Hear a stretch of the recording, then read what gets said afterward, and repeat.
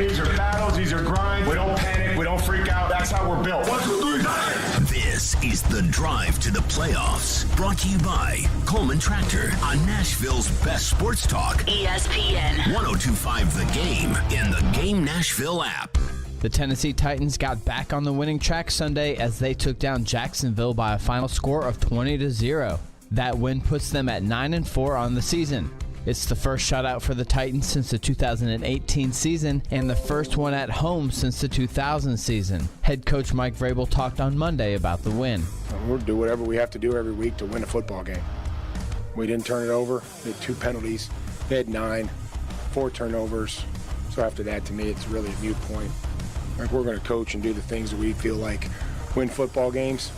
And we'll worry about wins and losses. We want to do better in all 3 phases. We would like to make sure that, the kickoff return, that we're blocking better, punt returns, holding the guy up, punt better. I mean, there's so many things that we have to do better in all 3 phases.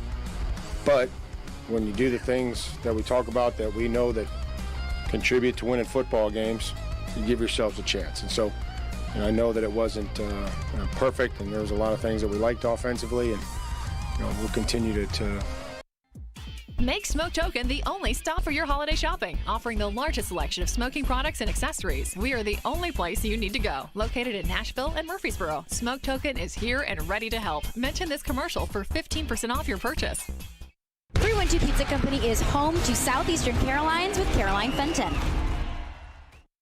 The devastating storms across the region have created a monumental need for blood to care for the victims of this tragedy. Now more than ever, find it in your heart to donate blood and help save lives. Blood Assurance is the area's local community blood centers, and they have locations throughout Middle Tennessee, including Clarksville, Cool Springs, and Hermitage. You can go to bloodassurance.org/schedule for information. Give blood, give local, save lives.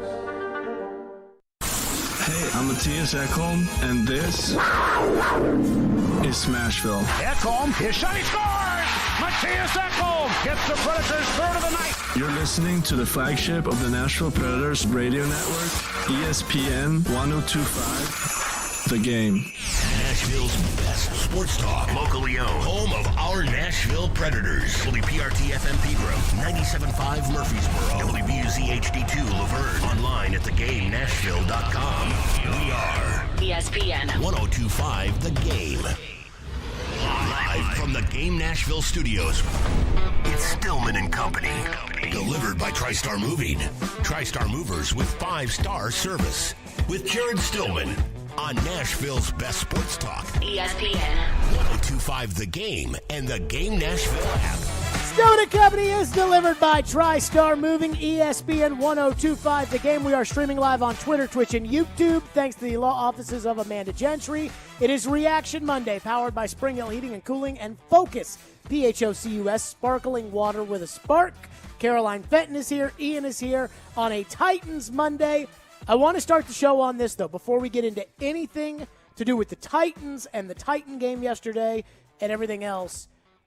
Devastating storms in our area, and devastating storms, obviously, to a lot of our friends that actually include our listening area north of us in Bowling Green and in the western part of Kentucky. And I don't know if you guys have seen any of the video or any of the images. I was in Kentucky this weekend, and it just absolutely broke my heart. It's real scary when you hear what the governor of Kentucky is talking about with missing persons and everything else. So I just want the people, especially because, again, we got listeners in Kentucky. We go into Kentucky. We have a lot of listeners in kind of the southern western Kentucky area that listen to us, are big Titan fans, Preds fans, and we just want them to know that we're thinking about them because they're going through a real tough time right now. There's tons of ways that you can help out. I encourage all of it. I plan on stepping up. I heard Chris Collinsworth say that last night on the broadcast, and I thought, you know what? I'm with Chris Collinsworth there. So I just want to take a moment to think about everybody in Kentucky and kind of the northern part of this state, and even here where there was tornadic activity and everything else. Very, very scary stuff, and we're thinking about them. Now, the Titans game yesterday. Whoa, what a boring game that was. The funny thing about Reaction Monday and Titans Monday is that usually the reason we call it Titans Monday is because I have just figured out over the years, and I think that all the information that would talk about what makes a radio show successful would tell you that we've been, pretty successful. But on a Monday following a Titans game, I don't think there's anything else in your town that normally matters. I mean that with all sincerity. If you live in an NFL city and your NFL team plays a game on a Sunday, which most of them do, there's nothing else that matters on Monday unless, you also have a Major League Baseball team and they're in the World Series. And even then, may not be as important as the NFL team. Normally, that's the case. Every now and then there are things that kind of change it one way or another. But for the most part, there's nothing more important. So I just decided, unlike other shows in the past, that, let's talk about college here because that happened on Saturday. Or let's talk about this over there. Or I'm like, look, they hired us to do a show, and they put me with the former general manager of the Tennessee Titans. So we're going to do 4 hours on the Titans. Normally, every game gives us 4 hours that we can talk about for that game. Sometimes they give us 8. Sometimes the game is so big or so whatever that we get 2 days to talk about it. I woke up this morning, I'm like, I can't do 4 hours on that game yesterday. I cannot do 4 hours on Jacksonville. And I'm going to explain why, but why it's actually not a bad thing. There are 2 things that I think I really want to get into about this. The first thing is yesterday's game was not perfect. From a Titan standpoint, missed a field goal. I don't think they were efficient enough offensively. Yeah, they got turnovers, which was great, but they didn't do almost anything with those turnovers from Jacksonville. It's hard for me to get excited about a lot of other elements in the team because Jacksonville is such a mess right now. So it's hard for me to look at you guys and be like, defense, way to go. I mean, this Jacksonville offense came into the game, I think, 31st in the league. They're terrible. I feel bad for the quarterback. And that game was so boring last night. Oh, my goodness gracious. I mean, I'm watching the game, and I'm like, man, I need some coffee or something. I need some focus. Where's my sparkling water with a spark on a Reaction Monday? I need to crack them open on Sunday. I got to stay awake with this natural tea caffeine some way, somehow, because goodness gracious, watching Jacksonville's hard. If I were, at 1010 XL in Jacksonville, I don't know what I'd be able to do watching that team every single week. Boy, they suck. But the Titans did what they were supposed to do. And after they beat the Saints, I said to you all, this is what it's going to be until Derrick Henry comes back. 20-0. And I'm going to tell you, that's not bad. We all know 20-0 is not bad. But this is what it's going to be until Derrick Henry comes back. Is you're going to just have to find a way. That's why when he got hurt, we looked at the schedule. Take the Texan game out of it. That was the Mike Vrabel special. You lose a game you have no business losing. After winning games you have no business winning. Take the Texan game out. When we looked at the schedule, we said Dolphins aren't very good. Now they've gotten a little bit better. Jaguars aren't very good. Texans aren't very good. 49ers don't look like they're very good. Yeah, win these games. Saints might not be very good. Yeah, win these games. And we said, doesn't matter how you win them. It just matters that you win. The Titans are in a great spot. They're the number 2 seed in the AFC. And they're not getting worse like Baltimore feels like they're getting worse. Like Buffalo feels like they're getting worse. Like the Bengals feel at times like they're getting worse. Now, they're not getting better like it looks like the Patriots are getting better, and it looks like the Chiefs are getting better. But we have to expect that until Derrick Henry and Bud Dupree come back. And Ian Rappaport reported yesterday, and again, I'm not the biggest Ian Rappaport believer of all time, but he reported yesterday that it looks like Derrick Henry's going to be back for the end of the season. And it definitely looks like, according to Ian Rappaport, that Derrick Henry will be back for the playoffs. And that's a big freaking deal.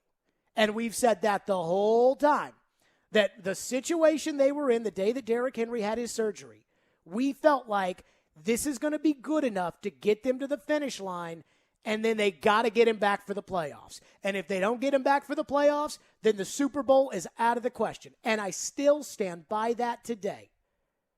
Kansas City's playing great. New England's playing solid. Put Derrick Henry on the football field, I think the Titans are in a game with every single one of those teams. The Titans are technically favored this week at Pittsburgh, which I'm kind of surprised by. But if you put Derrick Henry on the football field, I think they'd have a pretty good chance of winning that ball game. So that's what this is all about. So even though yesterday's game was not perfect, Jeff Swaim dropped the ball in the end zone that Tannehill put a little too high for him, should have been a touchdown. Next week against the Steelers, that's got to be a touchdown. You play against Kansas City in the playoffs, that's got to be a touchdown. You play at Foxborough, that's got to be a touchdown. You got Randy Bullock from 47. Now, we said he's not a long-distance kicker. But you're kicking next week at Pittsburgh, you got to make it. From 47 in the NFL in perfect weather, you got to make it. So there are things they got to work on. There are things they got to get a little bit better at that are outside of Derrick Henry. But again, all that mattered the second he got hurt was, could you beat the teams that you had to beat to get in the playoffs and get him back and make a run at the Lombardi? And while a lot of us were just absolutely disappointed and upset with the Texan loss, we kind of knew in our hearts there's enough games on the schedule that they absolutely have to win. And yesterday they did. Jacksonville's got a lot of problems, boy, I tell you. They are a complete and total mess. But it feels a lot better today to look at 20-0 and no major injuries than it is to look after the Texan game. So right now, I don't know about you guys out there. I thought I was falling asleep yesterday watching the game. I mean, on a scale of 1 to 10, with 10 being that Kansas City, New England AFC title game 3 or 4 years ago, what would you rate last night's game? I mean, it was up there with one of the more boring games I've ever seen. Ian, what did you think? think? There. Oh, it was pretty boring. Oh, it was bad. I mean, it was bad football. You got both teams running from the shotgun on 3rd and 8. Like, what? Oh, God. Oh, goodness. It was not pretty, but they got the job done. Now, here's the more important thing. Here's the second thing that I find really important. The Titans are in a great spot. Now, after they lost to the Patriots, we were looking at the standings, and after the Patriots won last Monday night, we were looking at it, and we were looking at the 1 seed, and we kind of had our heads down and our, thinking, oh, man, they had the shot at the number 1 seed, and now it looks like Patriots are going to be number 1 seed, and here you go this, here you go that. If the Titans win on Sunday at Pittsburgh, which is a big win, and we will talk a lot about Pittsburgh this week, but not a lot about Pittsburgh today. If the Titans win on Sunday at Pittsburgh, something good happens. Because Saturday, either New England beats Indianapolis and the Titans win on Sunday and they win the division, or Indianapolis, which I will be rooting for, beats New England and the Titans, if they win on Sunday, are sitting there for the number 1 seed. So now you've put yourself in a position where, again, we saw the Steelers on Thursday night. They're not great. Now they're going to be motivated. And they played well at the end of that game, and Tomlin's got extra time to prepare, and he's going to have those boys fired up. But you have a great opportunity on Sunday, regardless of what happens in the Colts-Patriots game. Because even if it's a tie, you would pass the Patriots. Now, if it's a tie and you win, Indy still is alive technically for the division, which is crazy. But I think we all know Indy's going to have to run the gauntlet if they're going to have a shot to compete in this division. Because you can't lose. If you win 2 more games, I mean, your magic number is 2. You win the division. So the Titans are in a fantastic spot. And that's all yesterday was about. And I thought about the week as a whole. And I thought about, the idea of Vrabel running off the podium, getting all worked up, all flustered, all because he knew what the spot would be like. He knew. The only way that they lost yesterday was if they went out there and weren't focused. He knew Jacksonville was a mess. He knew Urban Meyer was running just an epic gong show down there. He knew Trevor Lawrence wasn't playing very well. He knew all of these things. And he was thinking about the Texan game. And he was thinking about the Jets game.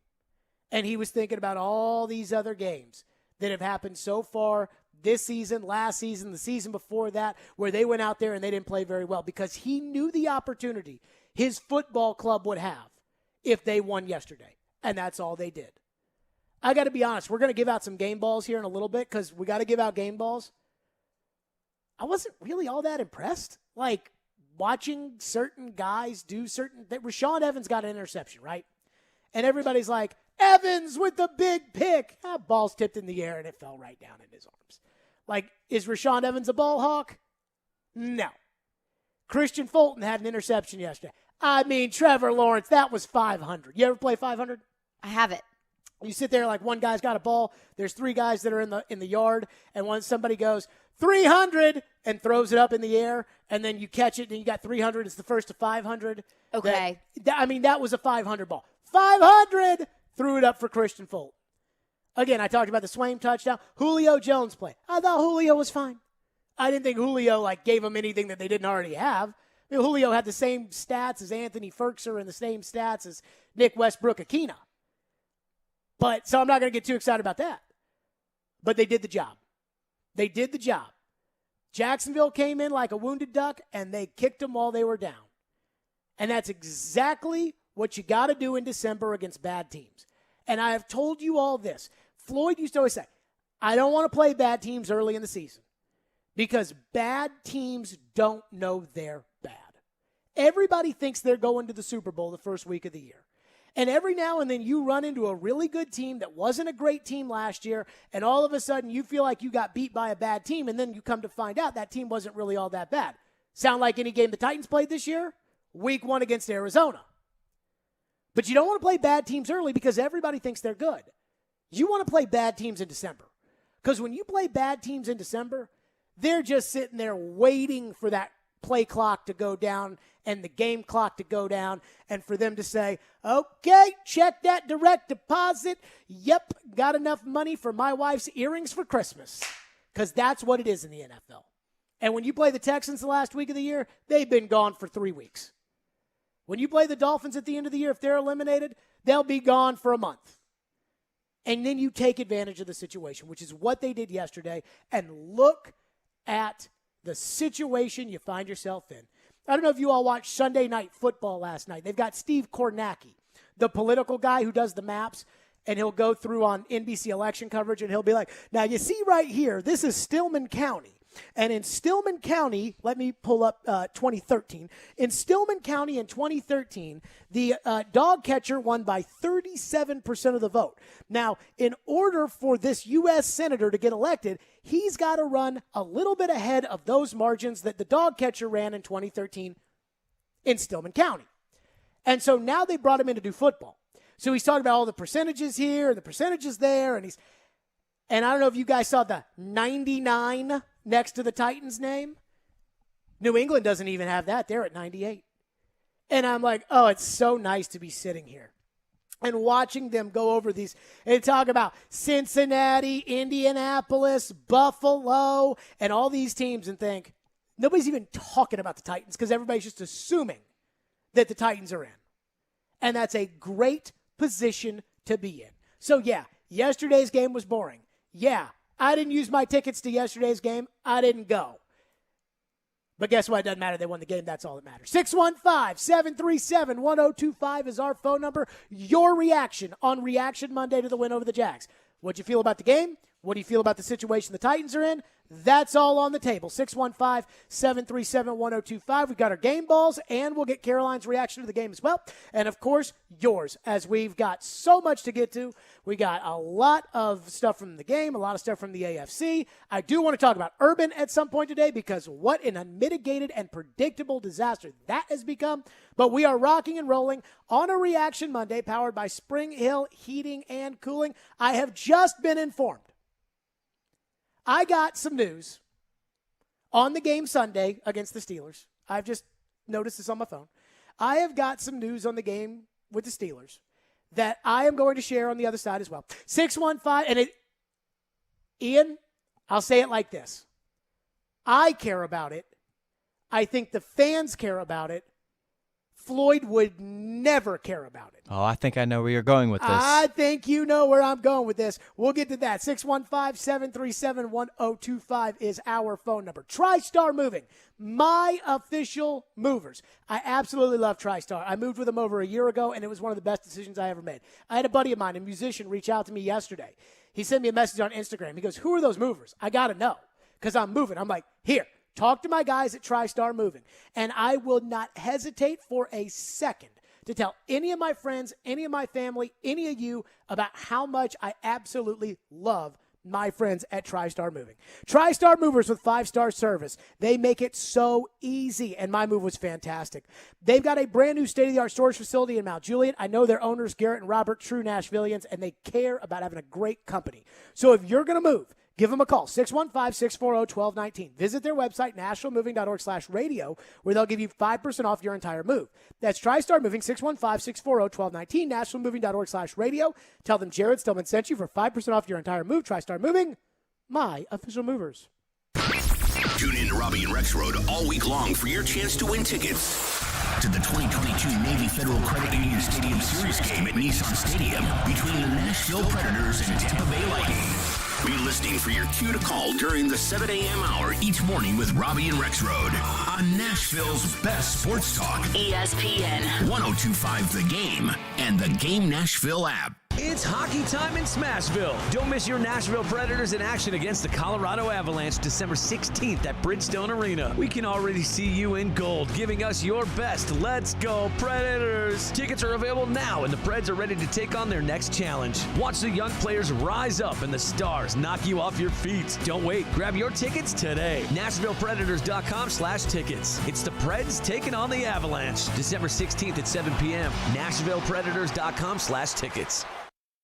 This holiday season at Genesis Diamonds, a spectacular selection of luxury pre-owned Rolex watches. Hi, I'm Charlie Rivers, and I have been a Rolex expert for a very long time. Nashville's Charlie Rivers invites you to see the largest selection of luxury pre-owned Rolex timepieces in Tennessee. I have never seen so many luxury pre-owned Rolex watches in one spot. Genesis has Sea Dwellers, Datejusts, Submariners, Daytonas, Pepsis, Batmans, Air Kings, hand-selected premium timepieces in pristine condition. Watches you can't find anywhere else for men and women. I'm so excited that I can finally give my customers what they want. And at Genesis, there are no wait lists and no minimum spend requirements. Nothing stands in the way of you and your dream timepiece. Come say hi, and I will help you find the perfect luxury pre-owned Rolex you've been dreaming of. Come reward yourself or someone you love this Christmas with a luxury pre-owned Rolex. Genesis Diamonds in Green Hills and Cool Springs. 312 Pizza Company is Nashville's authentic Chicago pizzeria, and they're now hiring. Work for a family-owned business and be a part of their incredible team. 312 Pizza Company is hiring for all positions, including host, waitstaff, bartenders, cooks, and more. 312 Pizza Company offers health insurance and pay time off to full-time employees. Contact Kimberly at 615-730-7888 or email at contact@312pizzaco.com. 312 is an equal opportunity employer. If you've missed any of today's show, just search Stillman and Company on Apple, Spotify, or your favorite podcast platform. Dial up the run. It's coming. Touchdown. How critical was it, especially coming off the bye, to have a start like that? Yeah, teams, had gotten, had a fast start against them previously. We thought that would be important. We missed the kick. I think that's. But again, that's where we got to fight through the fringe. We kind of stalled there a few times. That's unfortunate. You do all the hard work to get there, and then we're not able to continue that drive. So a lot of good things today. A lot of things that we'll have to get corrected, but I thought we, just from my view over there, especially defensively, that it looked like there was some speed. There you go. That was Mike Vrabel. Vrabel never lost as Titans coach coming off the bye. Stillman and Company live from the Hillside Medical Game Studio. Excited about them on board. Reaction Monday, powered by Spring Hill Heating and Cooling and Focus Sparkling Water with a Spark. Check them out at drinkfocus, PHOCUS.com. So I said this before, we went to the break, I said, I am going to tell you all something that I care about. I think you care about it, the fans. And Floyd would never care about this for the Pittsburgh game Sunday. Ian, can you guess what that is? Nance and Romo. Jim Nance and Tony Romo will be on the call Sunday against the Steelers. Big moves. So this is what happens when you're the number 2 team in the AFC and you're playing a power team. You're going to get the good broadcasters. I mean, we truly got the worst broadcaster CBS has to offer yesterday. It's the only crew CBS has that doesn't have a sideline reporter. And Jay Feely, I got to tell you, he's terrible. I mean, he is truly abysmal. When I decided not to go to the game because I was really tired, and I was like, I'm not going to go to the game and watch the game at home, and then I was reminded that it was Spiro and Jay, I was like, oh, man, maybe I should have gone to the game. But they were terrible. Now, game balls. This is a hard game to get game balls out to people. So I decided this. First and foremost, we're getting a special game ball. In fact, I'm going to hold up my focus if you're watching the stream, but give out my focus game ball here. First one. John Robinson gets a game ball because for the first time in Titan Oiler history, the Titans have had a winning season 6 years in a row. And I'll go a little bit further on this at some point today, but when John Robinson was hired, the Titans were so bad, they were the worst team in the NFL for 2 years running. They lost a game at Indianapolis, which ensured that they had the first overall pick, in which Zach Mettenberger started at quarterback. And you all remember how bad that was. But to compound matters, Josh Freeman was the starting quarterback that day for Indianapolis, and Josh Freeman had been signed off the street that week. Indianapolis signed a quarterback off the street that week who didn't know the playbook, and you were so bad that they killed you. That's how bad this was. Floyd said in his 40 years in the NFL, he had never seen a team with that bad of personnel. So you think back to Wizen Hunt and Tommy Smith and all those years before that. And they haven't been perfect here. And J-Rob has made some mistakes. But 6 seasons, 6 winning seasons, John Robinson gets a game ball. Number 2, offense. Tannehill gets a game ball. Now, this is in large part because I didn't have really anybody else I want to give a game ball to. But Tannehill gets a game ball, no turnovers, and not only no turnovers, but not even really close to any turnovers yesterday. I thought he was smart with when to run it. I thought he was smart with when to slide with it. Again, 198 yards. Guess what? That's what we all want to see out of Tannehill. We don't want to see 500 yards out of Tannehill. We want to see 224, 198. That's what we want to see. Game ball to Tannehill. Defensive game ball. This was tough for me because guys had interceptions, guys made some plays, guys. I'm going to go with Harold Landry for a game ball. I thought the pressure was back, and I thought Autry had some pressure. I thought Simmons had some pressure. I thought about giving this game ball to Christian Fulton for making the interception, and you had Evans and you had Brown. And I'm going to go ahead and I'm going to give it to Harold Landry. I thought Landry played a great game yesterday. Again, like the offense, there wasn't one standout guy. And special teams, I'm going to go ahead and give it to Brett Kern because there's nobody else to give it to on special teams. And I'm not giving it to the kicker, who I can't trust anymore to make a field goal. And I'm not giving it to the returner, who now scares me to death every time he goes back there. So to me, pretty simple. Not a lot of great game balls to go around, but I do want to get John Robinson a game ball. 6 seasons as Titans general manager. 6 seasons in which they've had a winning record. That's really hard to do in the NFL. Mike Holovac has the previous record, 5 seasons, winning seasons in a row. But Mike Holovac was general manager before there was a salary cap. So the day that Mike Holovac left, the salary cap came into effect and Floyd had to get rid of Warren Moon. So John Robinson has done this with the Socialist Government Society rules of the NFL. So he gets a game ball. Caroline, your thoughts on yesterday's game? I mean, I think you hit the nail on the head last segment. God, that was a boring game. But I think I can speak on behalf of every Titan fan in this city that they're okay with a boring game every once in a while because sometimes this team just puts you through the ringer when it's really not necessary. So I was good with a boring game. I was good with Tannehill not putting up the biggest numbers or the biggest stats. I'm okay with a boring, clean game because that's what we've been asking for from the Titans. No turnovers, only a couple penalties, clean, got the job done, beat a bad team, on to the next one. So I was pleased to see that. I saw some good things. I saw some bad things. I liked what I saw on defense. I liked that there was contribution from a lot of different guys. Was able to sack the quarterback 3 times, hit the quarterback 6. Jeffrey Simmons had a great day. Didn't record a sack. Didn't necessarily have a box score type of day, but he was consistently applying pressure and he was consistently setting up the rest of the defensive line to be able to do what they were able to do. So a good game from the defense, but some things that I didn't like. 4 interceptions from Trevor Lawrence and you were only able to score 3 points off of it. That's a little bit of a concern to me because you're playing the Jags. You do that against New England. Sure. You don't capitalize off of turnovers and you don't capitalize off of opportunities that you're given. Makes me a little bit nervous. Another thing. Well, you know what happens if you don't do that. You lose. You lose. You lose. The offensive line didn't wow me yesterday. Tannehill had a fine game. He was fine.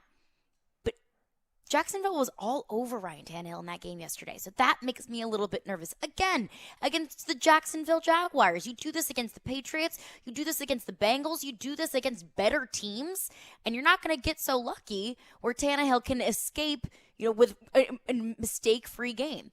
But overall, the Titans set themselves up in a good position in the AFC South. The Titans put themselves in a much better position to potentially get the first round bye.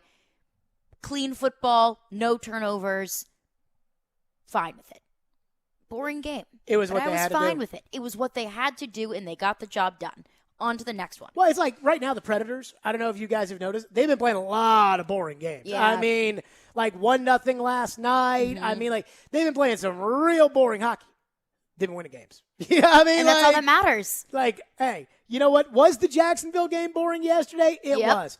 But I'm here to tell you right now, we do not care. We do not care. We do not care. 615-737-1025. We're to your reaction next because it is a Reaction Monday powered by Spring Hill Heating and Cooling and by Focus Sparkling Water with a Spark. So we will get your reaction next. Invigorate Health, online at invigoratehealthtn.com. They've got a location in Mount Juliet. They've got another one coming soon in Franklin. Very, very soon. Who knows what semaglutide is? Semaglutide is carried exclusively at Invigorate Health. It is the drug you've been looking for if you've been struggling with obesity for years or for your entire life. It is the drug you're looking for. It will curb your appetite. It has been prescribed for years to diabetic patients. It has now been FDA approved this summer for weight loss. And guess what? I've talked to doctors, my own doctor, my friend who's a doctor, my cousins who are pharmacists. I've talked to them. I said, tell me about semaglutide. They say semaglutide is a miracle drug. It is a great drug. And Invigorate Health has it exclusively. So visit them today, invigoratehealthtn.com. That's invigoratehealthtn.com. One location in Mount Juliet, one coming very soon, like in a week or so in Franklin. So if you're thinking about New Year's resolution, you want to lose weight, you want to be more confident, you want to feel better about yourself, invigoratehealthtn.com for semaglutide. Again, talk to your doctor about it as well. Semaglutide exclusively at Invigorate Health. Hey, this is Roman Yossi, and this is Smash Roll. Yossi from the circle. He scores! Roman Yossi scores in overtime! You're listening to the flagship of the Nashville Predators Radio Network, ESPN 102.5. The Game. It's the end of the year blowout sale at Social Furniture. Save up to 70% off Ashley Furniture. Social Furniture has truckloads of the best selection of furniture. Get your nightstands, mattresses, bar stools, sofas, and recliners. All on sale now. Come first for the best selection of furniture before it's gone. And you don't want to miss out. Visit Social Furniture on the west side at 5412 Charlotte Avenue. On the web at mysocialfurniture.com. Social Furniture is a proud supporter of your Nashville Predators.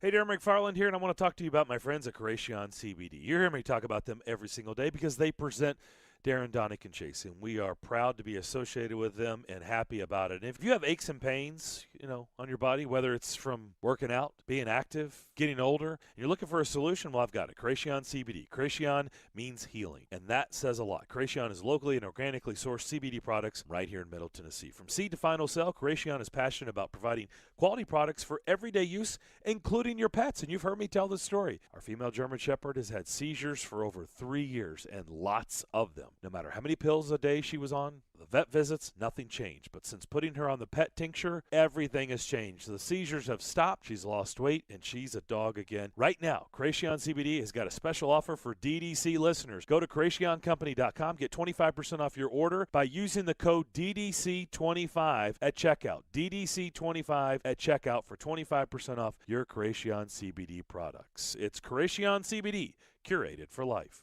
What's up, everybody? This is Teron Davenport, and I am here to tell you about Freedom Tire Guys. They're Nashville's premier mobile tire service. New tires, rotating, balancing, flat repair, torquing, they do it all. I can tell you this from personal experience. Just a couple weeks ago, I was at the Titans facility. They came there and changed my tires, all 4 of them. They did an excellent job. My car is riding extra smooth now. If you're in need of tire service, be sure to check them out at freedomtireguys.com. If you don't see the tires you want, they'll go ahead and get it for you. 312 Pizza Company is the official sponsor and location of Southeastern Carolines with Caroline Fenton. Spring Hill Heating and Cooling is here to serve you. Is your AC or heating unit old and inefficient? Is it breaking down yearly? Now is the time to replace it. Waiting can cost you hundreds, if not thousands of dollars. Just like everything, the cost of a new AC unit is rising. Effective January 1st, all manufacturers are increasing prices up to 10%. Get ahead of the game and call Spring Hill Heating and Cooling, offering 60 months, no interest financing, and 10-year parts and labor warranty on all new units. Schedule now at springhillac.com or call 615-778-8855. Wednesday night, the MTSU Blue Raiders continue their non-conference slate with a road date against Kermit Davis and the Ole Miss Rebels. Coverage begins at 6 on ESPN 94.9 and the Game Nashville app. Hey, this is Ryan Johansson. You're listening to Nashville's best sports talk, ESPN 102.5 The Game. Tied for third in the NFL in interceptions. He's their second leading tackler. How good has he been? Lawrence's pass deflected, and it is picked. Evans. Did you notice Rashawn Evans got back in the lineup, and all of a sudden he played a lot better? And isn't his contract up at the end of the year? And didn't they just pick up a middle linebacker? Interesting. Oh, I did not. Interesting how fires can be lit under someone's butt like that. Didn't we say that they should play the other linebackers when they get back over the linebackers they played yesterday? I believe that we did. And both linebackers did what yesterday? They both got interceptions. Oh, okay. All right. Crazy Good. how that works. Amazing. Scare Amazing. tactics. When the Preds have a weekday game this season, it's your chance to participate in Preds Pick to Click, brought to you by New Amsterdam Vodka. If you guess a Preds player that scores a goal in the game that night, you win a pair of tickets to a future Preds home game. Your next chance to participate was tomorrow at 8:45, but it's not because that game has been postponed. It will be Thursday at 8:45, I do believe, unless they decide to play Wednesday, but I'm going to guess they're probably not. So there you go there. Reaction Monday, powered by Spring Hill Heating and Cooling and Focus, sparkling water with a spark. We go right to your phones, which are driven by WilsonCountyHyundai.com. Daniel is going to kick us off today on Reaction Monday. Thank you for calling. Go ahead, Daniel. Hey, Jared. Calling here from your old digs, sunny, beautiful Louisville, Kentucky. Great day to be in Louisville and a great day to be a Louisville fan, but keep going. Absolutely. Caroline, you mentioned before the break that you were concerned about capitalizing on turnovers. And normally in any other game, I would be like, yeah, absolutely, I'm on board with that. But I'm thinking about the game plan that we saw even coming into this. And you look at what the Titans wanted to do, and everything was short. Everything was a run. Everything was low risk. I think that, honestly, it looked like Vrabel had started that game up 28-0, and he was trying to milk the clock from the very first quarter just to kind of get him through the game with as little injuries as possible. So I'm not as concerned about not capitalizing off of turnovers because I really don't think that they were trying to score all that hard. Daniel, thank you for your call. I think that's absurd. I think the Titans were trying to win that game, and they felt like that no matter what had to happen, they were going to find a way to win that game regardless. And I know that, I understand what he's saying. I'm not saying he's crazy for thinking that. I just think that takes absurd. I mean, I'll give you an example. I was watching the Brady documentary, Man in the Arena, and they talked about the Super Bowl they lost to the Giants, the undefeated Patriots. And they played the Week 16 against the Giants. And the Patriots were playing everybody they had because they were going for the record. And the Giants said, well, we're going to play in the integrity of the game. We're going to play all of our players as well. And Michael Strahan, and that was a good game. I remember I played in a high school basketball tournament. I was in the car on the way back. We listened to the game, and the Patriots won at the end. But Michael Strahan was like, we didn't even scheme that game. We just played. Because our place in the playoffs was set, and there was nothing that this game was going to do for us. So it was just kind of our pride going out there to play, and we just went out there and played. And because the game was so close without a game plan, they were like, oh, well, if we have a game plan against these guys, we're going to beat them. You can do that when the game doesn't matter. This game mattered as much as any game the rest of the way on the schedule. Because it's a division game. You have to keep pace with New England and Kansas City. You have to shut the door on Indy. Like, this game mattered as much as anything. We talked about it last week about Vrabel's little mini tantrum and how I felt like Vrabel's little mini tantrum was because he was afraid that if everybody kept asking about Zach Cunningham and everybody spent all Friday talking about Zach Cunningham, then the players would lose their sight of, yo, you lost to the Texans and now you got to go out there against Jacksonville so you can lose to anybody. And I said this on the phone with my dad yesterday. I go, the Titans could play Vanderbilt, and I'm not sure they'd go out and win the game. I mean, I picked the Titans to blow out the Jags, but it wasn't like I was sitting there saying, oh, they will go ahead and they will do it for sure. By the way, how about my guarantee of the Cowboys?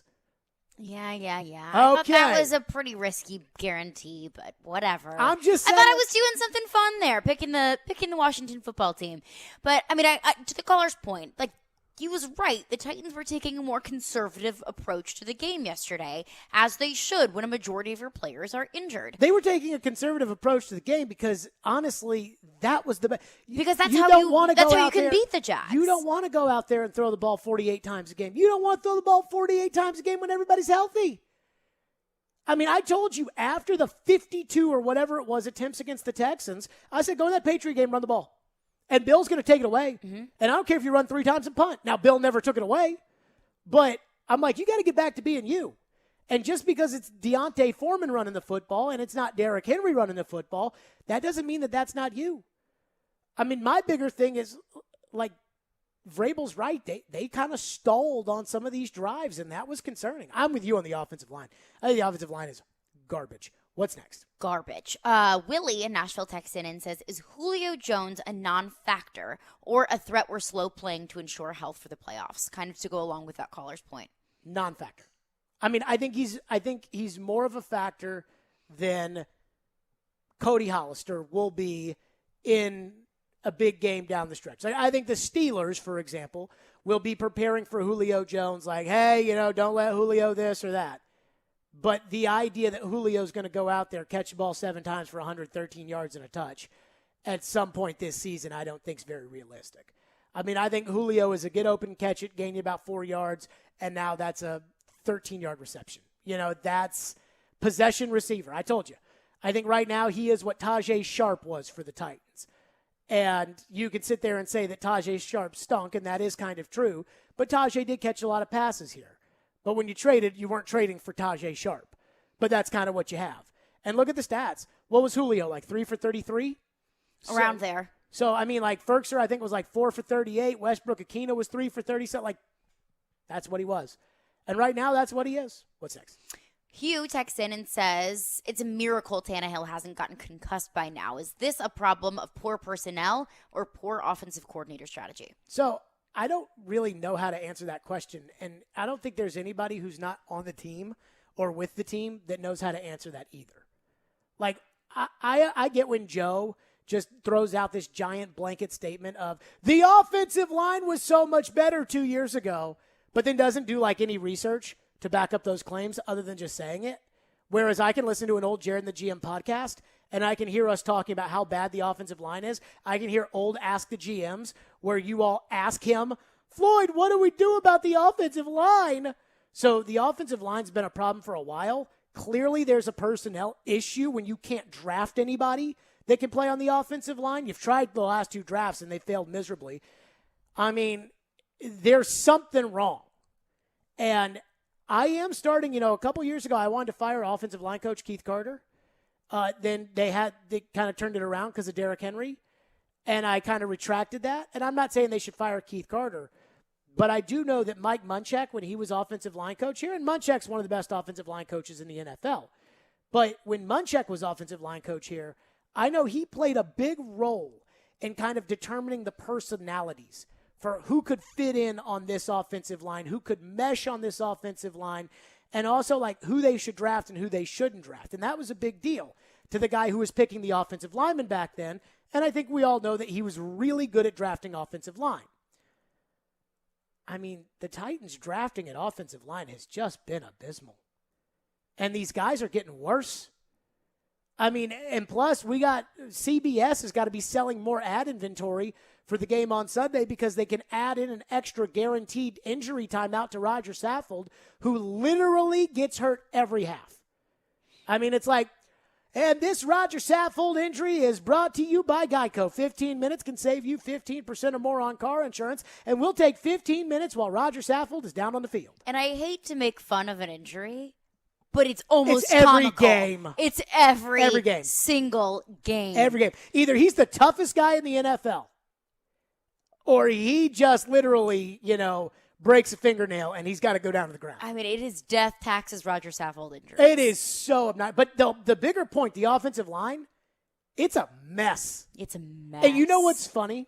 Like the truly great players in sports, and it doesn't really matter what sport it is. Baseball, it's a little bit harder, where you can have a truly great player on a sport and he not truly be able to elevate an entire team.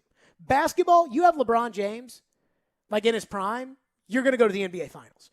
Cleveland, for example, was right there at the top of the Eastern Conference.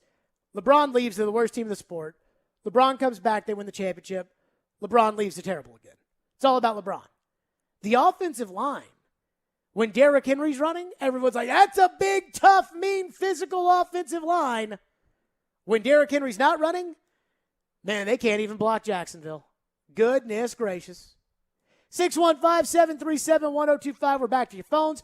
Also, though, coming up next, there is one tangible thing about yesterday's game that happened that if I were the Titans, it would force me to change what I'm doing. One thing. I'll explain it. We'll do that next. Join ESPN The Game Nashville and Newton Motor Group as we team up this holiday season with Souls for Souls to help children in in Middle Tennessee with Souls for Music City. Souls for Souls works with our schools and community partners to deliver new shoes to kids who need them most. Newton Motor Group will be making a donation to Souls for Souls for every test drive at any of Newton's Motor Group's 4 locations now through the end of the year. We need your help to give these kids the joy and confidence they deserve. More information and to donate, go to theGameNashville.com/shoes. From the Fox 17 News Code Red Weather Center. I'm Fox 17 meteorologist Greg Bobis. Today a little warmer than yesterday. High temperatures upper 50s. Continued sunshine a little on the breezy side. Overnight tonight, back into the 30s. Upper 30s for low temperatures. No rain until the end of the upcoming week. This weather report brought to you by Hiller Plumbing, Heating, Cooling, and Electrical. Call the Happy Face Truck today. Victory Award-winning New Amsterdam Vodka knows all about it, but in life, it's not always so clear. So New Amsterdam Vodka believes that in life, you've got to find your own wins. You've got to overcome your fears, go all in, even when you've got nothing at all. Find your wins. And when you do, raise that glass of New Amsterdam Vodka in victory. You've earned it. New Amsterdam Spirits Company, Modesto, California. Hey, it's Jared. Your body needs water. That doesn't mean it has to be boring. And I'm here to tell you to give Focus a try. Focus is a sparkling water with a spark. It's infused with a boost of natural tea caffeine, so you get clean energy without sugar, calories, or crash. Go to drinkfocus.com to find the full lineup of flavors and get them delivered right to your door. Enter promo code GAME at checkout for 15% off your first order. Focus is also available at your local Publix. That's Focus, P-H-O-C-U-S, on the web at drinkfocus.com. Do great prices and selection on trucks and SUVs still exist? They do in Truckville. Sarah Chevrolet Buick GMC of Nashville has the largest selection in Tennessee. And we keep getting fresh stock on our lots every day. We're committed to offering you our best price and a 5-star experience, which is why we're still known as the destination for trucks and SUVs. Come visit Truckville, Tennessee today in person or online at sarahnashville.com. Yo, this is Justin from Mercedes-Benz. We're here to provide you with all your vintage apparel needs. Tons of great shoes and memorabilia from your past. We're located in the heart of East Nashville at 2503 Gallatin Avenue, where we do buy, sell, and trade. Got some clothes your stepdad gave you in the 90s? Found some dope clothes in your granddad's closet? Bring it by, we'll give you a cash offer. Found some at a thrift store and don't know where to sell it? Bring it by, we'll give you a cash offer. Got some new Jordans that don't quite fit well? Bring it by and we'll give you a cash offer. Mercedes-Benz, here to provide you with all your vintage and shoe needs. See y'all soon, Nashville. Joyland is a fun new concept by Chef Sean Brock, designed to spread joy. Joyland is the new fast food, inspired by Chef Brock's love for cheeseburgers, shakes, buttermilk biscuits, fries, and fried chicken. Joyland is now open in East Nashville, Wednesday through Saturday, 11 a.m. to 10 p.m., Sunday, 9 a.m. to 10 p.m. And now, Joyland is open late. Yep, you heard that right. Every Friday and Saturday night from 11 p.m. till 2 a.m., Joyland is serving up their late night meltdown menu for you night owls. Go check it out and find some joy and eat Joyland at night. The devastating storms across the region have created a monumental need for blood to care for the victims of this tragedy. Now more than ever, find it in your heart to donate blood and help save lives. Blood Assurance is the area's local community blood centers, and they have locations throughout Middle Tennessee, including Clarksville, Cool Springs, and Hermitage. You can go to bloodassurance.org/schedule for information. Give blood, give local, save lives. Robbie Stanley. Coming in off the water. Yeah. Coming in there to tailgate. Joe Rex Road. That was fun. Get your morning started with Robbie and Rex Road every weekday from 6 to 10. Presented by Volunteer State Bank on Nashville's best sports talk. ESPN 102.5 The Game and the Game Nashville app. Stillman and Company is on. Delivered by TriStar Moving. The devastating storms across the region have created a monumental need for blood to care for the victims of the tragedy. Now more than ever, find it in your heart to donate blood and save lives. Blood Assurance. The area's local community blood centers have locations throughout Middle Tennessee, including Clarksville, Cool Springs, and Hermitage. You can go to bloodassurance.org/schedule for more information. Give blood, give local, save lives. So, again, it's Reaction Monday, powered by Spring Hill Heating and Cooling and by Focus Sparkling Water with a Spark. Titans beat the Jags 20-0. I'm sure, there were good things, there were bad things. Vrabel talked about after the game, things we got to clean up. But really nothing tangible to walk away from that game and say, okay, you know what? This guy is this or whatever. I mean, it's like trying to give game balls was like pulling teeth. Like, I don't know. I can't give it to this person. But Tannehill threw for 198 yards. I guess give it to Tannehill. There was one thing, though, that I think I've decided now it's a problem. And I think the fans are going to give this the benefit of the doubt, but I'm not. I think it's time to move on from Randy Bullock. Randy Bullock from 47 in perfect weather missed yesterday. I believe it was 7-0 when he missed. It might have been 10-0. I can't remember. But those are points that you have to have. And Randy Bullock, and I get it, he's not a distance kicker, but 47 in 2021 is not a kick that is acceptable to miss from. Randy Bullock missed 2 the week before at New England.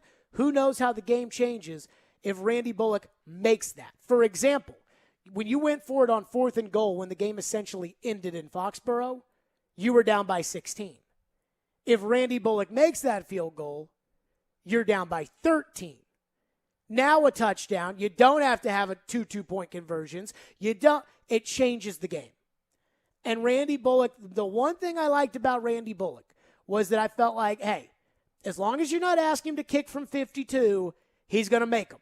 And he had done that this year, and it had been consistent, and it was nice.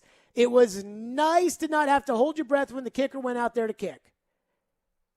But I think they need to be working people out this week. And maybe there's not a guy you work out that you like, so you stay with Randy Bullock. But I'm just telling you, like, it's easy right now to sit there and say, well, he missed from 47, but they won. But this is 2 weeks in a row. 2 weeks in a row that he's missed field goals for this team. And that can't continue. The best Titan team I ever saw was the 2000 Titans. They missed 4 field goals, one of which got taken away because of penalty. So technically 3, but 4. They missed 4 field goals in that game. 2 got blocked. 1 got returned for a touchdown. Now, they had gotten by that year. Al Del Greco had missed some big kicks, cost him a game against Jacksonville, cost him a game against Baltimore at home. But Al Del Greco made a big kick that year against Philadelphia. And everybody thought, hey, automatic Al is back. And then he had that one bad day in the playoffs. So if you can bring in guys this week to work out at kicker and you can find somebody better than Randy, I'm fine with it. But I'm ready to make a change. Because I can't keep going back with this. Well, Randy made some other kicks this year. I don't care. This is the NFL. So I'm ready to make a change. I think I've decided that Randy simply just isn't enough. It was nice while it was there, but it's not enough for me to invest in. That's the one big bad thing that I walk away from yesterday's game, and I'm like, okay, that's got to change. See, I'm conflicted with this. If they had lost the game because they missed this kick, would you be conflicted? Yeah, probably. And that's another reason why I'm conflicted, because I'm nervous about making a change this late in the season. And I'm nervous. It's a kicker. No, I'm nervous knowing how long it's taken the Titans to find at least a semi-reliable guy, how many times they've been on the kicking carousel. But then I also think about the Saints game, how the Saints very easily could have won that game if they had made those 2 extra points. If the Saints weren't cheap asses and went out and signed Steven Gostkowski like I thought they were going to do, they probably are right there with the Titans at the end of the game. Probably so. Those points matter. When it comes down to the nitty-gritty of it, those points matter. And I understand it's 1 field goal here and 2 field goals one game, and the Titans still won. They didn't necessarily need those points. Miss that field goal on Sunday at Pittsburgh. See what happens to you. And that's the thing, is I don't want the Titans to get into a position where they have to make a change because it was a detrimental kick that needed to be made that Randy Bullock didn't make. But I'm still a little bit conflicted about completely moving on. Now, I think the best possible way to move forward is work guys out. If they like them better than Randy Bullock, then I guess make a change. Well, here's another thing you can do, too. If you like people, let's say you work out 4 kickers this week. You like somebody. You can sign that guy to the practice squad, and then you can elevate that guy off the practice squad, deactivate Randy, and kick the other guy this week. And then if, say, you want to go back to Randy, you can do that. But, I mean, like, I understand the idea that you want your kicker to think that you're behind him 100% because kicking's mental. I also think Randy's got to know, having been in this league long enough, can't miss them kicks, babe. Like, can't miss them. And I keep saying, hey, you missed 2 against the Patriots. Okay. I don't like it. It changes the game. I mean, we're talking about 4 points. He cost you 4 points in a game in a critical moment in the fourth quarter where you were down by 16. Those are 4 big points. And I hate to say it, but this is the NFL, and you got to make those kicks. And now it's a trend. Now it's 2 weeks in a row, and miss it against Pittsburgh. See what happens. Let's go to Ralph, who's up next, 615-737-1025. Thank you for waiting. Go ahead, Ralph. Hey, Jared and Carolyn, happy good Monday for you guys. I have 3 things for you. On offseason, you were talking about those new rules on taunting rules going to cost some teams a game. I believe they cost Cincinnati game in the end of the first half, if you are watching that game. Number 2, that Titans defense looked a lot better yesterday without Jack Rabbit Jenkins. And number 3, I don't know if you remember 4 years ago when Titans played Baltimore, they gave up 11 sacks. I don't get it why this GM cannot get the offensive line shored up. Thank you. So I appreciate your call, Ralph. I want to start on the Jackrabbit Jenkins thing. I mean, I think I could have played corner yesterday. Have you seen the stats at how bad the Jags offense has been? The Jags are really bad. I mean, I think I'll ruin this quarterback. I feel bad for Trevor Lawrence. Like, so we'll get to Urban in a second. But when they hired Urban in Jacksonville, I knew it wasn't going to work. Like, I knew. I was on the air. I think Mark Howard was with me that day or something. And I remember, being like, this is not going to work. And Mark was like, I don't know. Urban's a pretty good coach. And then Trevor Maddich was like, Urban's a good coach. Mike, this isn't going to work. If I was Trevor Lawrence, or if my son was Trevor Lawrence, and they had hired Urban Meyer to coach, I'm pulling the John Elway. I'm not going there. Like, I'm calling up Marvin Demoff, and I'm pulling the John Elway, and I am not playing for Urban Meyer. Like, you can go ahead and trade that pick to the Jets and pick up an extra second-round pick, and you can draft Zach Wilson, and you can let Zach Wilson deal with this bull crap, but I'm not doing it. And I'll just say it like this to anybody who thinks this is going to be Trevor Lawrence's fault, and I got no problem with Trevor Lawrence. I mean, Trevor Lawrence stinks this year, but it's not Trevor's fault. Ask Bill Belichick when he picked 15th, and he took the Rookie of the Year at that pick, and you ask Bill, who would you have rather had with that pick, Lawrence or Jones? And he'd have taken Lawrence every time. So it ain't Trevor's fault. I mean, my goodness gracious. So the idea about like Jackrabbit Jenkins not being there and it making a big difference, I'm going to let you take that one with you. The anti-Jackrabbit Jenkins crowd maybe has a little bit of ammunition, but I don't think it's really that big of a deal. I don't think it was a game changer, but I think you look at the defense overall without Tier Tart, without Bud Dupree, without David Long Jr., and without Jackrabbit Jenkins. I think that as a whole, the core pieces that were missing out from that defense yesterday, and the defense was still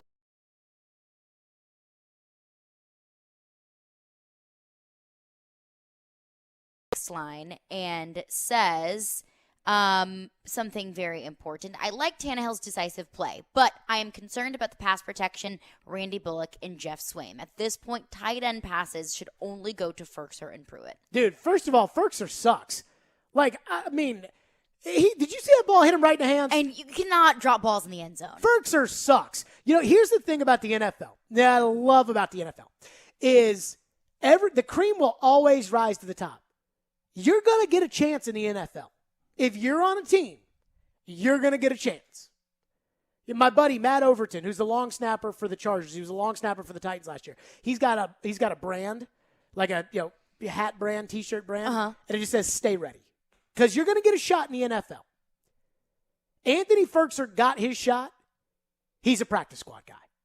He was always a practice squad guy. He was kind of like the fourth or fifth receiving option, and he was okay at that. They put him in a role where people had expectations for him. He stinks. He's a practice squad guy. I don't need to see him back. So, like Swaim, I got to be honest with you. Swaim has maximized his lack of talent as well as anybody on the team. Now, he's not very good, but I definitely think he's better than Ferkser. Now, Pruitt, I'm with you. Throw the ball to Pruitt. But Pruitt couldn't get his feet down on a touchdown yesterday, which I thought was a beautiful ball by Tannehill. Mm-hmm. And a good pass catcher probably finds a way to get their feet in. But Tannehill put the ball where nobody but Pruitt could catch it, which I liked. 615-737-1025 is the phone number. But I'm going to be ruthless when it comes to Ferkser. Because I never believed that Ferkser was a starting tight end. You all kept telling me, oh, no, Ferkser will be fine. He'll be this, he'll be that. He has been freaking terrible this season. And we had expectations for him, and he has not even met them for a second. And that's how you hold somebody accountable. Coming up next, 615-737-1025. I am not going to dismiss this win over Jacksonville because it is Jacksonville, and they are an unmitigated disaster. But what about the urban drama over the weekend? Holy smokes, that's next. Stillman and Company. Reaction Monday, powered by Spring Hill Heating and Cooling and Focus. Sparkling water with a spark. It's ESPN 102.5 The Game. The MTSU Blue Raiders live here. Touchdown, Middle Tennessee! 3-ball, yes, sir! And when you're in the borough, tune us in on 97.5. In the end zone, caught, touchdown! We are Nashville's best sports talk. ESPN 102.5 The Game. ElectronicExpress.com. We make it happen. Spring Hill Heating and Cooling is here to serve you. Is your AC or heating unit old and inefficient? Is it breaking down yearly? Now is the time to replace it. Waiting can cost you hundreds, if not thousands of dollars. Just like everything, the cost of a new AC unit is rising. Effective January 1st, all manufacturers are increasing prices up to 10%. Get ahead of the game and call Spring Hill Heating and Cooling, offering 60 months, no interest financing, and 10-year parts and labor warranty on all new units. Schedule now at springhillac.com or call 615-778-8855. Need a new roof? Get a roof built with integrity from E2 Roofing. E2 is a veteran-owned and operated local roofer with 95 5-star Google reviews and Better Business Bureau A+ rating. E2 Roofing is a veteran-owned and operated local roofer with 90 5-star Google reviews and Better Business Bureau A+ rating. E2 assists customers with roof repair and replacements through insurance claim assistance. Find out if insurance will pay for your new roof with a free inspection at e2roofingnashville.com.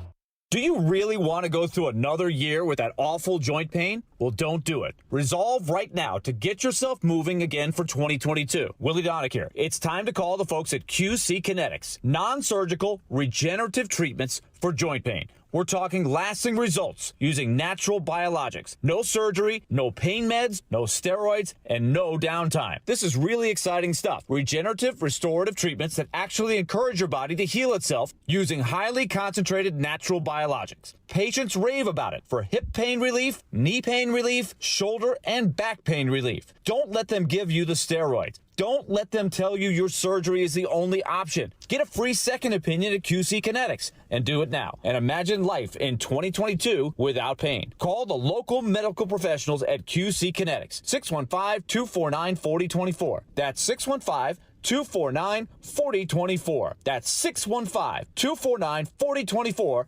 QC Kinetics. Signs First is the official sign company for 1025 The Game. Go to sfnash.com. Contest rules for 1025 The Game and ESPN 94.9, including on-air, online, and text-based contests, are available by visiting the contest rules page at thegamenashville.com. Good luck and thanks for listening to 1025 The Game and ESPN 94.9. Whether you're vaccinated or not, it's important to know the symptoms of COVID and its variants. Fever is the leading sign of COVID and the flu, so make sure you use an accurate thermometer. Only the Exergen Temporal Scanner Thermometer has been proven accurate, with more than 100 clinical studies. Non-contact thermometers have no clinical evidence behind them, and you cannot rely on them. Be vigilant and seek medical advice at the first sign of fever. Learn more at Exergen.com. Nashville's best sports talk, locally owned, home of our Nashville Predators. WPRT FM Pegram, 97.5 Murfreesboro, WBUZ HD2 Laverne, online at thegamenashville.com. We are ESPN 1025 The Game. Live from the Game Nashville studios, it's Stillman and Company. Delivered by TriStar Moving. TriStar Movers with 5-star service. With Karen Stillman. On Nashville's best sports talk, ESPN 1025 The Game and the Game Nashville app. Stillman & Company is delivered by TriStar Moving. ESPN 1025 The Game, streaming live on Twitter, Twitch, and YouTube. Thanks to the law offices of Amanda Gentry. Reaction Monday, powered by Spring Hill Heating and Cooling and Focus. Sparkling water with a Spark Natural Tea Caffeine. Visit them online. Drink Focus, PHOCUS. You look on the stream right here above my shoulder. Focus. DrinkFocus.com. So, I love the drama of the NFL. And I love the narratives that come out of the NFL. And I got to tell you, this week was one where I felt really right about a lot of things that I can't believe other people actually considered in their heads the alternative. But I do have this, which is interesting. In football, you create your own luck. Cole Kubelik, SEC network analyst, told me, he's like, I don't believe in football luck. And I said, that's crazy. He goes, what do you mean? I go, well, the ball is not round. So like in basketball, for example, when you dribble it, when you pass it, when you shoot it, you know where it's going. With a football, it's a weird bounce of the ball. It can change everything. So I do kind of believe in football luck. And I think that most teams in the NFL are about 9-8 or 8-9, and there's a couple of plays here or there that the more disciplined teams seem to make, like J.C. Jackson forcing the fumble of Deontay Foreman, or that the superstar players find a way to make at the most opportune times, like Tom Brady yesterday finding Brashard Perryman for that touchdown, and the Buccaneers winning. And then there are teams that just seem to never get it right. And it's always great to be matched up with those teams that never seem to get it right. Have you noticed who the Titans played yesterday? Have you noticed this Titans division? The Tennessee Titans. If I told you going into the season that during the World Series, Derrick Henry would be lost for half the season, without the schedule having come out, but for half the games, Derrick's out, what would you say about the Titans season? Close to pretty confident that it would be over. Patrick Mahomes misses half the season. Chiefs are done. Mac Jones misses half the season. Patriots are done. Josh Allen misses half the season. Justin Herbert misses half the season. Joe Burrow, you know how it works. And yet the Titans aren't. And it has nothing to do with the Titans. I cheered as a Titan fan the day that Urban Meyer was hired as the coach in Jacksonville. Just like I cheered loudly the day that Indianapolis made a trade for Carson Wentz. Just like I laugh out loud at how Cal McNair has run the Houston Texans. This year, even with all the injuries, and I know there are going to be people that are going to be like, Jared, the injuries this year, it's been so unlucky. Look at your division. Who thought Urban Meyer was going to work in Jacksonville? Now, there are a lot of people that did. I was never one of them. In fact, like I said, I cheered when they hired him because I knew Urban Meyer was a great college coach who had the one thing about him that you can't have in the NFL, which is complete and total arrogance. You got to earn your arrogance in the NFL. Bill Belichick has earned his ability to be arrogant in the NFL. But he also is willing to do things that other people aren't willing to do. He didn't like Larry Molloy anymore? Cut him. Had issues with Randy Moss? Trade him. Issues with Stephon Gilmore? Let Tom Brady walk? Belichick's willing to do that, and it's worked for him. But you ain't Bill. So Urban Meyer goes to the NFL, and everybody says, I remember Mark Howard saying, hey, I think Urban's just a great coach, and Trevor Maddich. Now, if Urban can realize that he's got to bring it down a notch, then he can.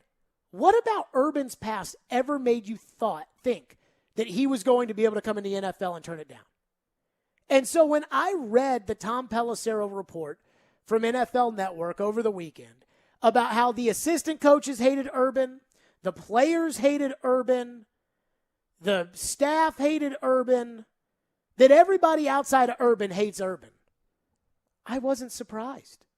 I told you all on Friday when Trevor Lawrence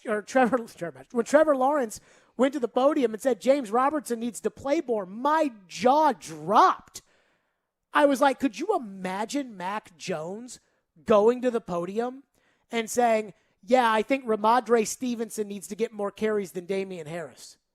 I'm telling you right now, if that happened, Brian Hoyer's starting at quarterback in New England. And there's not even a second thought. Urban Meyer is a mess. And the Titans totally took advantage of it on Sunday.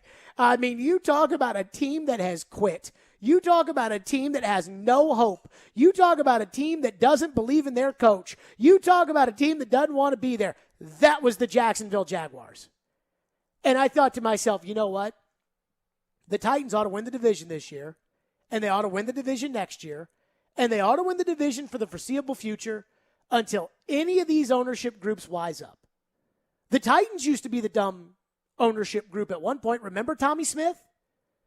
When he hired Ken Wisenhunt without ever having met the guy to be the head football coach of the Titans and gave Ken Wisenhunt complete control of the organization. Remember that?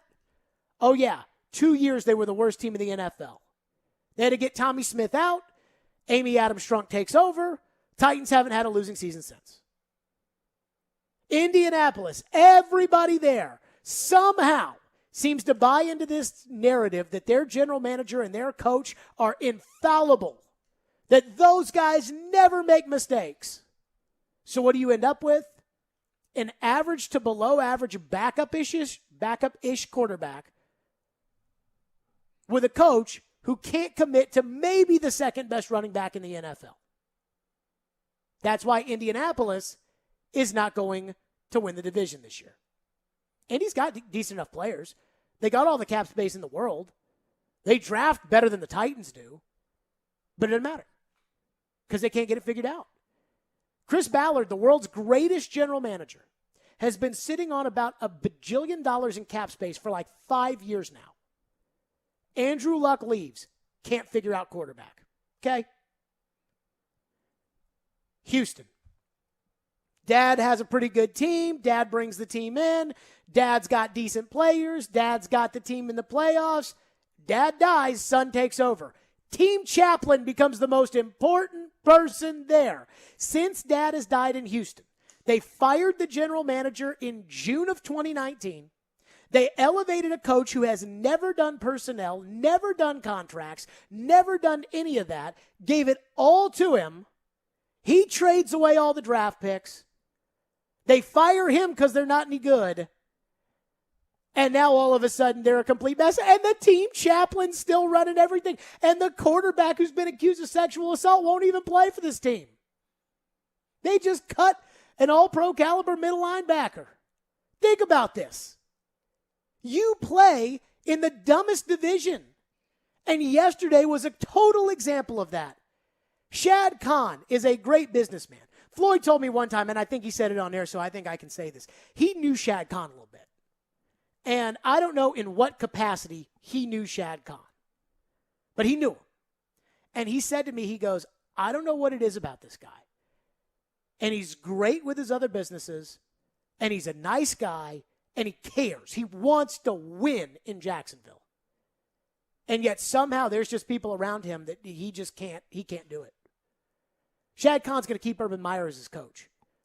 If you're a Titan fan, I think you're probably a little torn by the way the Urban Meyer saga has played out in Jacksonville. Because on one hand, everybody hates Urban Meyer. He's the most unlikable coach in the NFL. He's a total diva. He has not earned any credibility in the league. And he was a complete and total putz at Ohio State. So I understand why fans would not like Urban and would like to see bad things happen to Urban. But I think if you're a Titan fan, you better hope they keep Urban for as long as possible. So when I heard Shad Khan's not going to make a change, Shad Khan likes Urban, and he has a dream that Urban can lead. Yes! Yes! Ruin that franchise. Ruin that quarterback. Draft running backs in the first round. Sign Tim Tebow. Yes! Yes! Just like I said that when the Colts traded for Carson Wentz. Yes! Because you play in the dumbest division in the NFL. The NFC East with Washington and Jerry Jones, and that can't get out of their way or hire a competent coach. Giants might be smarter than this division. I mean, goodness gracious. It's a mess, and you got to take full advantage of it. You've lost Derrick Henry for half the year, and you're going to win the division. Because this crazy division you play in is the dumbest division in the sport. You got the best owner in the division, and it's not even close. And the best thing that she does is she stays out of the way. I mean, it's great. So I think Urban Meyer, I think this is a total reflection of what happens when you get carried away with some narrative because some guy on TV thinks it's a good idea. Everybody knew Urban Meyer was going to fail. Even if in your heart you thought, well, you know, Urban's a good coach, and if Urban can just stop being such an asshat all the time, then Urban might be. You guys have known Urban for 20 years. What's he been the whole time? Exactly what he is in the league. And he's not going to change. I told somebody this the other day. I said the thing about Urban Meyer is when he took the job, everybody said with Steve Spurrier, he just couldn't stop being a college coach when he got to the NFL. And he went out and he brought in Danny Warfel, his quarterback at Florida, and Jaquez Green and Rydell Anthony and his guys at Florida. And they weren't good NFL players. It didn't work. So if he can learn from Spurrier, Urban, then maybe he's got a shot. What's he do? He names an assistant head coach, Charlie Strong's never coached a day in the NFL. Who's he go sign? Tim Tebow. He didn't learn any of those lessons. He was as arrogant as he was at Florida and Ohio State, and you can't be that arrogant in the NFL if you haven't earned it. If I were to get a position, a radio position, let's say we got a baseball team, a major league team. We always talk about that, right? Well, we get a major league baseball team. They named Jared Stillman as the play-by-play announcer. I'm a pretty good talk radio host, and I know that I can't approach that job the same way I'd approach this job. I can't be calling the game and say, line drive into right field, that's a base hit. Johnson around third, he will score. The throw goes into third. Thompson is safe. And it's 2-1 Nashville. And now batting, Mickey Smith will be the batter. Mickey 0 for his last 13, and boy, he really sucks. I tell you, they got to send him down to AAA because I can't watch him anymore. I cannot watch. I'm not calling a game like that on a team broadcast. You can't do that. Well, you can't go to the NFL and act like you're still at Ohio State or Florida. And Urban is. Do you know what Urban was? I forget. He wasn't asked about the leaking, but he brought it up. He's like, I could tell you if there's a leaker in here, they'll be gone in a second. Anybody who's leaking knows that. That's why they don't tell you who they are when they leak. Nobody's like, I leaked. No. It's a mess. And the Titans took full advantage of it yesterday. 615-737-1025. We'll get your reactions to Urban because I do think this is a big deal that is worth discussing. I mean, what a mess. And I am thankful today, and you should be thankful if you're a Titan fan. You should be thankful for Urban Meyer. You should be thankful for Carson Wentz. And you should be thankful for Cal McNair because those three people are the way that you can miss Derrick Henry for half the season and still win the division almost in the middle of December. Unbelievable. By the way, speaking of division stupidity, Brandon Beane and Sean McDermott last year, the AFC East, Brady and Belichick, they were the second coach, Sean McDermott, to get, when Belichick has been in the AFC East, the second one to get to a championship game. The second coach to get an AFC East team that's not named Belichick to the AFC championship game since Belichick's been running the Patriots. Do you know who the other coach was? I don't. Rex Ryan did it twice. Rex Ryan. Think about that. When you've got a dumb division, and the Jets are dumb, and the Bills have been dumb, and the who's the other team the Dolphins are dumb. When you're in a dumb division, it is so much easier. 615-737-1025 is our phone number, 615-737-1025 on a Reaction Monday. Also coming up next, do you think Jacksonville's going to fire Urban after what we saw last week? We'll discuss. Stillman and Company, it's a Reaction Monday. We're delivered by TriStar Moving. It's ESPN 102.5 The Game. Lawrence on 3rd and 10. He never had a chance. Landry. The Titans defense smothers Jacksonville in their return to the win column. Lawrence's pass deflected, and it is picked. Evans. We're reacting all day long. Talking Titans. There were some games made. There were some things figured out. On Nashville's best sports talk. ESPN 102.5 The Game and the Game Nashville app. Panera believes in saying yes to things, like the new sausage and pepperoni flatbread, crafted with rich cheeses. Order on the app today. Panera, live your yes. Restrictions apply. Attention Nice List recipients. The Mercedes-Benz winter event is here. Make this season your reason. Forget the halls, deck the garage. Hark, the turbo engines sing. Like hot cocoa in a blizzard, this opportunity won't last long. Hurry for these exclusive offers from Nashville's two-time Best of the Best award-winning Mercedes-Benz of Music City. Just one exit from the airport. Go to mbofmc.com. This holiday season, head into Edwin Watts Golf Shops for the hottest gifts from TaylorMade and Bushnell, featuring the P790 irons with speed foam air technology and tungsten weighting to give you more distance. And don't miss these hot gifts from Bushnell, like the Tour V5 and the Tour V5 Shift with pin seeker technology, or the Wingman with Bluetooth and audible GPS for distance. Edwin Watts Golf Shops is home of the 90-day satisfaction guarantee, or shop us online for the holidays at worldwidegolfshops.com. Let me tell you, the most expensive mistake a homebuyer can make is not shopping for the best mortgage. Hey, I'm Roger Moore, founder and CEO of Loan Pronto. It's a fact. Homebuyers who choose Loan Pronto save an average of $3,500. That is a ton of money for furniture or moving expenses. How do we do it? First, we don't charge our clients thousands in junk lender fees and closing costs, and our all-digital platform streamlines the process so you close faster and easier. Realtors love working with us, and we will work with your existing realtor, but don't make a decision about the loan until you call us. Listen, not all mortgages are created equal, and it pays to get a second opinion. Even if you've already started the process, we promise to beat your current offer, or we will pay you $1,000 for your time. So check us out at loanpronto.com or call us today at 615-499-5780. Lower rates, lower cost, and a stress-free experience. Again, loanpronto.com or call us at 615-499-5780. Equal housing lender, NMLS 1661781, subject to lender approval. Not all loans apply. Millions of people love football. Millions of people love baseball.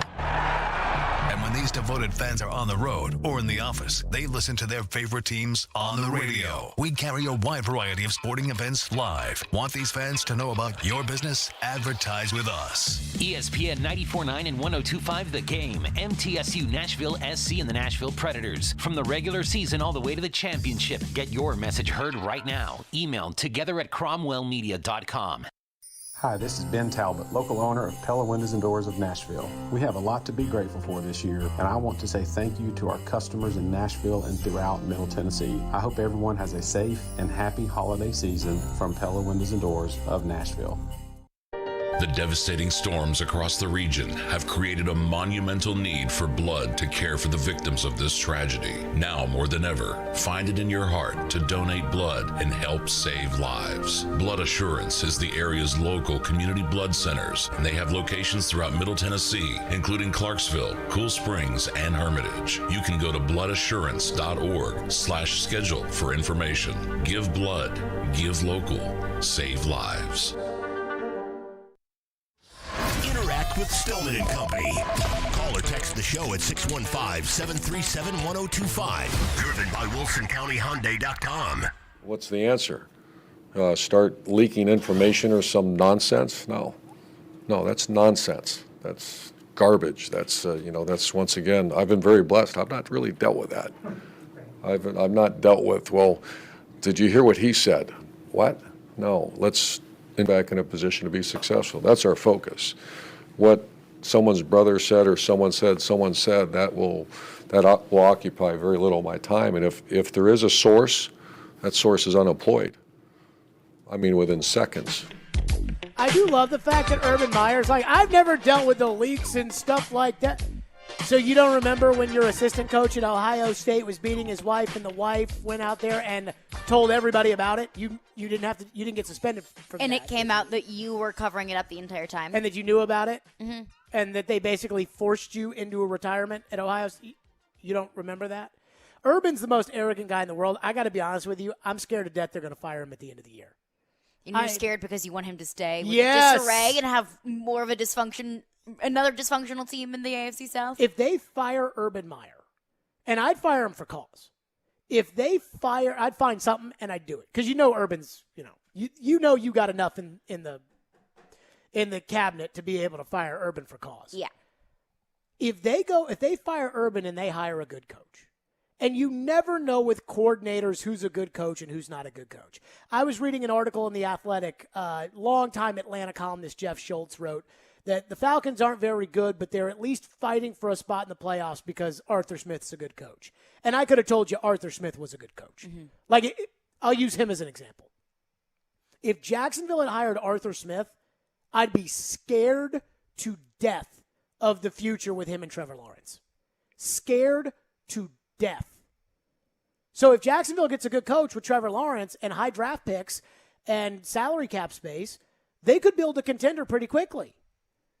But if they keep Urban for next year, they might as well ruin Trevor Lawrence. And I hate to root against Trevor Lawrence's career, but I think a lot of you all felt like I did when the Jets won that game that put Jacksonville ahead of them and made us think, oh, God, well, I had to deal with Peyton Manning in Indianapolis, and then I had to deal with Andrew Luck, and now I got to deal with this guy.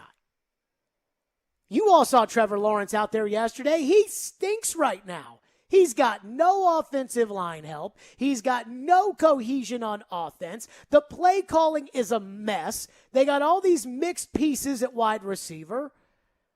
That's how you ruin a guy. That's how Mariota got ruined here. He got killed. He had Kendall Wright and Dorial Green Beckham, Bishop Sankey. That's how you kill a quarterback. I am afraid, though, they are going to ruin Trevor Lawrence. But I'm also afraid that they're going to fire Urban. I mean, ever since Urban stepped foot in Jacksonville, everywhere he walks is just a swirling wind tunnel of dysfunction. Everywhere he goes, some sort of dysfunction follows him. But I do wonder how Shad Khan views all of this. Because when Jacksonville hired Urban Meyer, I thought, what? but obviously Shad Khan thought it was a good idea and thought it was going to work. So what seemed so obvious to us in Urban's beginnings in Jacksonville was that it wasn't going to work.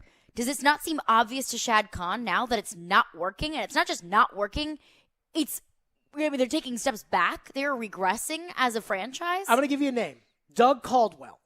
And you're thinking Doug Caldwell, what's that mean? And and so Jacksonville, not Doug Caldwell. Jim Caldwell. Mm-hmm. That's it. Doug Marrone was the coach.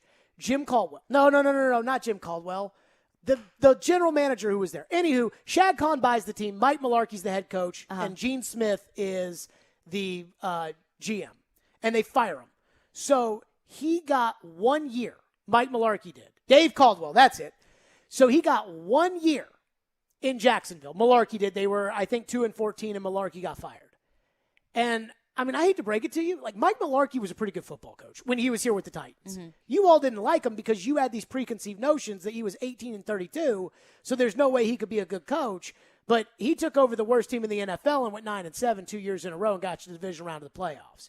Mike Mularkey, in my opinion, is a pretty solid football coach. And if Mike Mularkey was the coach of Jacksonville right now, I'd be scared about Jacksonville's future because he's a no-nonsense, put his little laminated play sheet in his pants kind of coach. But they fired him after 1 year. Dave Caldwell came in and hired Gus Bradley, and they drafted Blake Bortles 3rd overall. And, it was bad pick after bad pick year after year after year. So finally they bring in Coughlin, a guy who knows football, and Coughlin immediately turns it around, and Jacksonville's in the AFC title game. So what's Jacksonville do? They go out and sign a quarterback in Nick Foles, who's not that good. And the football people knew Nick Foles wasn't very good because if you remember listening to this show, there was a football guy on it, and Ian, could not stand Nick Foles. Correct. Hated Nick Foles. Even after the Super Bowl was like, yeah, I'm not a Foles guy. I liked Foles coming out, but I'm not really a Foles fan. The GM never liked Foles. And so they buy into all this. The players don't like Coughlin, so they get rid of him, but they keep Dave Caldwell. And this Dave Caldwell went years without winning anything until you took the power away from him. Then they won a tiny little bit. Then you gave the power back. They're not winning anything. It's unbelievable. They're making all these mistakes in the first round. But Shad Khan believed in him. And Shad Khan believes in Urban Meyer. And that's why you should love it if you're a Titan fan. Amy Adams Strunk stays so far out of football. She just gives it to John Robinson and Mike Vrabel. Now, I think she's smart enough. Look, I've seen her during the game when I was up in the Reese box during the Ring of Honor game. She was up there in the second half against the Texans. She wasn't happy with how they were playing. And I'm not saying that she was saying anything or whatever, but you could just tell, when they fumble the ball, she doesn't like that. She wants them to win. But she stays out of it. Irsay in Indianapolis is a kook. Shad Khan has no idea what good football is if it hit him in the face. And Cal McNair may be the worst of the three of them. And that's my whole point about the division. And I hope they keep Urban Meyer. I just think there's going to be too much noise where they're going to say, don't keep Urban Meyer. Urban just always finds himself in the headlines. Now, I've been told. And it's always negative. I've been told that if you've got a really struggling franchise, the NFL will try to help you. And not like cheat or anything like that. But they'll send in like ex-football people. Like consultants, kind of? Kinda. Yeah. And I wonder if that's how Floyd knows Shad Khan was after he left the Patriots. The NFL said, hey, can you go talk to this guy in Jacksonville for us? I know Charlie Casserly helped somebody a couple years back where the NFL sent Charlie Casserly in to go talk to him. And maybe the NFL sends somebody in to say, Shad, you got to get rid of this guy.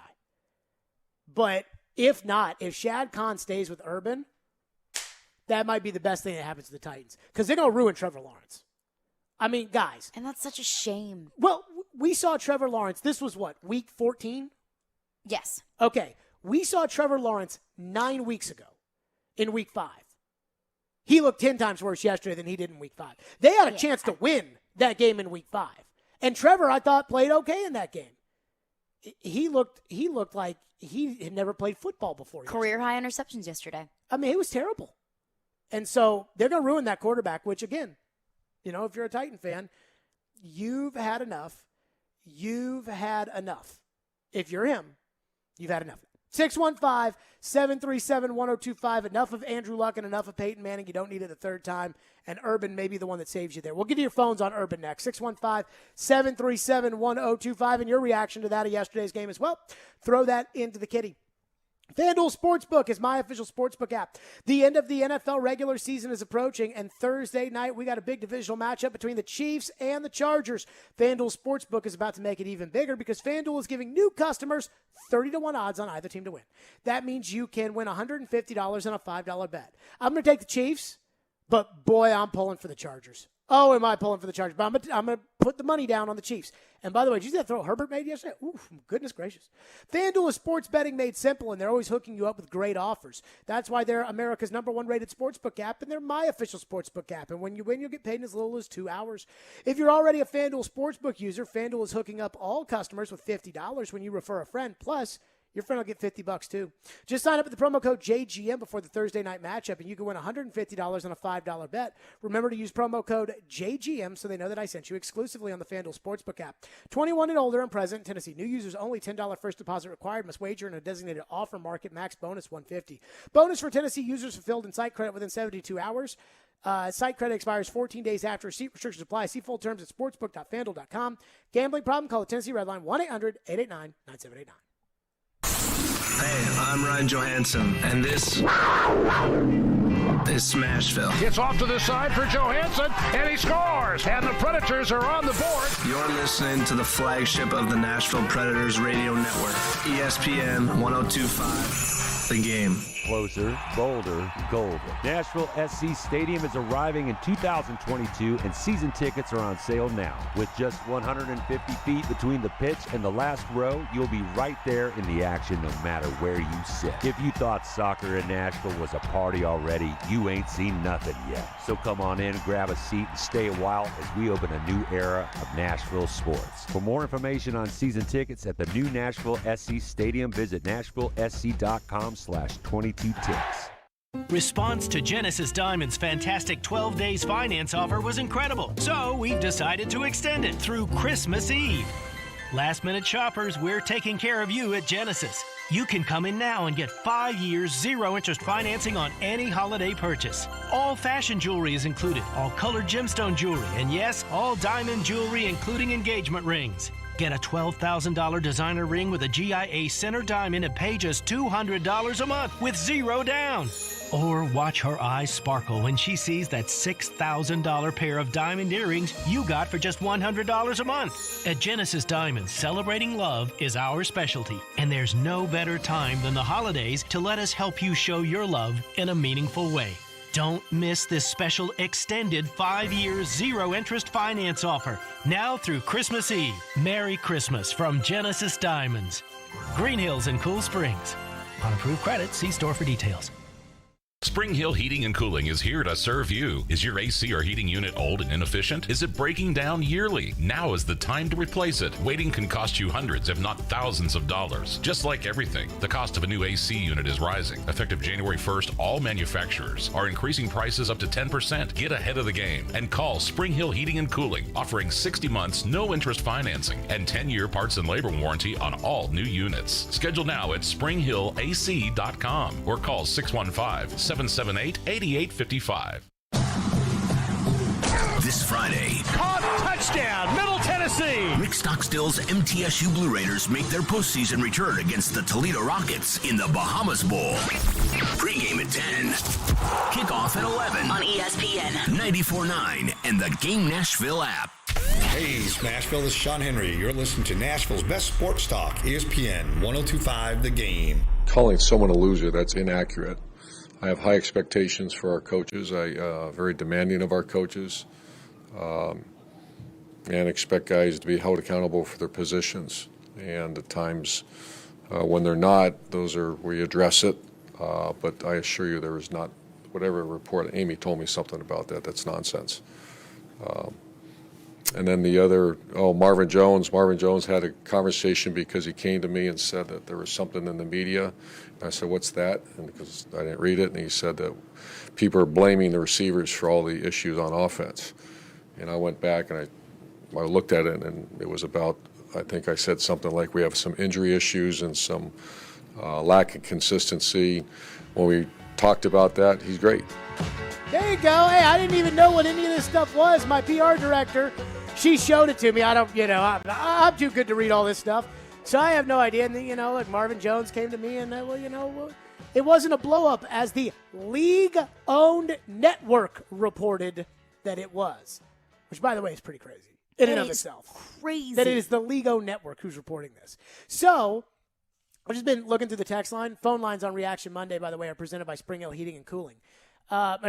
Reaction Monday is presented by Spring Hill Heating and Cooling Focus, sparkling water with a spark. Phone lines are driven by WilsonCountyHunter.com. I was just kind of sifting through the text line, and it's like a lot of the texters I felt like are kind of, they have this one opinion of, Urban's terrible, it's great to see as a Titan fan, but Jared, what about, and then listing off concerns about the Titans, the offensive line, the kicker, the lack of firepower on offense, see some things about Todd Downing, and it almost feels like, at least those texts that I was just reading during the break, made it kind of feel like a lot of people are discrediting the Titans' 20-0 shutout win yesterday because Jacksonville's so bad. Are we at the point with Urban and Jacksonville that it's so bad that we almost have to discredit the good that the Titans did? No, absolutely not. I don't think that you can take, I understand that Jacksonville is a very bad team, maybe the worst in the league, but a win's a win, and a divisional win is still a win. And I've seen a lot of people in the text line concerned that, it was only a 20-point win, and Jacksonville's really bad. Should we be concerned that the Titans have only beaten them by 20 points? And I hear that, and maybe, but you also have to consider the state that the team is in right now. A majority of your top players, of your starters, aren't playing right now, are injured. Take the win as you can take it. Take the fact that the Titans have put themselves in an even better position to clinch the division, that they're one win away from clinching the AFC South, that they're that much closer to getting the first round bye. So no, you cannot discredit any win in the NFL. This isn't Alabama beating Mercer. I just think that you didn't beat the Texans, so we all know what that felt like on the other side. You can't take any win for granted. You didn't beat two really bad teams on your schedule, so you can't just, I think the Titans shove off a win against a bad team. I think the Titans did things yesterday that if they do them against the Steelers on Sunday, they will lose. Yeah. And I'm not going to shy away from that. Allowing Tannehill to get sacked 4 times. Boy, that was bad. The play calling yesterday, and I'm a Downing supporter. The play calling yesterday was terrible. It was the handoffs to Jeremy McNichols. Like, what? On first down? Like, what are they doing? Anywho, the offensive line's a mess. That's been well documented. I just think that at the end of the day, how you get there and the road that you get on, if Derrick Henry comes back and Bud Dupree comes back and you are the number 1 seed in the AFC, so you get an extra week to get everybody healthy, and some of those teams take each other out, and here's where being number 1 in the AFC is such a big deal. Like, I am rooting, if the Colts lose on Saturday, then you can win the division on Sunday, but I am rooting for the Colts to beat New England so that you can get the 1 seed, because if you get the 1 seed, New England's the 2 and Kansas City's the 3, they have to play each other before you would have to play them. So you'd only have to beat one of them. You wouldn't have to beat both of them. Mm-hmm. And I would like to say that I like your chances of running the AFC if you have to win 1 game, and then you have to beat either Kansas City or New England, but you wouldn't have to beat both of them. I think you have a much better chance. But the bigger thing here is that if you get this opportunity with Derrick Henry and Bud Dupree, I think you beat all those teams. So it doesn't matter to me what happened without them, because I don't think you can win against the good teams unless you have them. So when you get them, then you get your real chance. But you got to beat the Jacksonvilles first in order to put yourself in the right situation so that when they do come back, you can make your run for the Super Bowl. That's all that matters to me. And I keep going back to the AFC East and all those years that New England got by because they were knocking off, Cleo Lemon in Miami and J.P. Lossman in Buffalo and Chad Pennington or Brooks Bollinger or Geno Smith in New York. Like, That's the way it should be done. What else we got in the text line? 615-737-1025 is our phone number. One texter texts in and says Tannehill is not who he was. He's being pressured. When he does have time, he stares down his receivers. I think we need to draft Matt Corral, seize the whole field. I mean, did anybody have a problem with Tannehill yesterday? I mean, I always make a list of good things, bad things after every Titans game, and Tannehill was in my good. I mean, he didn't make any mistakes. Did he have a career day? No, but I think that he, I mean, you said it. He ran at the right time. Running it into the end zone on that second touchdown was the right decision to make. I mean, Tannehill was fine yesterday. He did his job, and he executed the game plan as they saw fit. Ian, do you have any problems with Tannehill yesterday? No, I don't think so. I think, like there was an offense overall. I'm with you on Downing. Bad day, but yeah, bad day. Downing's, starting to get a little disappointed. I do wonder, with the pass rush, like some of these guys were coming unblocked. McNichols was out there on third down to block these guys and kind of still missing. I just wonder if they were all on the same page. There was one where a guy came off the edge on a third down, I think, and Lawan and Saffold or Lawan and whoever didn't pick up the guy coming from the outside, so they both blocked the guy on the inside, and then that guy got a pure shot at Tannehill, and I'm like, guys, what are we doing? What are we doing? But, I mean, I feel like this show is by far the hardest show in town on Ryan Tannehill, and the three of us don't have a problem with Tannehill, so I would say today is not the day to come with the anti-Tannehill takes. And we gave Tannehill a game ball earlier today in the show. When we are anti-Tannehill, people text in and call in and say you're being mean and unfair to Ryan Tannehill. I think we're being very fair to Ryan Tannehill that he had a fine day yesterday. So frustrating. What else we got? One texter texts in and says, Roger Saffold, he's our best run blocker on a pretty good run blocking offensive line, but we need him with our backup running backs. In the last 6 years, he missed very few games. He has had shoulder surgery. He's had some back spasms. He keeps coming back rather than sitting out. Better half a game than no game at all. Yeah, whatever. I mean, I'm not paying that guy that kind of money to play half a game. And he gets hurt every game. The Titans are not – Mark Howard and I got in this argument off the air. The Titans aren't keeping Lawan and they're not keeping Saffold unless Lawan takes a major pay cut. They're not keeping both guys. And Mark's like, they're going to keep Lawan. And I'm like, for $14 million against the cap? That's a hefty price tag for a guy that is consistently injured and doesn't always do his job very well. And talks too much. Talks a lot. And I think the Titans are getting sick of it. I mean, I'm never going to be the kind of person that, shut up and play kind of person. If you want to do something outside of football, you have a life. You're more than entitled to that. But you can't say certain things and then not back it up. See, I am the kind of guy that's like, look, you can say whatever you want to say. You can do whatever you want to do. But, do your job. Do your job first and foremost. And when you don't do your job, everybody will remember the talking. Everybody will remember the talking. 615-737-1025. We are back to your phones. Plus, Mike Vrabel yesterday has a similar concern as a bunch of you all and my dad. And I got to think it's a problem. We'll get to that next. Stillman & Company, it's ESPN 102.5 The Game, and we're streaming on the Game Nashville app. From the Fox 17 News Code Red Weather Center. I'm Fox 17 meteorologist Greg Bobis. Today a little warmer than yesterday. High temperatures upper 50s. Continued sunshine a little on the breezy side. Overnight tonight, back into the 30s. Upper 30s for low temperatures. No rain until the end of the upcoming week. This weather report brought to you by Hiller Plumbing, Heating, Cooling, and Electrical. Call the Happy Face Truck today. Panera believes in saying yes to things, like the new sausage and pepperoni flatbread, crafted with rich cheeses. Order on the app today. Panera, live your yes. Restrictions apply. Are you worried about your holiday shopping and your gift arriving in time? The Omni Nashville Hotel has a great idea for you.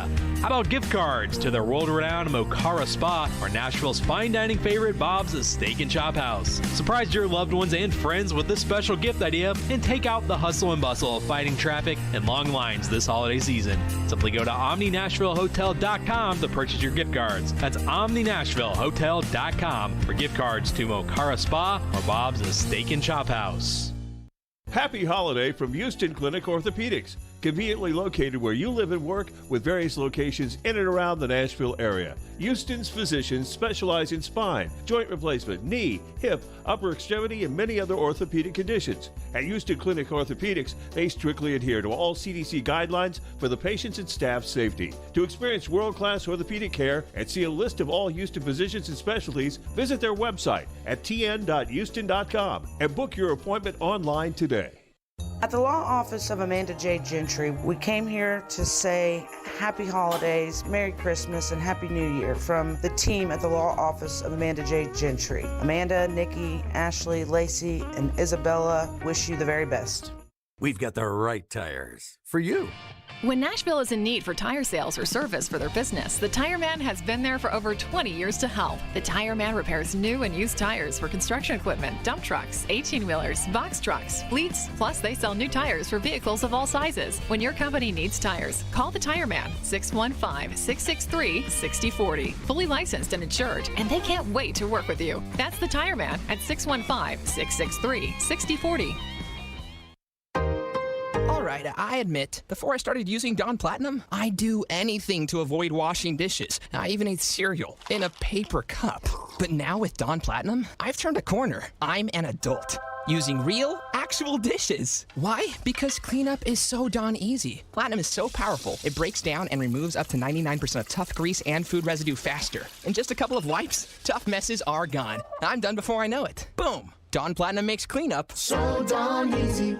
Darren McFarland. And a mulligan that we all look for in golf. Lord knows our game could use it. Willie Donick. Outworked and outperformed a lot of other really good players. Chase McCabe. I want some sort of trade protection. Darren, Donick, and Chase have you covered weekdays from 10 to 2. Presented by Curacion CBD on Nashville's best sports talk. ESPN 1025 The Game and the Game Nashville app. This is Stillman and Company. Delivered by TriStar Moving. We got to take care of him. I mean, we do. I mean, he stands in there, and unfortunately, he took too many hits. But he has a command of our offense, and really comes up with some great plays. And we got to help him out in protection. I thought the screen would have been. The screen was a great pass to get it over to the blitzer, but we weren't able to hang on to it. He just. He leads our football team, and he is incredibly tough.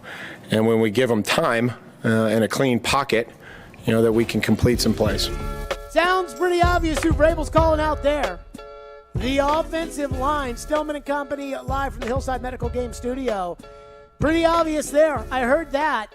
And I talked to my dad yesterday, saw what he thought about the game. He's like, my dad goes, our offensive line stinks.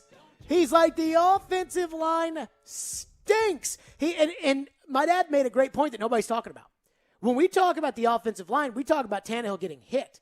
And he has been hit an ungodly amount of times this year. That he has. And I got to think Todd Downing's part of this problem simply because last year they had the same offensive line, and the year before that they had the same offensive line, and they had the same offensive line coach, and that's the one difference. Now, maybe the receivers, maybe it all plays a role into it. I don't know. But, I mean, Tannehill's getting killed out there, and it's obvious. But my dad brought up the point. It didn't even look like the running backs had a lot of room to run yesterday. And that is the one thing that we have been able to say about this Titans offensive line, is that the run blocking is solid. It's the pass blocking that's an issue that gets Tannehill killed. But yesterday, I mean, neither running back really had a stat day. Who led in rushing? What was it, 40-something yards? I thought Foreman ran hard yesterday. But he didn't have holes opened up. No, and there were a lot of ones where there's a lot of handoffs during a game where Derrick Henry looks like he's going to get 2 yards and he ends up with 7. Well, when Deontay Foreman goes through that hole and he looks like he's going to get 1 yard, he's not going to get 7. He's going to get 1. And I will say this, Vrabel's criticizing the line. The text line has gone off today about the offensive line. My dad's upset about the line. I just kind of look at the line and I'm just kind of nonchalant about it at this point. It's the same guys. It's the same line coach. TD gets on me all the time.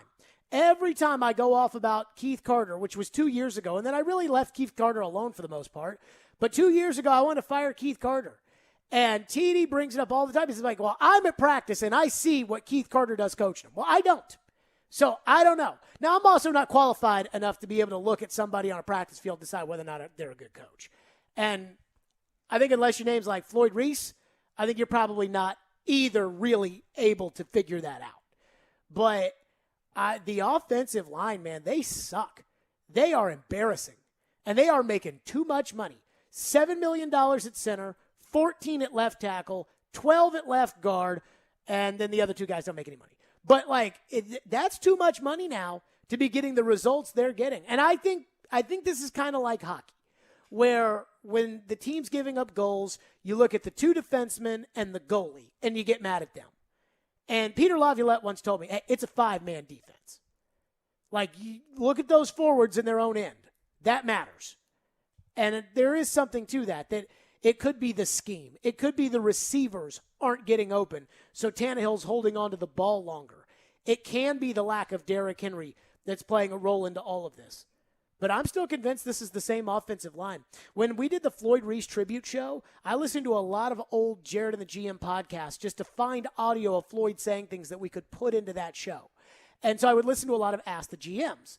And one of the Ask the GMs was in November of 2019. It was the Friday before they played the Carolina Panthers. And I know this because my friends got married in California the day before, so I remember how that all went. And one of the questions for Floyd was about how do you make the offensive line better?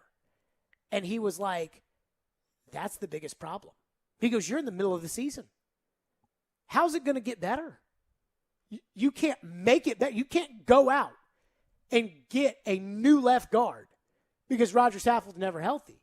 Your bed's made at the offensive line.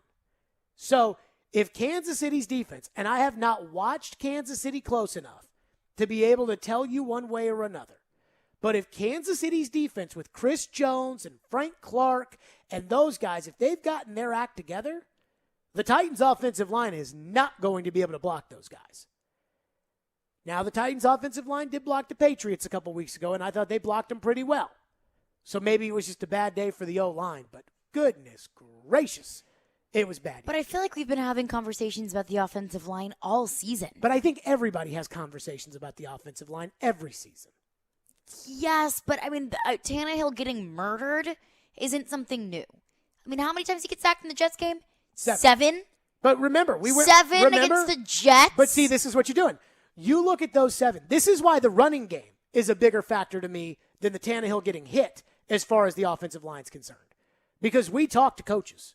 We talk to people who have coached in the NFL. Mm-hmm. We've talked to people who know a lot about the Titans. And we said, or I asked them, I said, what's going on here? We're talking about head coaches in the NFL, offensive coordinators in the NFL. I'm like, what's going on here? And they've told me, it's not as simple as the left guard didn't block on this one or the right guard didn't. And it's why the Pro Football Focus grades are all horse crap because they don't know who's supposed to block who on a given play. Mm-hmm. So when they're not opening holes in the running game, that's when I get concerned.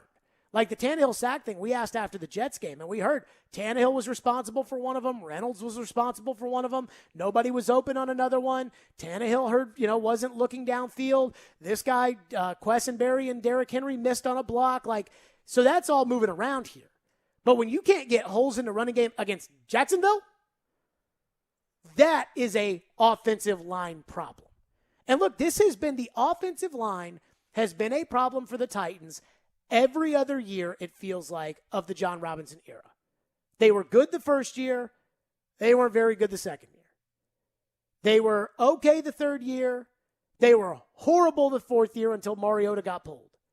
They were okay last year because Derrick Henry was running the ball for 2,000 yards, and they've been bad this year. And I don't know the answer. But Vrabel tells me it's not the coach, and they tell me it's not the players because they don't ever change them except for the right tackle. And they're the same players, same coach, same everything, and it looks like a hot mess out there. What do we have in the text line? 615-737-1025. One texter texts into the text line and says, in terms of the offensive line, I just worry about keeping Tannehill healthy because it could only be a matter of time until he could get injured, and it's because of the line. Isn't that the same case for every quarterback? Yes. That is a legitimate fear in football. Like the Chargers don't have a very good offensive line. And I don't do LA radio, and I'm not even sure they talk about the Chargers in LA. But when I look at the Chargers, I don't worry about how long until Herbert gets hurt. The Bengals have a horrible offensive line, but I'm not thinking how long until Burrow gets hurt. But that usually is applicable for everybody and their offensive line. And I do think Brady, there's something about Brady with his offensive line that I think he might be like the best pass protection offensive line coach in the NFL. Because Brady has Aaron Stinney at right guard, who couldn't cut it as a backup for the Titans. And yet, how often does he get rocked? Now, he got sacked yesterday, but how often does Brady get rocked that you watch enough and you think, boy, I'm worried Tom's going to get killed? Doesn't happen often. Does not happen very often. And so I think there's something there about Brady that he's able to see with his line because he's been doing it for so long, that he holds them accountable or makes them better. And I do wonder, how much of a role that Tannehill's got to play in this, because I do think the drop-off in offensive coordinator has as much to do with the offensive line struggles as anything else. And I think also, too, to the texture's point, I think Titans fans are so nervous about additional injuries. Can't play football scared. I know, but coming from a fan, I mean, that's not necessarily a mantra that a fan can adopt. I can understand why a Titans fan would be a little bit on edge about additional injuries to this team. Look, Steve McNair's best quarterback who ever played for the Titans. Guy was hurt every week. Yeah. So it happens. It's football. You can say whatever you want about, you were worried about Tannehill getting hurt. I mean, look, an injury to Tannehill would be catastrophic. It would be. But you've already got Derrick Henry hurt, and you've somehow managed through that.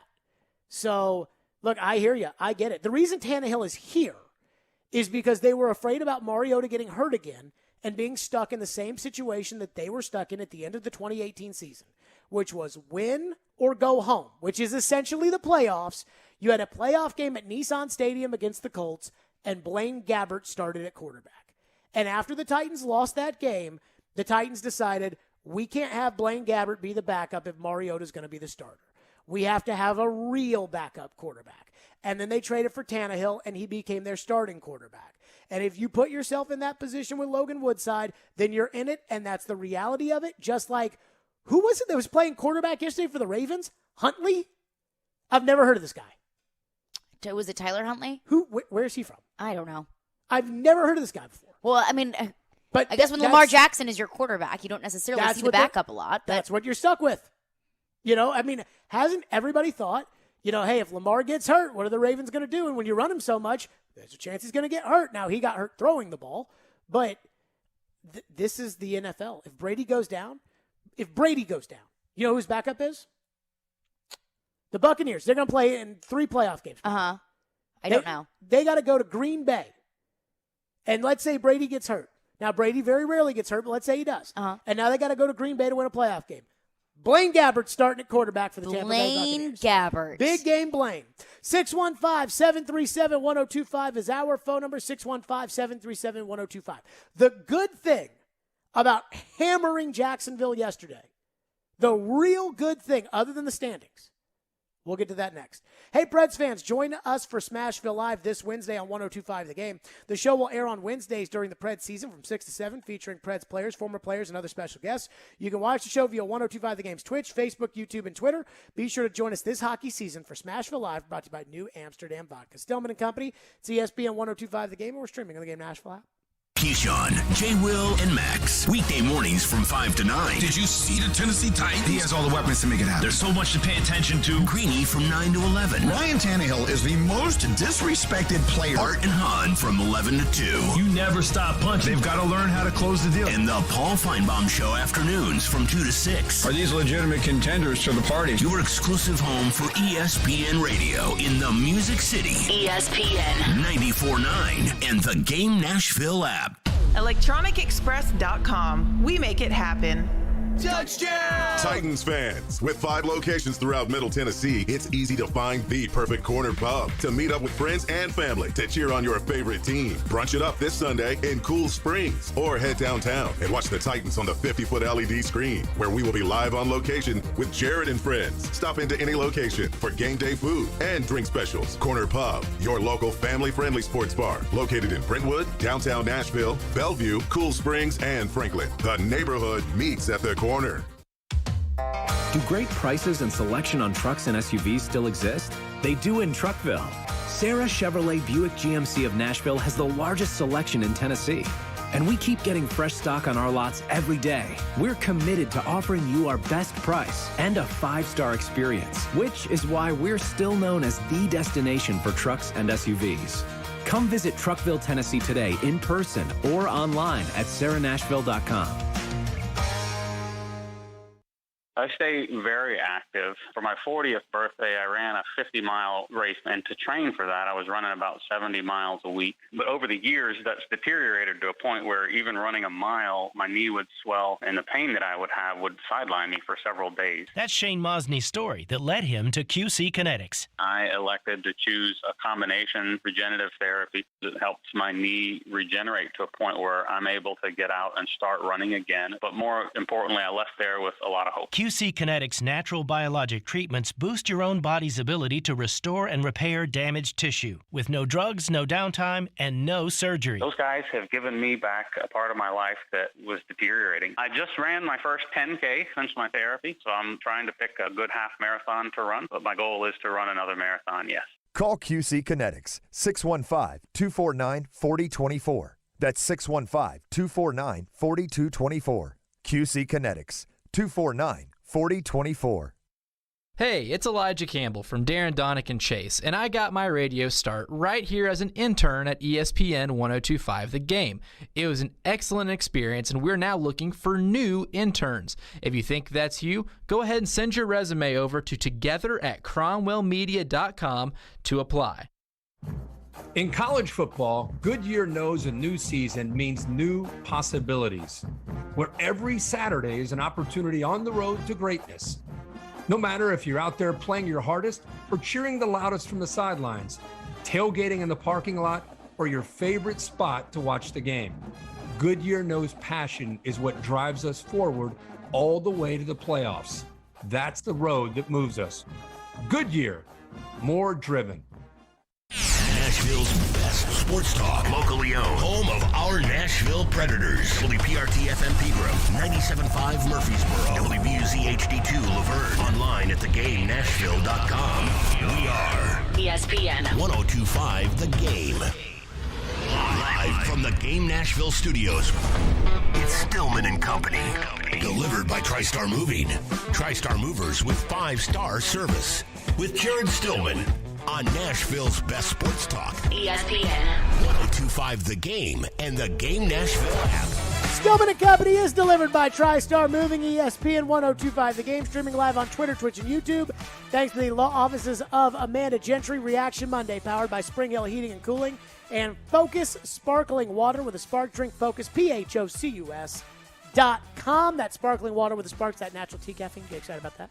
So, the Titans smoked Jacksonville yesterday, 20-0. And in the NFL, you can take 20-0 anytime you can get it. But the text line throughout today just seems like very concerned. People always say to me when the Titans lose, or when the Titans aren't good, or the Predators aren't good, or whatever, they're like, boy, I'll tell you, you love this stuff, don't you? No. I do not like hosting radio the day after they lose to the Jets. Now, I'll be really hard on them after they lose a game to the Jets. When you make a bad trade, I'll be really hard. But for the most part, it's more fun to do this job when the local team wins. More people are excited about listening to the radio. More people are dialed into listening to the radio. It's just more fun. And plus, I grew up rooting for these teams, so I want them to win. I said the Predators weren't going to get past the Chicago Blackhawks in 2017. Guaranteed it. Knew it in my heart. Said 5 games, see ya. They swept them. And everybody loved saying, oh, yeah, what do you think now? I I bought tickets to those games. I went to those games. I was happy that they won, and it was good for the radio. Losing's never good. So the Titans win 20-0. And that is more fun, regardless of whatever you want to say on the text line, regardless of that is more fun to me as a radio host than the alternative, say, the Monday after the Texan game. Now, we really could have railroaded them the Monday after the Texan game. But that's really, like I said, not a lot of fun. But there is one thing with Mike Vrabel teams that I do worry about, which is a big win followed by a huge letdown. A win on Sunday for the Titans is humongous against the Steelers. Because on Saturday, if New England beats Indianapolis and the Titans win on Sunday, the Titans win the AFC South. That guarantees a home game at Nissan Stadium. That guarantees a lot. If the Colts win on Saturday before the Titans take on the Steelers, then the Titans can get the number 1 seed back, or at least the position for the number 1 seed, by beating Pittsburgh on Sunday. And then the rest of the way, Thursday night at home against San Francisco, at home against the Dolphins, on the road at the Texans. I think you got a shot. Not a guarantee, but I think you got a shot. But the one thing about beating a team that's as bad as Jacksonville, that is having all of the issues that Jacksonville is having, is that I don't think the Titans themselves are going to get too arrogant about their win. Mark Howard said something yesterday, which was the Texan loss came after 6 straight wins. When you watch the Man in the Arena series, the behind the scenes of the New England Patriots and their dynasty, Teddy Bruschi and Brady and Vrabel talked about how when the Patriots won 21 straight games, how Belichick tried and tried and tried every week to ream them out about all the mistakes they made. But that after a while, it kind of rings hollow. Then they got embarrassed at Pittsburgh, and Bill just let them have it. And there was a sense that maybe that one loss that season, and they lost a later game at Miami, but that loss to Pittsburgh was actually good for them. By the way, they played the Steelers again in the AFC title game, and they absolutely smoked them. And there's something about this that makes me think the Titans, like most teams in the NFL, cannot handle success very well. What do we always say before a team plays the Titans? God, I hope they win. I told you on Thursday, root for the Steelers against the Vikings. You think the Steelers are enjoying the 10 days after they didn't show up for 3 quarters of football, had a chance to win the game on Thursday night, the wide receiver selfishly decided to celebrate, and the tight end dropped the game-tying touchdown? You think the Steelers are going to be motivated this week? Their season may have been on the line that game. They may tell themselves their season's on the line this game. I much rather would have had the Steelers win that game. So you always say, you hope the team you're going to play blows somebody out. We said it before the Titans played the Bills on Monday Night Football. I hope they blow out the Chiefs. They'll come in here fat and happy, and Titans won. So I look at this situation, and I think Steelers after a 20-0 win. And yet, I got to believe that when Mike Vrabel went over the film today, that he was able to get into that rear end. That he was able to tell the offensive line they didn't play well enough yesterday. That he was able to look at Chester Rogers and say, what in the world are you doing fumbling the opening kickoff? And that message will get through to them. I think starting tomorrow, now they're off, but I think the Titans' focus is on the Steelers. And some of these other games, it's hard after a big 20-0 win when you're sitting there at 99% chance to make the playoffs and that the division is almost a certainty right now. And it's hard to keep up that commitment to getting better. But because Jacksonville's so bad, I don't think any of us go into this too cocky thinking, hey, if you play the way you played yesterday, the Steelers might win on Sunday. And that gives me hope that the Titans can put together a great week of preparation and can get their heads in the right place and go out there and give you a good game on Sunday against the Steelers. It's crazy. You know I have a rule here where I don't move on a Monday. It's Titans Monday. It's Reaction Monday. It's, I don't want to start thinking about the next game. And I hate that in the playoffs when the Titans win a game And let's say this were the playoffs. So the Titans win against Jacksonville. They're getting ready to play Pittsburgh. And all the callers want to talk about is, well, next week, if that's Big Ben out there and if that's Chase Claypool and Deontay Johnson and Jackrabbit Jenkins doesn't come back, Jared, what are we going to do? I'm like, let's talk about that Tuesday, Wednesday, Thursday, Friday, Saturday let's focus on what they did in this game. And I'm not moving on mentally to the Steelers yet. Like, I'm not sitting here to break down Big Ben and whatever. But the Steeler game, that's a big one. Either you're clinching the division on Sunday or you're getting the number 1 seed back in the AFC. And so I think the Titans, because it was Jacksonville, if they had beaten Baltimore 20-0, I'm not sure they'd be able to get over that. I think they'd be feeling pretty good about themselves. Yeah, I know we lost 2 before the bye, but we came through the bye, and boy, we kicked the Ravens' ass. But now, because it's Jacksonville, and because they're terrible, and because their coach is crazy, and because that franchise hasn't won a game outside of that 1 year that they were pretty decent in a decade, I think that this is good for the Titans. They were able to avoid any big injuries. They were able to avoid any moments where they had to pull out some crazy gadgets to try to not lose a game against Jacksonville. They didn't have to rush anybody back unless it was Julio, and I don't know if he got rushed back or not. They didn't have to really rush anybody back. They won 20-0, and now they can move on to the Steelers. And that's what I like, is I think the Titans are going to be focused this week, and they got to be focused because you're going to get Pittsburgh's best effort. And I know that in the old days when it was the Oilers and they played in the AFC Central, they would talk about it being Pittsburgh week.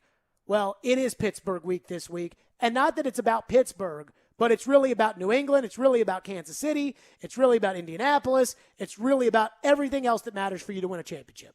That you got to beat the Steelers this week. And unlike times in the past, where I think the Titans have struggled to move on mentally, where the coach stormed off the podium on Friday because he wanted to talk about the game. I want to talk about the game. I don't want to talk about Zach Cunningham. I think that their minds should be in the right place and not caught up on Jacksonville because, again, Jacksonville sucks. What do you think their reaction to winning 20-0 is going to be? Well, if there's anything we can say about Mike Vrabel, he is the kind of coach that can keep his team focused after a big win. Oh, after bullcrap. A win. Oh, no. Bullcrap. Why? Because they always freaking lose to the Jets or the Buffalo Bills in 2018 or the Texans when they win and they're playing a team. But they could beat the Bills and the Chiefs and the Rams and the Colts all in consecutive weeks. Right. Can he get them ready for games that they're supposed to win? Not always. That's a flaw of Mike Vrabel. But see, what you're telling me, you're telling me what you're saying though is just factually not true. This idea that, to me, Vrabel's biggest weakness is he can pump them up when they're down. He can't get them back to level after a huge win. They beat the defending Super Bowl champions in 2018. Vrabel's first year as coach. They beat both teams that played in the Super Bowl and really embarrassed New England. They beat them both. They went on the road and got embarrassed in both games. Terrible Buffalo team after they beat the Eagles, who had won the Super Bowl in overtime. They lost to Buffalo because they fumbled the ball 3 times. And then they played Indianapolis on the road, who was an okay so-so team. After they housed the Patriots at home, they went to Indianapolis, and it was 38-13. Vrabel's biggest problem as a coach, and he's not perfect. He's got issues. His biggest problem is he can't deflate them after a big win. He cannot deflate them when they get their hopes up unless there is a giant that is standing there on the other side of it. They can beat the Cowboys, but they got the Patriots, so they can focus on that giant. Pittsburgh's not a giant. Pittsburgh's 5-5-1 or whatever it is. 5-6-1. They're not a giant.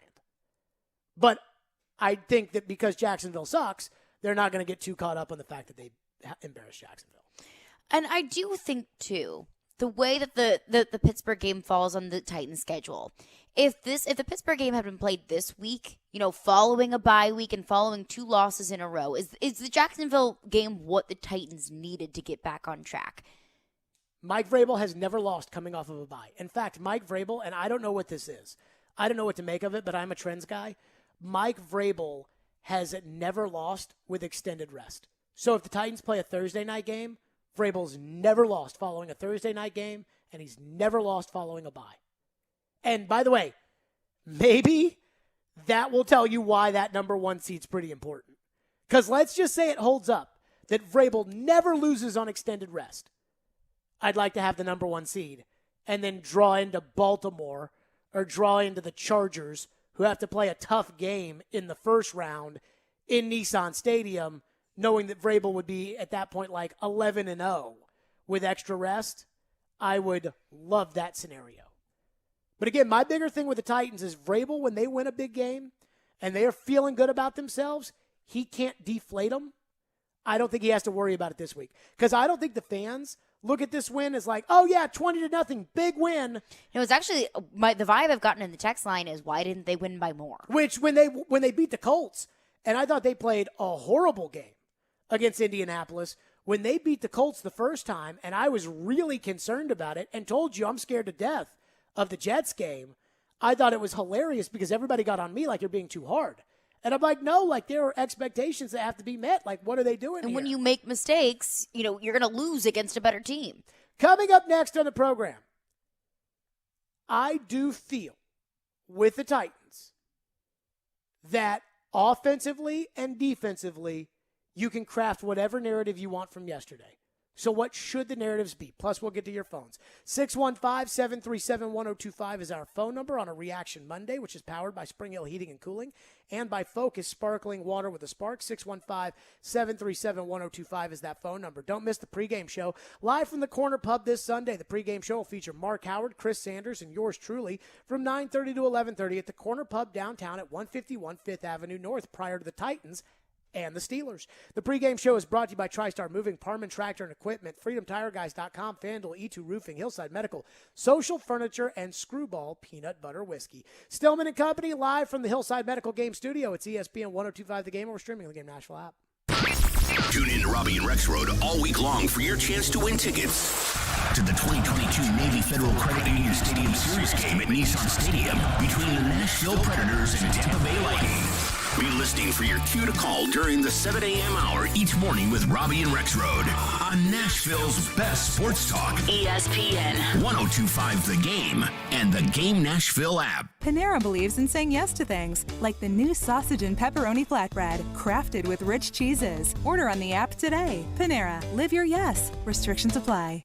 It's the end of the year blowout sale at Social Furniture. Save up to 70% off Ashley Furniture. Social Furniture has truckloads of the best selection of furniture. Get your nightstands, mattresses, bar stools, sofas, and recliners. All on sale now. Come first for the best selection of furniture before it's gone. And you don't want to miss out. Visit Social Furniture on the west side at 5412 Charlotte Avenue. On the web at mysocialfurniture.com. Social Furniture is a proud supporter of your Nashville Predators. Due to overwhelming response, Genesis Diamond's amazing holiday finance offer has been extended. Now through Christmas Eve, you can enjoy 5 years zero interest on any holiday purchase. Everyone's loving this because it makes it easy to splurge this holiday season. A $6,000 pair of diamond stud earrings is just $100 a month with nothing down. You can even include the sales tax. At Genesis, we have all the most popular gifts: rings, earrings, bands, bracelets, pendants, pearls, and a spectacular selection of designer jewelry you won't find anywhere else. Names like Tacori, Viraggio, Kirk Cara, unique, one-of-a-kind, fashion-forward designs. So let our non-commissioned diamond experts help you pick out that headliner gift. Get the guaranteed best Genesis price, pay nothing down, and spread your payments over 5 whole years. Make this one unforgettable Christmas with help from Genesis Diamonds. Merry Christmas from Genesis Diamonds. Green Hills and Cool Springs. On approved credit, see store for details. Joyland is a fun new concept by Chef Sean Brock, designed to spread joy. Joyland is the new fast food, inspired by Chef Brock's love for cheeseburgers, shakes, buttermilk biscuits, fries, and fried chicken. The burger melts in your mouth, the fries are crispy goodness, and the milkshakes are sure to satisfy any sweet tooth. Gosh, I'm getting hungry just thinking about it. Joyland is now open in East Nashville, serving handhelds, grab-and-go items, milkshakes, and more in their modern and vibrant space. Find some joy today and eat Joyland. Get in zone, AutoZone. Welcome to AutoZone. Dashboard light problems? We can help. Our free Fix Finder service can read your check engine light, ABS light, and service indicator light. and give you possible solutions, verified by licensed technicians. You'll even get detailed results sent straight to your email so you have them when you need it most. It's the most complete free warning light report backed by technician-verified fixes. The free Fix Finder service, only at AutoZone. Get in the zone, AutoZone. More details at AutoZone.com. Spring Hill Heating and Cooling is here to serve you. Is your AC or heating unit old and inefficient? Is it breaking down yearly? Now is the time to replace it. Waiting can cost you hundreds, if not thousands of dollars. Just like everything, the cost of a new AC unit is rising. Effective January 1st, all manufacturers are increasing prices up to 10%. Get ahead of the game and call Spring Hill Heating and Cooling, offering 60 months no interest financing and 10-year parts and labor warranty on all new units. Schedule now at springhillac.com or call 615-778-8855. If you've missed any of today's show, just search Stillman and Company on Apple, Spotify, or your favorite podcast platform. I know you're focused on the Steelers, but you got 2 games in 10 days. Can you do anything to help manage that as far as... Play really well against the Steelers. That'd help it. That'd help morale. As far as prep or... Oh, I mean, from a coaching standpoint, you have to, you have to somehow look ahead and somehow be ready to go, right? You can't just wait till you get on the plane after the game in Pittsburgh. So from a coaching standpoint, we'll have some stuff done, and we've played Thursday night games, and we'll pull out that schedule. But, I mean, there won't be anything mentioned, from my standpoint to the football team. It'll be all about, this week in the Pittsburgh Steelers and playing on Sunday at 1 o'clock in Heinz Field. There you go. Vrabel's already moved on to Pittsburgh, if anybody was surprised. And I was actually stunned that he talked about the getting ahead. Like, everybody knows in the NFL that you really start 2 weeks out before your Thursday night game, starting to get ahead. Like, they're going to watch that Bengals tape yesterday, that San Francisco Bengals tape. They're going to have that watched probably by Thursday of this week. Usually on Friday is when the coaches start to relax a little bit. The game plans are set. You've had all your practices. That's Friday nights when you go out to dinner with your family. That's when they're going to be in the office pulling all-nighters Friday and Saturday, getting ready for San Francisco, in spite of the fact that they got to play Pittsburgh on Sunday. But I digress. Do you feel good about the Titans' offense after yesterday's game? No, I did not. You feel good about the Titans' defense after yesterday's game? Yes, I did. Really? I did. And I think you have to look at what the defense was able to do. I mean, they got 3 interceptions, but they sacked Trevor Lawrence, 4 times? 3 times? I mean, they notched some solid numbers on defense, and you have to consider who was out also. I mean, several starters on defense. You don't have Bud Dupree. You don't have Tier Tart. You don't have David Long Jr. You don't have Derrick Henry on offense. Okay, but... I don't have A.J. Brown on offense. But they didn't do anything on offense that wowed me. They scored 20 points. The defense was able to do things that wowed me without starters. And then also, you consider Zach Cunningham maybe being in the mix for the Pittsburgh game, and it makes me optimistic. So, I got to tell you, I think you have to decide this one way or another, that you can't have it both ways. Either you were impressed by the Titans yesterday, or you think Jacksonville stinks so bad that you just can't really feel any which way about it. I mean, again, the offense, they scored. They scored 20 yes, they points. Scored points. They really scored 23 because Randy Bullock missed a chip shot field goal. So 23 points is not bad. I mean, it's the defense, nothing to write home about. I mean, the offense had a fine day. It was a clean day. The defense, the Jacksonville Jaguars are league-ranked offense 31st in points scored. They are 30th in yards. Have you seen Trevor Lawrence's stats this year? I mean, it's so bad. The Jacksonville offense, for example, 31st in turning the ball over. So almost dead last. Not dead last, but almost dead last in turning the in them turning the football over. They are dead last in turning the football over. Like, my point here is, if you're impressed with one, because the defense pitched a shutout, that's good. Offense scored 23 points, didn't turn the ball over. Or should have scored 23 points. Mm-hmm. That's good. But if it's like, I'm not impressed with the offense because the Jacksonville defense is bad, then how can you be impressed with the defense yesterday? I never said that the Jacksonville defense was bad. That's why I wasn't impressed with the Titans offense. They just didn't do anything yesterday that I thought was remarkable. So what would they have had to do to earn a gold star from you? I mean, Todd Downing, for one, could maybe not... could maybe not run the ball on every single first down. I mean, the Titans' offensive line can open up in a few more holes for a few more yards to pick up for their running backs. So your first criticism is of the play caller running the football, which is what we begged him to do when the running back got hurt, was to stay running the football. And then every first down. And then he didn't run the football. And then we chastised him for not running the football enough. And then they went to New England and they ran the football and they ran it effectively. So we didn't get mad at him for running it on every first down against New England. But now the number one thing that we're mad at with the offense is that they ran it on first down.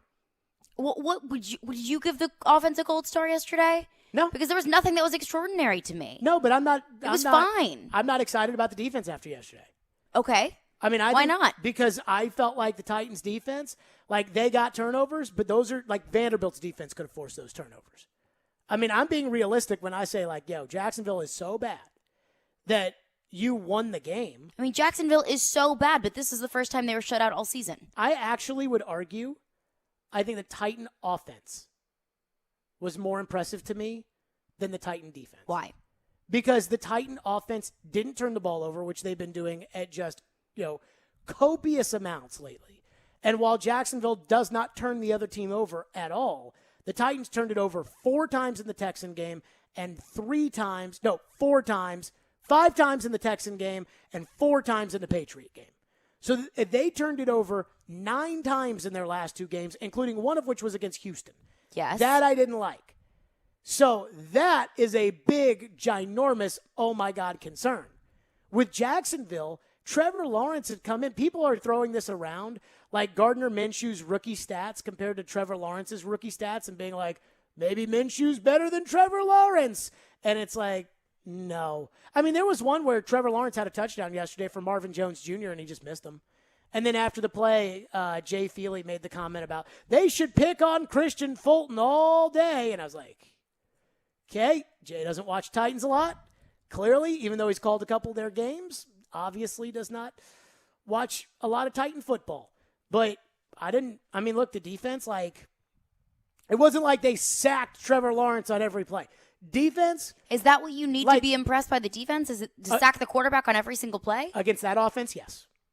That offense is so bad. That offense is so bad. That is a little league offense that's out there. And they didn't give up any points. I know. But that's why, that's why I say almost like you got to walk away from this game and I'm not sure you can be impressed with one or the other. I said I was more impressed with the Titan offense. I wasn't impressed with the Titans offense. Threw for 198 yards. They ran for 100 yards. They dropped the touchdown. Titans played okay. They did things. I started the show off, and I saw somebody text it in, and they were like, you'll never be happy with this team, because I said there are things they did that if you do them against the Steelers on Sunday, you're going to lose. But, I asked you, are you impressed with the offense? You said no. Are you impressed with the defense? You said yes. I was not impressed with either side of the ball yesterday. And I was very, very unhappy with special teams once again. But an offense doing its job, and I know that I've hammered Ryan Tannehill, and I have hammered this Titans offense for committing turnovers because it's unacceptable.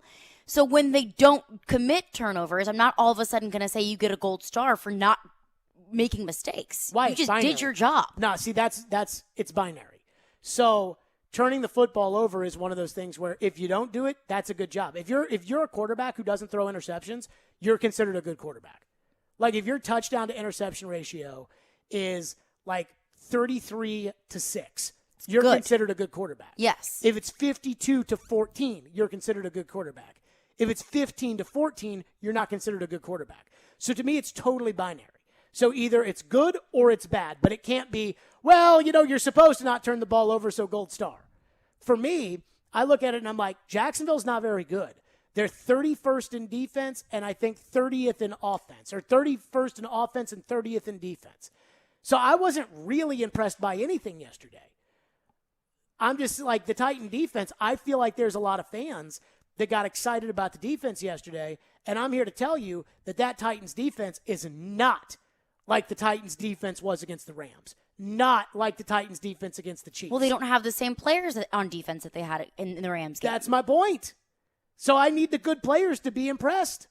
Because if I'm going to beat the good teams come January, I'm going to need to have impressive defense. And that's why I wasn't impressed by it. And when they beat the Dolphins because Tua stinks, I'm not going to be overly excited about it unless they are all over them. And I didn't feel like the Titans defense was all over Jacksonville yesterday. I felt like the Titans defense was just there. And I felt like the Titans offense was just there. I mean, you asked me the question, do we take anything away from this Titans win just because the Jacks are terrible? And I said no. What's the biggest thing we took away today? What's the biggest thing we took away today? That Urban is a mess. No. And that the Titans played clean football. No. What's the one thing I said that now you got to consider if you're a Titan fan after yesterday's game? Kicker. Kicker, yeah. Can't trust kicker. Yeah. So if you're going to go to Pittsburgh and you're going to play without these guys, and I don't know who's back this week. I heard somebody tell me that there's a chance Bud Dupree will be back this week. God, I hope that's true. A.J. Brown and Derrick Henry will not be back this week. But if you go to Pittsburgh and you miss 2 chip shot kicks like you did at New England, you lose. If you're up 7-0 and you're looking to go up 10-0 against Big Ben and the Steelers and you miss it, there's a pretty good chance Pittsburgh takes the ball at the 40-yard line, and they don't have a quarterback in Jacksonville who's trying to carry the team when he's not prepared and doesn't have the squad around him to do so. They've got a quarterback that's won 2 Super Bowls. They've got a quarterback who almost came back down 30 last week. And they got wide receivers that can do it too. And so I look at this and I'm like, would yesterday's performance have beaten the Steelers? I don't know. Probably. I mean, it's hard to say, but I mean, I lean no. Do you think this is a win that they can build momentum on? Is this something to build off of if you're them? I don't know. I was thinking about that. Like, can you build on this, get better moving forward kind of thing? I just don't feel like Vrabel ever builds momentum during a season. And when he was in New England, New England builds momentum during a season. You know what? I take that back. In 2019, they really, really built momentum during the season. But some of that, too, is revisionist history. Because when in 2019, they went on a nice little run there to get themselves into the playoffs. But at the beginning of December, they had a game against the Texans where they were catching fire and Tannehill was establishing himself as the quarterback. And they had to beat Houston. They had to have it. And Anthony Ferkser dropped the football and Ryan Suckup missed kicks and you lost. And it almost knocked you out of the playoff picture. And somehow you got back in thanks in large part to the Jets, which is also another wild anecdote in and of itself. But you got back into the playoff picture and you won your last game against a Texan team that arrested everybody. And then you got hot in the playoffs. But other than that, where they got hot in the playoffs, I feel like Vrabel's seasons as the Titans coach have been very up and down. Whereas Vrabel's seasons as a player in New England were always 2-2 through 4 games and then 14-2 at the end of the season. And this New England team is exhibiting a lot of what we've seen in the past of those New England teams that in October really start to look good and in November and December are humming. And I don't know if the Titans ever really do build that. The Titans won 6 in a row and lost to the Texans. I don't know what that is. I can't put my finger on it. 615-737-1025. We'll get to your phones coming up next. Plus, one thing yesterday that the TV broadcast got excited about, and I think the fans probably got excited about, and I don't know if it's actually worth getting excited about, but we'll see. ESPN 102.5 The Game and Music City Man Cave want to treat one lucky listener to a Manistay treatment package. Text CAVE, C-A-V-E, now to 615-737-1025 and be entered for a chance to win the Music City Man Cave Christmas giveaway. Good luck for that. Stillman and Company, it's ESPN 102.5 The Game, and we're streaming on the Game Nashville app. Lawrence on 3rd and 10. He never had a chance. Landry. The Titans defense smothers Jacksonville in their return to the win column. Lawrence's pass deflected, and it is picked. Evans. We're reacting all day long. Talking Titans. There were some games made. There were some things figured out. On Nashville's best sports talk. ESPN 102.5 The Game and the Game Nashville app. This week in Vanderbilt history, November 27, 1982. Commodores 28, Tennessee 21. A game known as the Super Bowl of Tennessee and one of the most memorable wins in BU history. On a rainy day in Nashville, the lead went back and forth throughout the game, with neither of the old rivals able to go in front by more than 7. Vanderbilt's short passing game turned into a big play offense. Quarterback Whit Taylor throwing for a pair of 42-yard touchdowns, then finding Phil Roach on a 65-yard heave to set up the winning score. Taylor faked to Keith Edwards, then scored on a 1-yard keeper around the right end. An iconic play still replayed to this day. 5th straight win for Vanderbilt, which improved to 8-3 on the season and finished SEC play at 4-2. Coach George McIntyre's Doors capped a terrific 82 season in the Hall of Fame Bowl in Birmingham. Commodores 28, Volunteers 21. November 27th, 1982. That's This Week in Vanderbilt History. I'm Kevin Ingram. This holiday season, head into Edwin Watts Golf Shops for the hottest gifts from Titleist and Bushnell. Feel the difference with the Titleist T-Series irons. 4 models to give you maximum performance for any type of dedicated golfer. And don't miss these hot gifts from Bushnell, like the Tour V5 and the Tour V5 Shift with pin seeker technology, or the Wingman with Bluetooth and audible GPS for distance. Edwin Watts Golf Shops is home of the 90-day satisfaction guarantee, or shop us online for the holidays at worldwidegolfshops.com. Middle Tennessee, you can count on an award-winning service team for all your home maintenance and improvement needs. Lee Company, we're A+ rated with the Better Business Bureau and trusted by thousands of homeowners in our community. Our team is ready to assist with all your home maintenance projects, heating and air conditioning, plumbing, electrical, appliance service, and more. Experience the convenience of calling one phone number for all your home maintenance needs. Call Lee Company today at 615-567-1000 or visit leecompany.com. Touchdown, Boilermakers! Witness tomorrow's NFL stars this month at the TransPerfect Music City Bowl. First down, hand off, tailback, right up the middle to the 30. He's out of here. 20, to the 10, crank up Rocky Top. Touchdown, right up the middle. Don't miss a second as Tennessee and Purdue, 2 of college football's top programs, go head-to-head on Thursday, December 30th at 2 p.m. inside Nissan Stadium. For more information on this year's game, including ticket availability, visit MusicCityBowl.com. Presented by the Tennessee Lottery. Hose and Belting Specialties in Murfreesboro is your local source for hydraulic, air, water, and chemical hoses, along with conveyor, timing, and metric belt needs. They stock metric fittings for both air and hydraulic applications. Hose and Belting Specialties stocks Parker hydraulic hoses and fittings, Goodyear Conti-Tech industrial hoses, and V-belts, just to name a few of their lines. For any of your industrial needs, call 615-895-HOSE, 615-895-HOSE.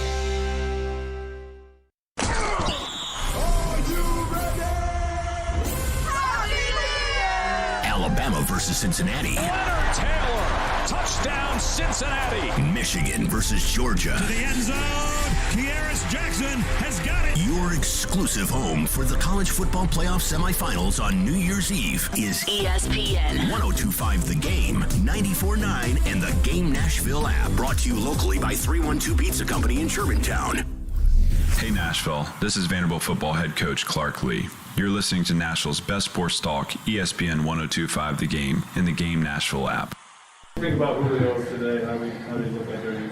Yeah, I thought okay. There's a lot of things we have to improve on.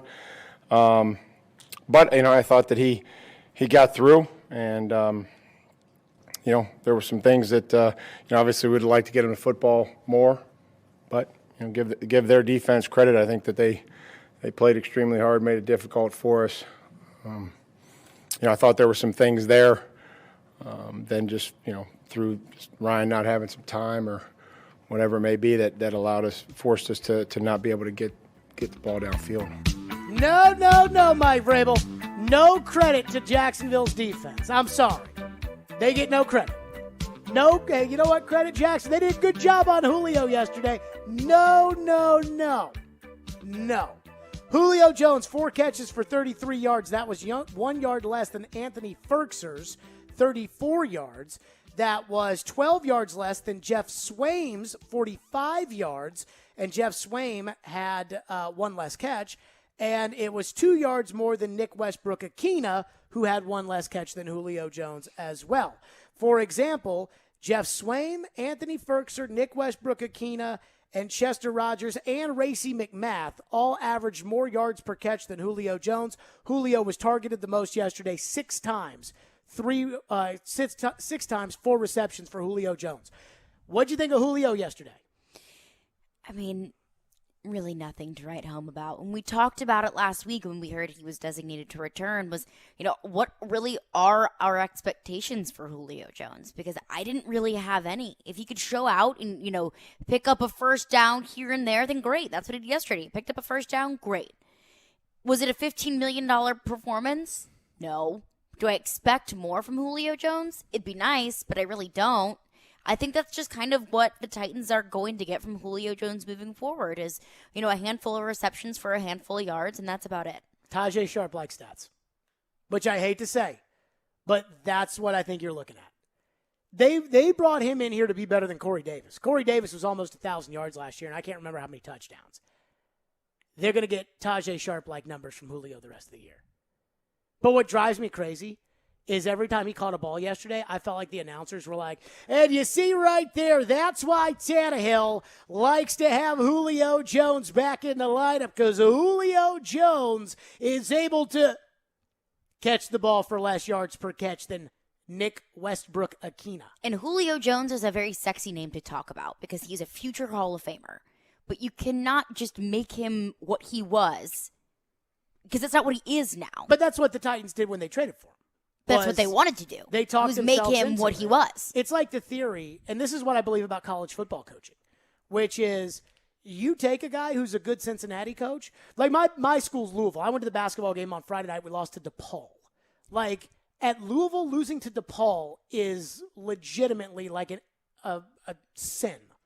Like a sin worthy of exile. We lost to DePaul at home. Well, our coach was the hot coach at Cincinnati, at Xavier. So we hired him, and guess what?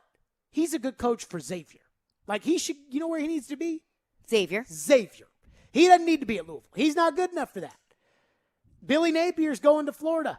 He might be Ron Zook. He might be what Urban Meyer was at Florida, not Urban Meyer at Jacksonville. I mean, that's the reality of what they...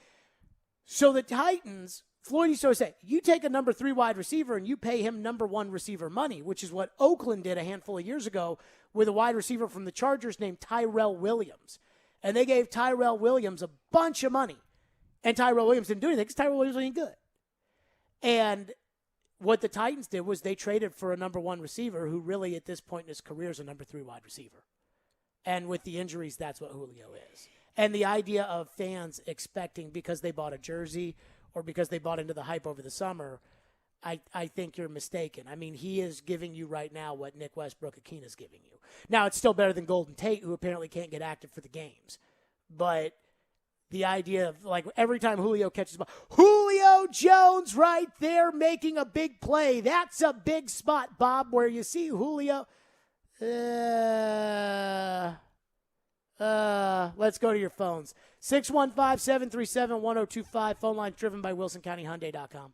Well, and I've seen a lot of this in the text line last week and a little bit of it today, talking about, well, we're not worried about Julio because he came in here for the playoffs. They're holding him in because of the playoffs. And I have no specific text. There's a handful of them. But Mike Vrabel has never lost a game on extra rest. You get the number 1 seed in the playoffs. Let's use this logic. I think I saw the stat yesterday was 9-0. That's Thursday night games and bye weeks. Vrabel is 9-0. That's impressive. So let's say that this is a legitimate trend and this is reality. So now you're in the AFC Championship game if you get the number 1 bye in the AFC. You are in the AFC Championship game if you're the 1 seed. And you're either playing New England or Kansas City at home because you can't play them both. Julio Jones matters on Sunday at Pittsburgh. I'm just telling you, because you got to win Sunday at Pittsburgh.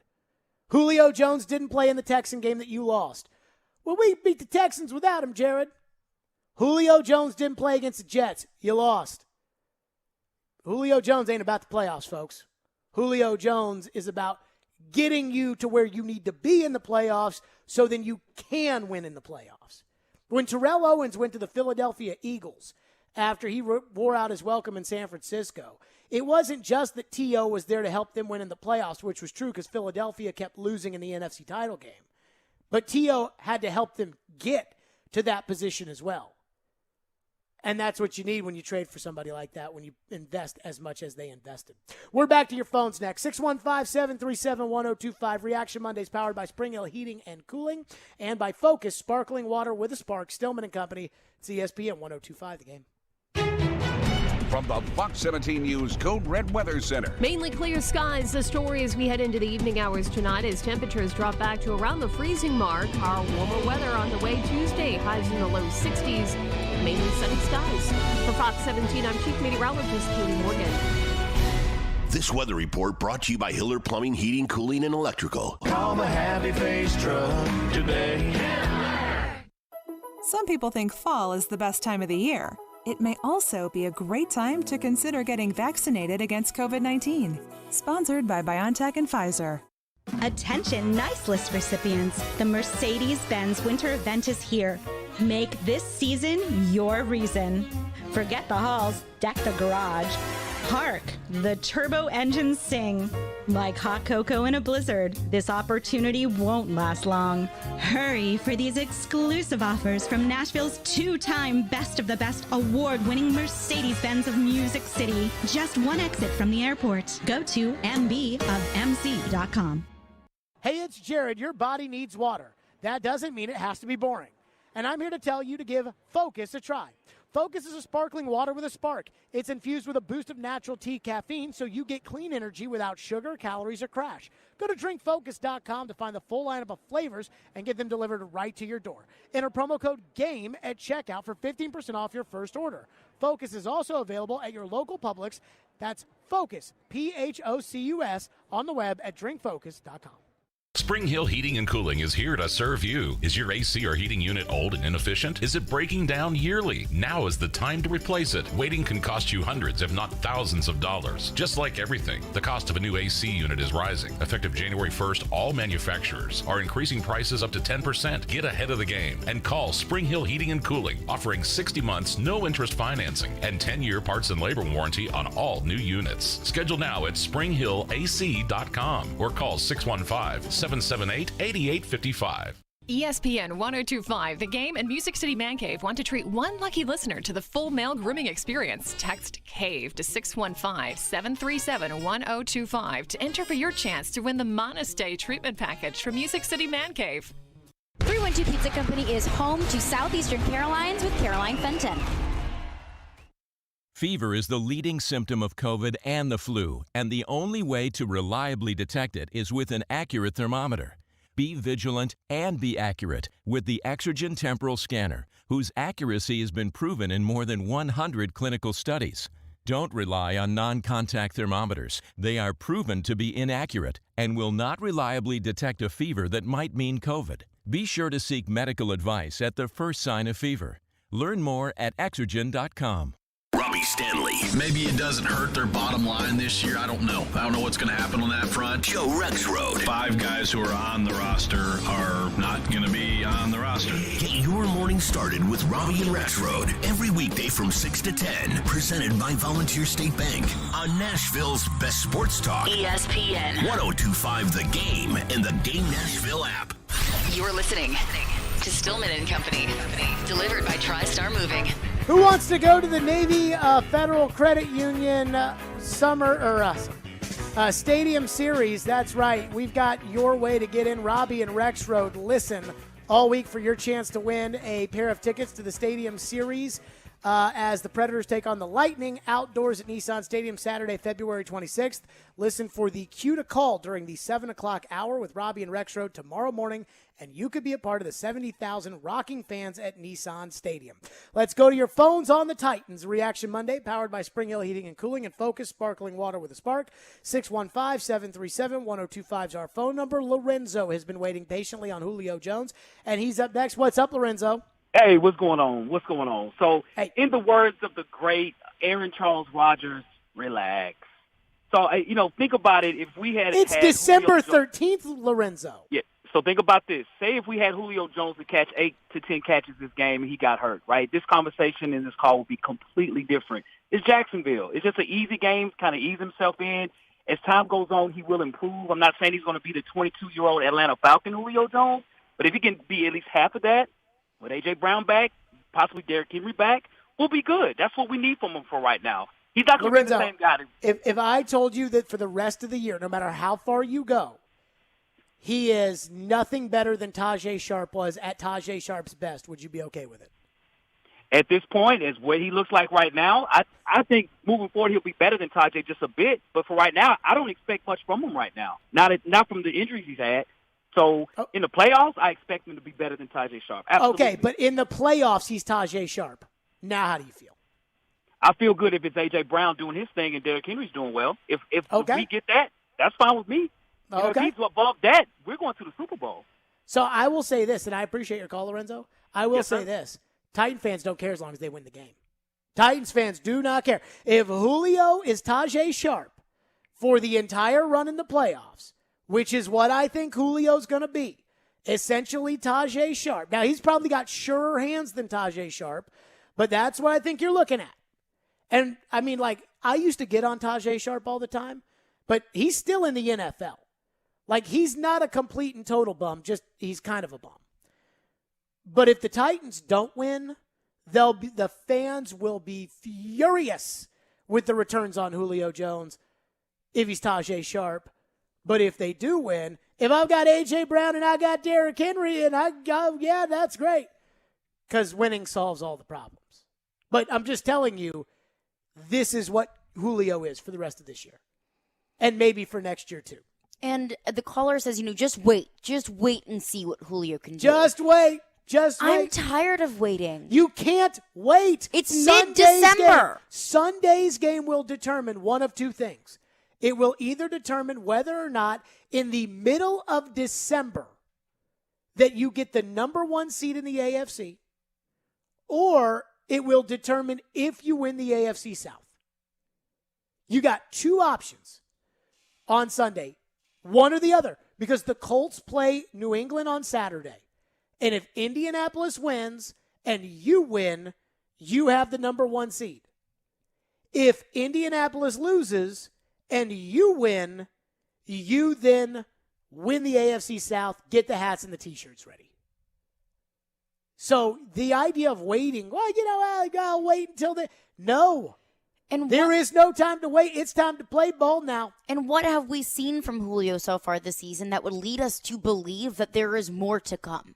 That there was more development to be made. The Seattle game. The Seattle game, and that was before the hamstring issues. It actually wasn't. Remember, he had that in training camp. That is true, but at least like the IR trip in the Colts game.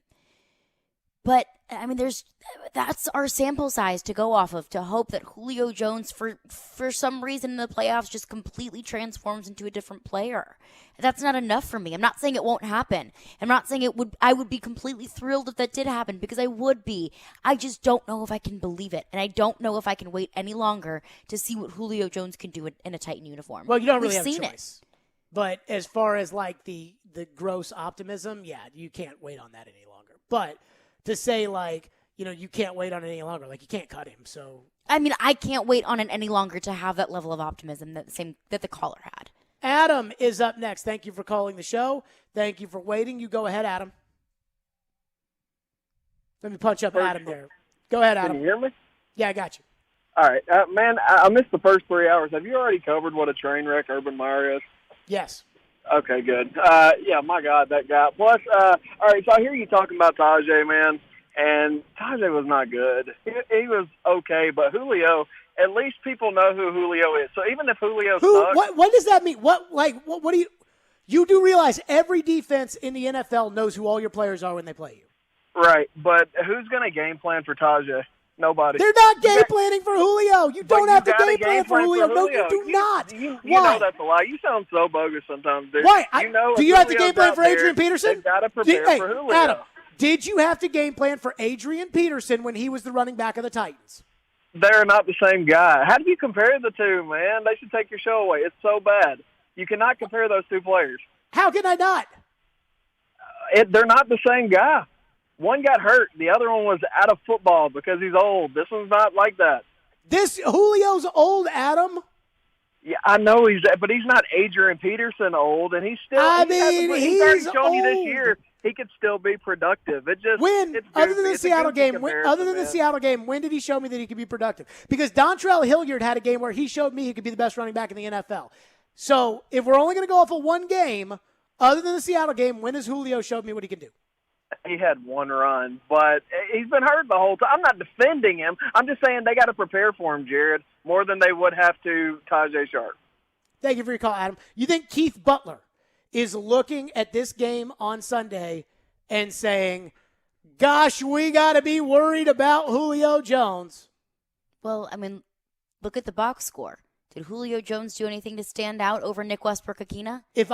All respect to Nick Westbrook-Akina, but it's not like defensive coordinators are shaking in their boots because of NWI. If I'm Keith Butler, I've got one great safety, right?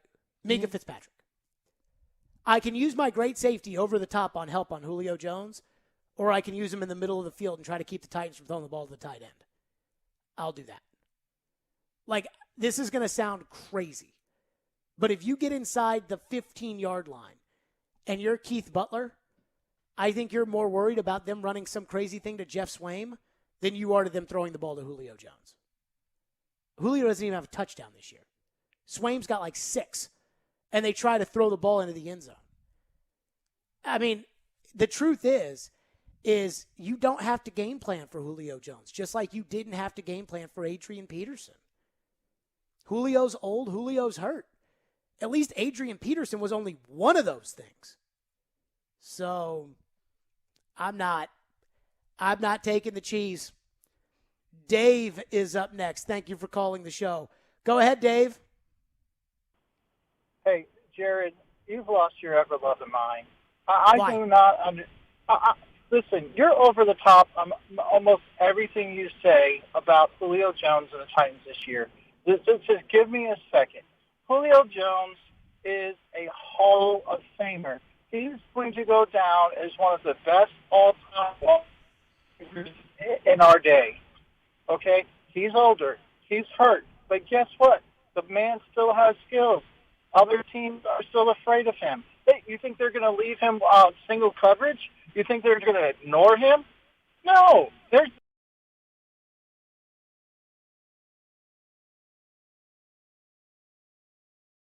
along with a run game back with Derrick Henry being back, listen, this is why we have Julio Jones. Julio Jones is a phenomenal talent, whether he's older and not at 100% or not. Teams have to pay attention to him. Why? Why do they have to pay attention to him, Dave? I just told you why. Okay, and what did you say? I said he is a rare talent. The man will burn you. He may not be the who's he burned this year? But because he's been hurt, Jared. People are not going to ignore him, and if they do, they'll be sorry. Dave, what was the first thing you said in this call? I said you've lost your ever-loving mind. Okay, what was the second thing you said? You're over the top. No, you said that Julio's going to the Hall of Fame, and because of that, that matters. Caroline, please respond for me, for anybody that tells me that you have to game plan for Julio because he's going to the Hall of Fame. Julio Jones is going to the Hall of Fame because of what he did years ago. Julio Jones is not going to the Hall of Fame for what he has done for the Titans.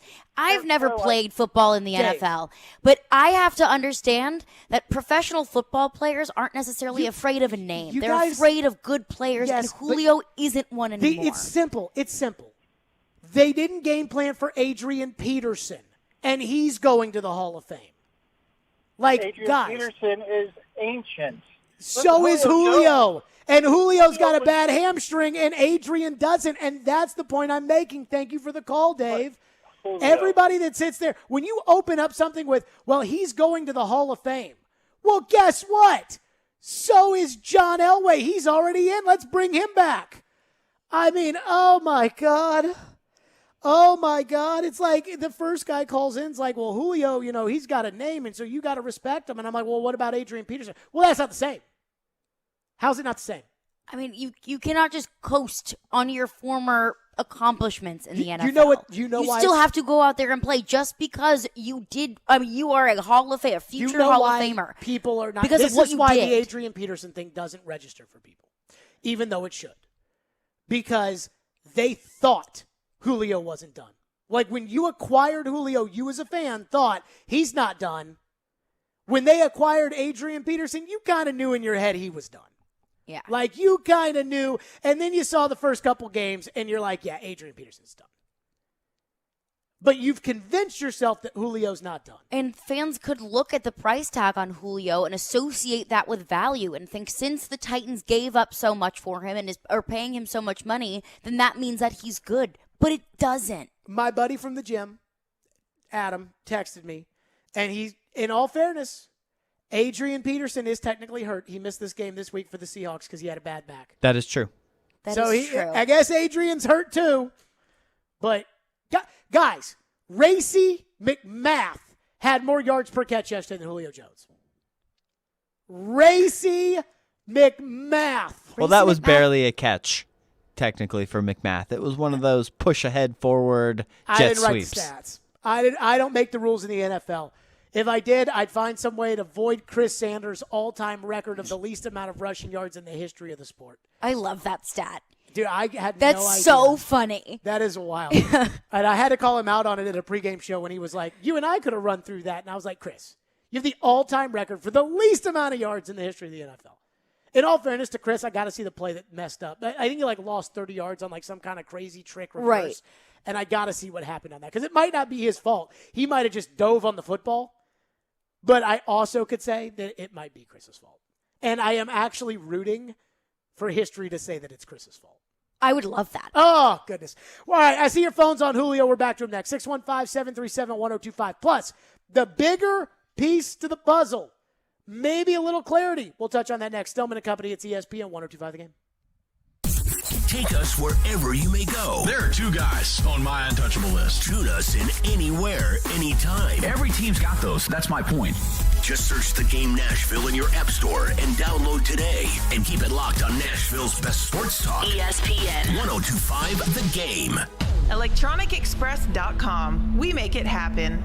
Closer, bolder, golden. Nashville SC Stadium is arriving in 2022, and season tickets are on sale now. With just 150 feet between the pitch and the last row, you'll be right there in the action no matter where you sit. If you thought soccer in Nashville was a party already, you ain't seen nothing yet. So come on in, grab a seat, and stay a while as we open a new era of Nashville sports. For more information on season tickets at the new Nashville SC Stadium, visit nashvillesc.com/22 ticks.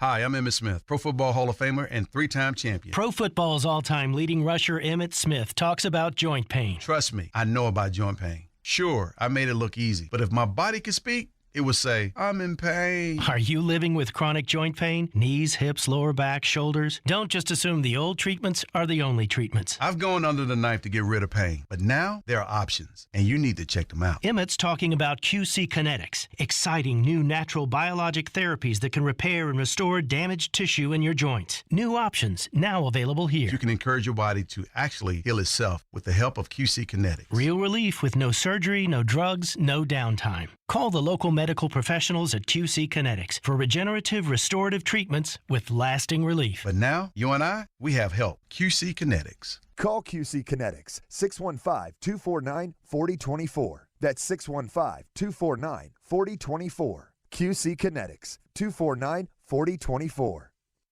Well, the NFL playoffs getting closer and closer, folks, and to help you stay on top of the action, FanDuel Sportsbook's giving you a $10 bonus when you place $20 in same-game parlay bets. Joe Rexford here to let you know you can bet on a single game or spread your bets out across multiple matchups. It's up to you. As long as you bet $20 in same-game parlays during the same week of NFL action, you're getting a $10 bonus. One of many reasons FanDuel Sportsbook is America's #1 sportsbook. It's easy to use. Trust me on that. It's safe. The payouts are fast. The same-game parlay bonus is live during weeks 13, 14, and 15. So lock in some winners today. Enjoy a $10 bonus on FanDuel. Some big ones coming up this week, of course, starting with the Titans at the Steelers. Colts Patriots is a huge Saturday matchup as well. If you're new to FanDuel, sign up, use the promo code Joe102, place your first bet risk-free up to $1,000 as well. That's promo code Joe102 exclusively on the FanDuel Sportsbook app. You must be 21 or older and present in Tennessee. Bonus issued is not a drawable site credit that expires in 7 days. Max bonus $10. Restrictions apply. See terms at sportsbook.fanduel.com. Gambling problem? Call the Tennessee Red Line, 800-889-9789.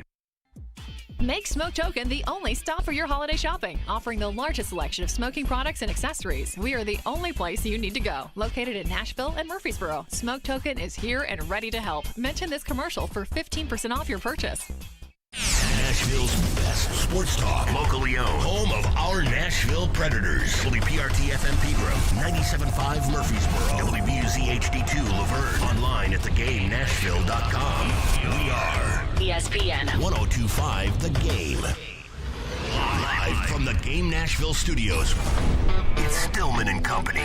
Delivered by TriStar Moving. TriStar Movers with 5-star service. With Jared Stillman on Nashville's best sports talk. ESPN 102.5 The Game and the Game Nashville app. Stillman and Company is delivered by TriStar Moving. ESPN 102.5 The Game, streaming live on Twitter, Twitch, and YouTube. Thanks to the law offices of Amanda Gentry. Reaction Monday, powered by Spring Hill Heating and Cooling, and by Focus Sparkling Water with a Spark. Drink Focus, PHOCUS. That natural tea, caffeine. DrinkFocus.com. It is Reaction Monday, so I do have something I want to get to on Derrick Henry, which we will do in just a second. But it is Reaction Monday. People are lined up to talk about Julio. So what do you want to do? Talk about Derrick Henry first or go to the phones? To the phones. 615-737-1025. DeJuan is up next on Julio Jones. Thank you for calling. Thank you for waiting. Go ahead, DeJuan. I'm going to put you up on game, Jared. I promise you, we didn't pay money as a fan. I know you paid to analyze every little detail, but we don't care about what Julio does against the Jacksonville Jaguars. I don't care if he out there every play and gets 2 yards. We care what Julio does on Monday Night Football, Sunday Night Football, and in these playoffs. So I don't care. So after the season ends, if Julio has no impact when it really matters, then you make your statement. But to say it during the year, I could care less. I don't care what he does next week. Who we playing next week? Could care less. When we first round playoffs, that's when we care. Agree or disagree? I disagree. Do you know why the Titans? Do you know why, DeJuan? Do you know why the Titans are not going to have the number 1 seed most likely in the AFC playoffs? Why? Because they lost to the Jets and the Texans. And you know why they lost to the Jets and the Texans? Because A.J. Brown and Julio Jones didn't play. So if you have the number 1 seed, Mike Vrabel, I appreciate your call, DeJuan. Mike Vrabel has never lost on extra rest as a coach in the NFL. I believe the stat, Jim Wyatt, I think, had this out yesterday. The stat is 9-0. Vrabel long rest after a Thursday night football or a bye. I think that makes sense, right? This is Vrabel's 4th year, and you play 1 Thursday night game every year. Plus a bye. And you get a bye every year. And the Titans haven't played their Thursday game yet. So would that be 9? That'd be 9. In 5 seasons, yeah. Is this Vrabel's 5th season? I think it's his 4th season. Maybe it's 7-0. I don't know. Maybe there's other games in there. Hasn't lost after extra rest. Right. Vrabel as a Titans has coach. Never lost with extra rest as a Titans coach. You beat the Texans. If you beat the Texans and the Jets right now, you would have lost 2 games to New England and to Arizona. And you'd be sitting there at 11-2 right now. I mean, we're talking like 15-2 is a possibility at that point. You're the number 1 seed. Mm-hmm. And if you're the number 1 seed in the AFC and you don't lose on long rest, then you're automatically in the AFC title game. But that's if Julio and AJ had played those. It's 7-0, not 9-0, 7. Okay, 7-0. Vrabel's 7-0. Still very impressive. And so, that's a big deal to me. Ellie is up next on Julio. Thank you for calling. Thank you for waiting. Go ahead, Ellie.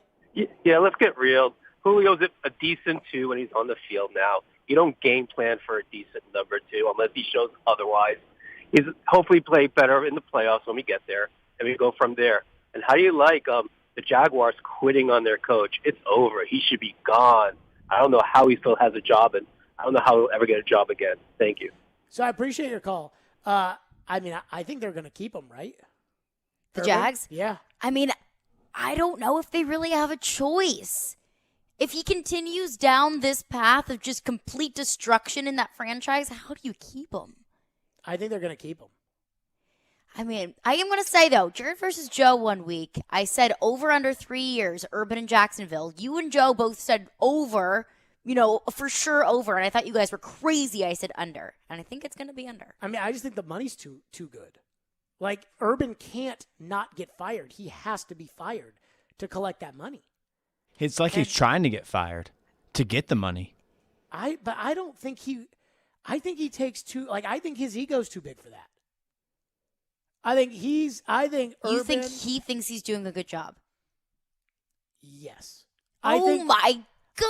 I think the line of him thinking that all of his assistant coaches are losers, I think that that's probably true. That Urban looks at it like, I knew I should have, in college, I knew my coaches, I knew who those guys were, and they tell me that I need an offensive guy that's NFL, so I get Darrell Bevell, and he's a freaking loser who threw the football on the 1-yard line in the Super Bowl, and all these guys are freaking losers, every last one of them. I mean, God, they're holding us back, and this team's so bad when I got here that, there's no way you could expect us to win. There's no way. But how arrogant can you be? Who are we talking about? Urban Meyer. Okay. The president of Arrogant City. Okay. So I just don't know how. Urban Meyer is a football guy. He is a career football coach. I don't understand, as a football guy, how you can lead a team that is that bad and that doesn't concern you. And you think everyone else around you is the issue? I don't get it. And I know that Urban is a cuckoo nut. I just don't get it. So, Ian, if you can grab that Urban when he was talking about the leakers who are leaking the information to NFL Network, the league-owned channel. Shad Khan owns 1/32 of the NFL Network. And they are reporting about how bad it is in Jacksonville.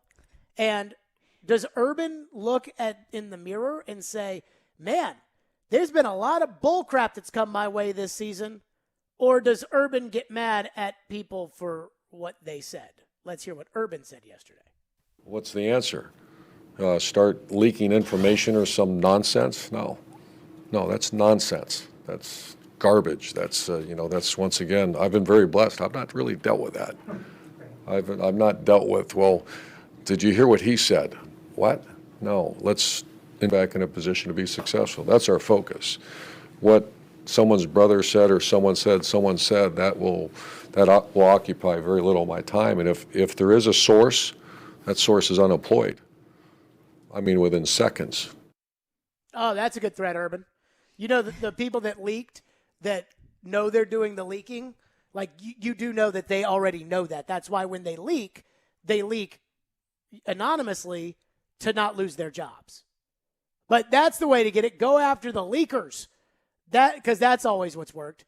And I think Richard Nixon tried that. I think it got him impeached.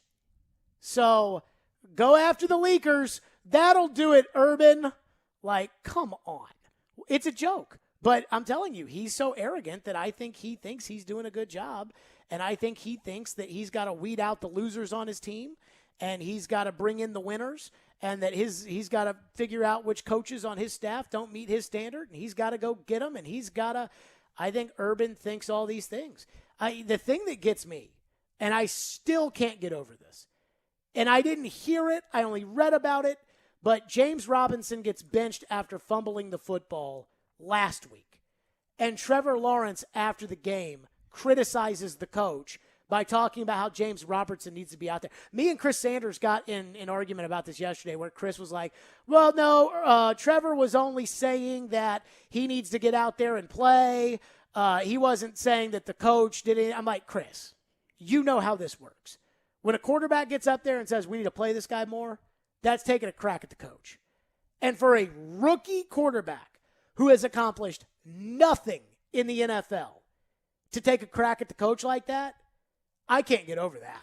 And also coming from a quarterback that everything that I ever heard about Trevor Lawrence in Clemson, it was all very, we respect the coach, we respect the team. It was very, very coach speak. He never really stepped outside the lines. Trevor Lawrence can't walk in the athletic director's office and say, get rid of Dabo or I'm out. He can't do that. Because if he does, the athletic director at Clemson is going to say, well, it was nice seeing you, Trev. And good luck in the portal. Georgia lost Justin Fields. They're doing fine. If Trevor Lawrence walks into Shad Khan's office and says, I'm not playing for this guy, he's got to fire Urban. And I do wonder if that's the next step here, is if that was the first shot across the bow of Trevor Lawrence basically cutting out Urban's authority from him. was, hey, either get it together or I'm not playing for you anymore.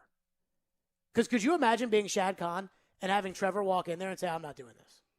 Your first-round pick. Like, I do wonder. Who you invested in to be the future of this franchise? I told you. And I hope Urban stays at Jacksonville for forever because I think he's terrible.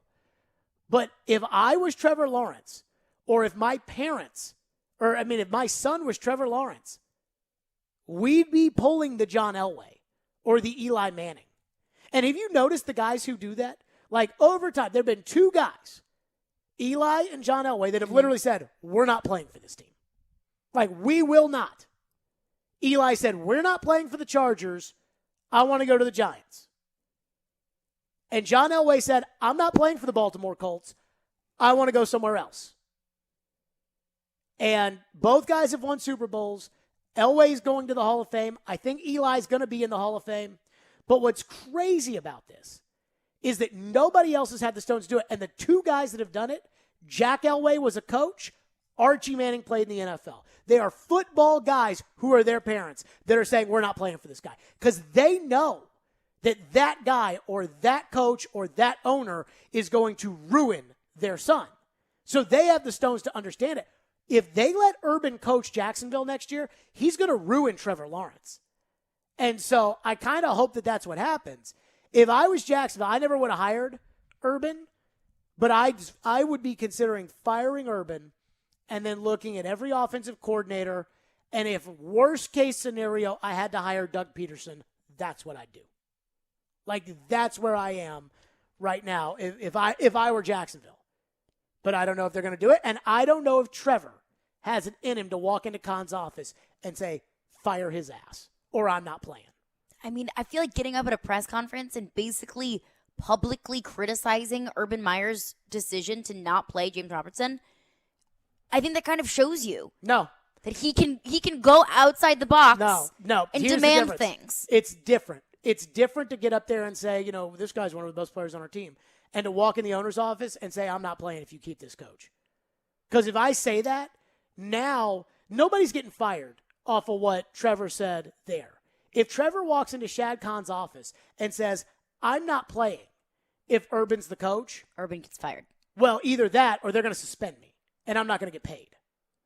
So, that's really putting your money where your mouth is if they suspend Trevor Lawrence because he's conduct detrimental to the team. Remember, Green Bay said, okay, fine, Aaron. You want to do that, Aaron? You do it. And what did Aaron say? Oh, well, So that's the situation you're putting yourself in. Eli Manning was willing to sit out for an entire year and go back in the draft the next year. John Elway was willing to go to the New York Yankees.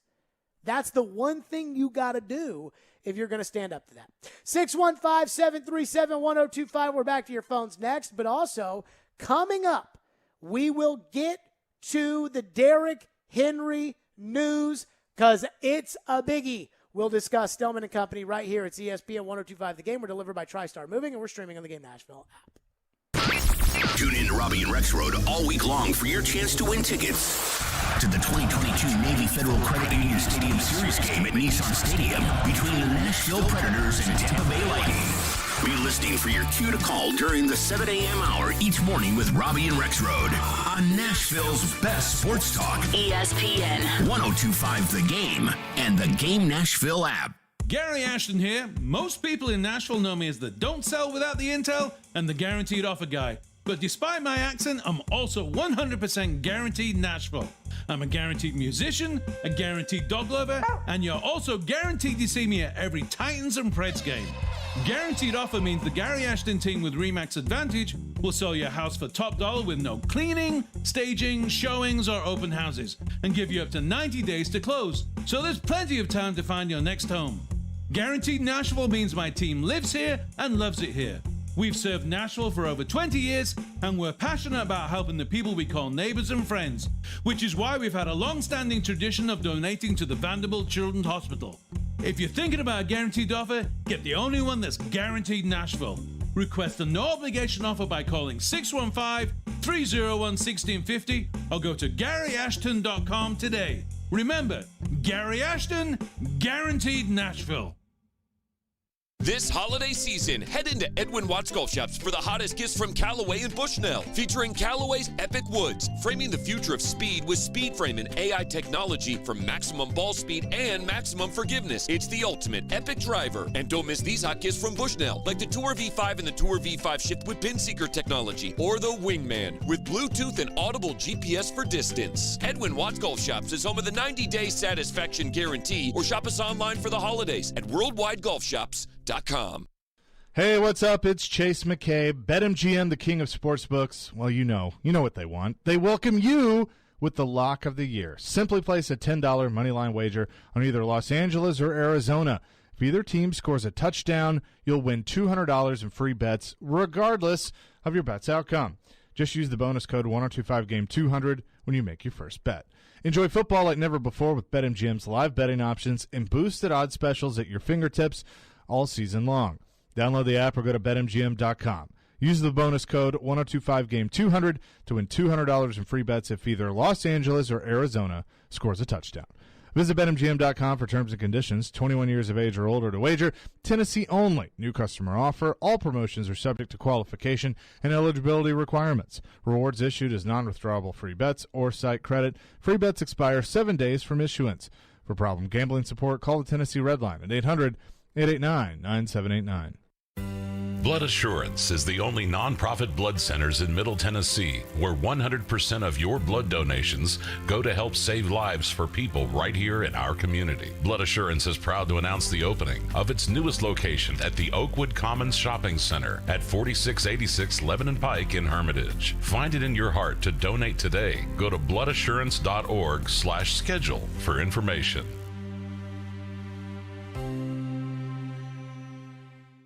Touchdown, Boilermakers! Witness tomorrow's NFL stars this month at the TransPerfect Music City Bowl. First down, handoff, tailback, right up the middle to the 30. He's out of here. 20, to the 10, crank up Rocky Top.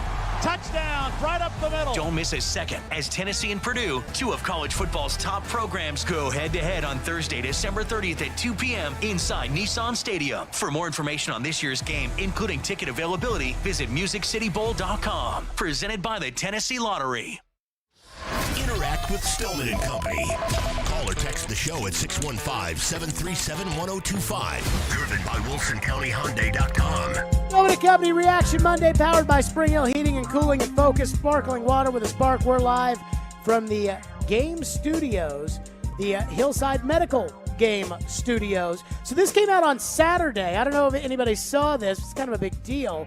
Ian Rappaport, NFL Network, reporting, quote, Titans star running back Derrick Henry on track to return by the playoffs or sooner.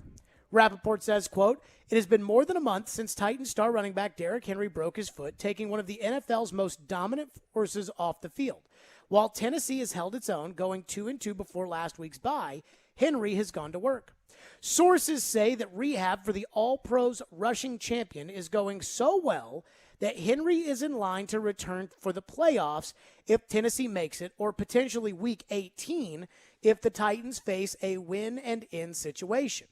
The team was optimistic he would play again following surgery to repair the fifth metatarsal on November 2nd, and reports on his progress have bolstered that good feeling.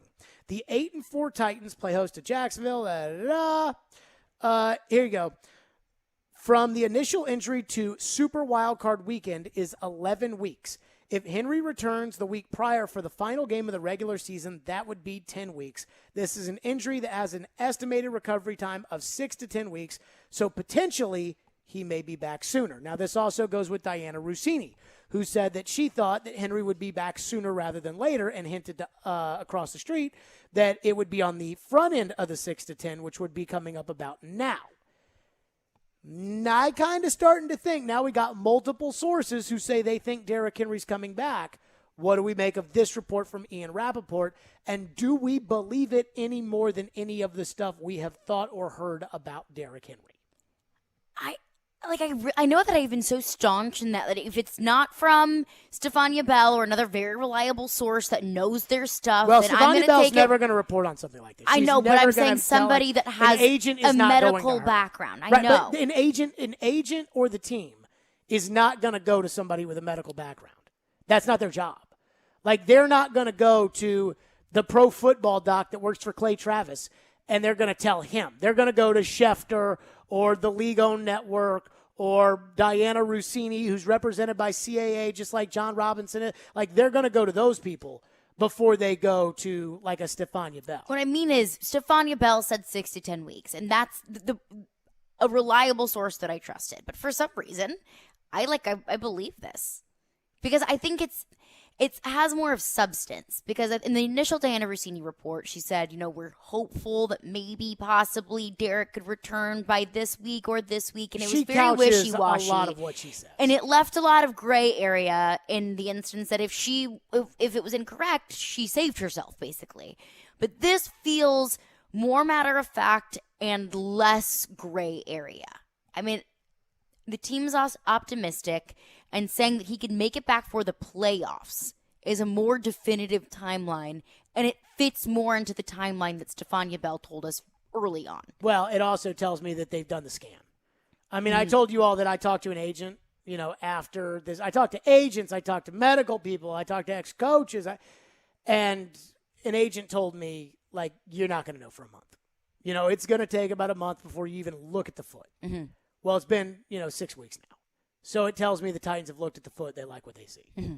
That's what that tells me. I'll be honest with you. I think Derek comes back around the first of the year.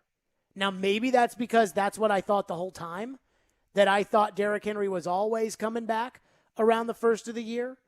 But I think you'll see Derek play in the Miami game, and you'll see Derek play in the Houston game. And then they hope to have the 1 seed and give Derek a week off, and then play Derek in the first round, which would be the divisional round of the playoffs for the team that has the bye. But I think that here's the thing. Like, the idea of, well, if it's not win or in, then I don't want Derek in. If it's bye or not bye, I want Derek in. Mm-hmm. If it's second seed and not having to play Kansas City right away, then I want Derek in the game. I also want Derek to play before the playoffs because I think Derek needs to test out that foot. Derek needs to get hit. I mean, beggars can't be choosers. So if I have to take Derrick Henry back for the start of the playoffs and that's the earliest I get him, then fine. But if Derek can go, I want Derek to go because I want Derek to get some hits. I want Derek to feel in the flow. I want Derek to, and maybe wrap up the number 1 seed. And I would be, again, I think Derek's coming back for the Miami game. Maybe he doesn't play the Miami game. Maybe he's just back at practice that week. But I think that's when Derek's coming back. The other question I have, when's AJ coming back? AJ will have to miss this game, but would be eligible to return for the San Francisco game. Is AJ going to be back for that? Is AJ still hurt? How hurt's AJ? What's wrong with AJ? Have we heard any developments about AJ? Nope. I feel like it has been peep about AJ Brown. That's Titans. So, I don't know. I don't know what the scenario is with AJ, but I am interested in what is happening with AJ Brown and what is not happening with AJ Brown. Let's go to your phone, 615-737-1025. One texter texts in and says, can you imagine how loud Nissan Stadium will be when they finally introduce Henry's first game back? So, I mean, sure. Like, I was there when they played New England, the defending Super Bowl champions, on Monday Night Football, and they announced Javon Curse and the place went nuts. But, like, the idea of that being something that I really care about is not on the list. I mean, people being excited about his return, that's exciting. Having, what feels like the heartbeat of this offense back on the field is a good thing. See, I'm more concerned about whether or not they play when Derrick Henry comes out and they play the Texans on the road at Houston and whether or not Derrick Henry can still run the ball for 200 yards. Or if they're hosting a playoff game against the Chargers where their quarterback is much better than your quarterback, can Derrick run the Chargers out of the building? I'm more worried about that than I am, head running back from Alabama. Like whatever. What's next?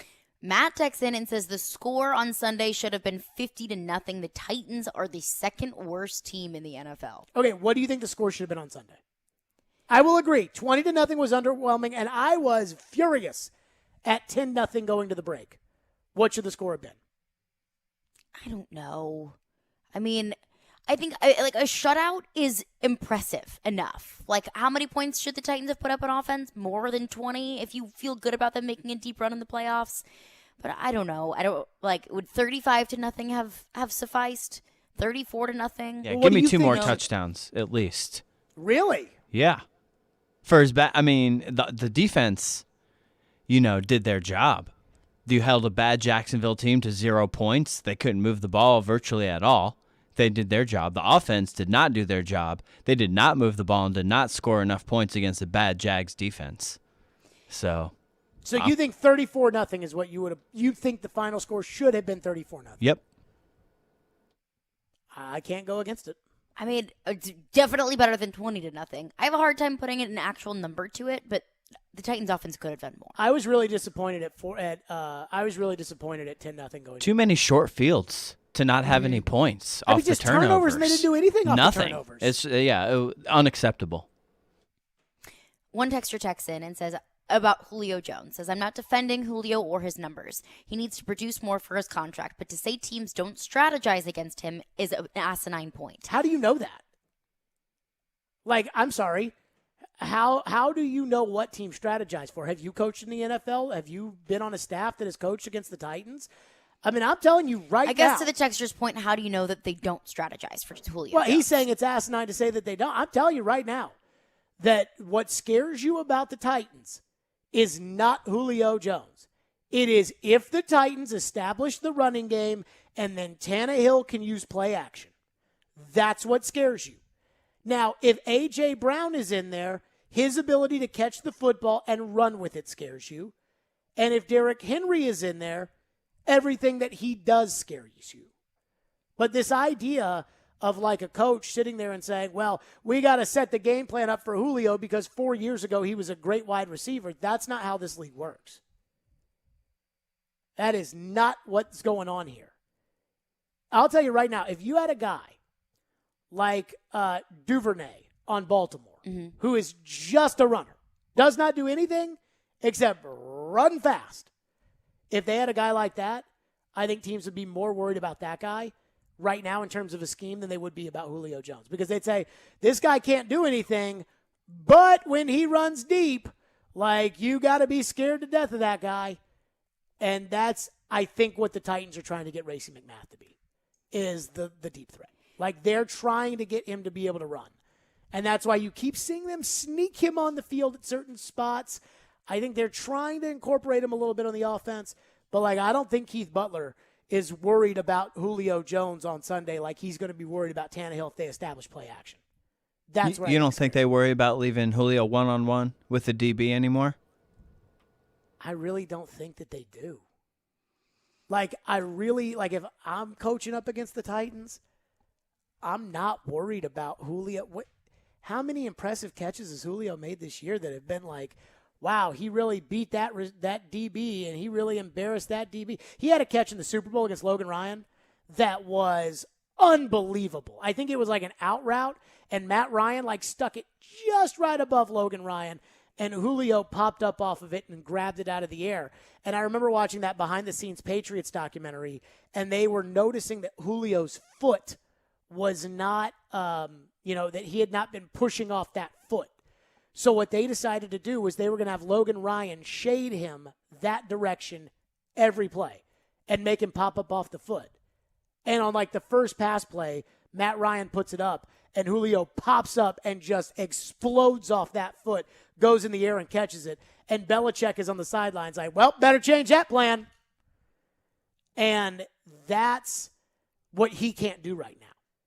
They're going to make Julio prove. Like Belichick did with that foot, they're going to make Julio prove. And Julio has done no proving, so there's no reason to game plan against him or to double him or anything like that. That's just my 2 cents.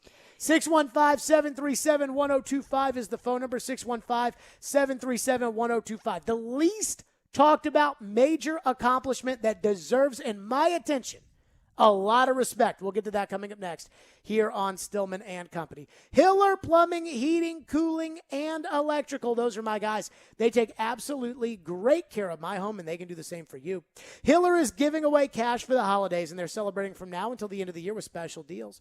Hiller wants to make sure every child experiences the joy of Christmas this year, so they're donating $50 in toys to Toys for Tots with every tankless water heater purchase. And they're giving away a $250 Visa gift card with each unit. Get a $500 Visa gift card when you buy select new HVAC systems, or get a $500 Visa gift card with the purchase of any new whole home generator. More specials are online at happyhiller.com. As always, Happy You'll Be, or the service is free, and these deals are only now until the end of the year, so schedule today. Hiller, proud supporters of the Nashville Predators, the Tennessee Volunteers, the Vanderbilt Commodores, and again, they take excellent care of me. They'll do the same for you. Hiller, call the Happy Face Truck today. Lawrence on 3rd and 10. He never had a chance. Landry. The Titans defense smothers Jacksonville in their return to the win column. Lawrence's pass deflected, and it is Evans. We're reacting all day long. Talking Titans. There were some games made. There were some things figured out. On Nashville's best sports talk. ESPN. 102.5 The Game and the Game Nashville app. Attention Nice List recipients. The Mercedes-Benz winter event is here. Make this season your reason. Forget the halls, deck the garage. Hark, the turbo engines sing. Like hot cocoa in a blizzard, this opportunity won't last long. Hurry for these exclusive offers from Nashville's two-time Best of the Best award-winning Mercedes-Benz of Music City. Just one exit from the airport. Go to mbofmc.com. Do you have a VA home loan? Don't let the year end without snagging what might be the best rate of your lifetime. Hey, Willie Donick here. Call my friends at Loan Pronto now. They specialize in a VA streamline loan. You can get a lower rate with no appraisal, no income documentation, and no cash due at signing. Loan Pronto can even cover veterans' closing costs. So call Loan Pronto. Ask about the streamline loan now. And with sky-high home values, Loan Pronto is also helping veterans get cash out of their home's equity for paying off credit cards, for home improvements like pools and new kitchens. Ask about their refi programs that let veterans access 100% of their home's value. VA loans made easy and fast with Loan Pronto. 615-499-5780 or loanpronto.com. That's 615-499-5780. Equal housing lender. NMLS 166-1781. Subject to lender approval. Not all loans eligible for zero-cost refi. Ryan Porth back again to tell you about Dr. Kelly Rice, Family Cosmetic and Dental Sleep Medicine. Earlier this year, Dr. Rice, I was disappointed to have a cavity filling even after brushing my teeth all the time and having regular checkups. Ryan, cavities are like any other health condition. You don't really know you have one until it gets bad. Recently, I saw a patient for treatment that they had been putting off. Something that could have been simple to fix 6 months ago turned out to need a root canal and a crown. Postponing treatment costs more and takes time away from work. Well, I can attest to the fact that if I had not been doing regular checkups, I may have had to get a root canal by now. But thanks to your great staff that has been taking care of me for almost 15 years, my teeth are as good as they've ever been. Well, we do things differently. I want to let people know that if they're afraid of pain or worried about the cost, they are not alone. Don't be embarrassed. We understand. Give us a call at 615-373-4488. That's KellyERice.com. Dr. Kelly Rice, Family Cosmetic and Dental Sleep Medicine. 615-373-4488.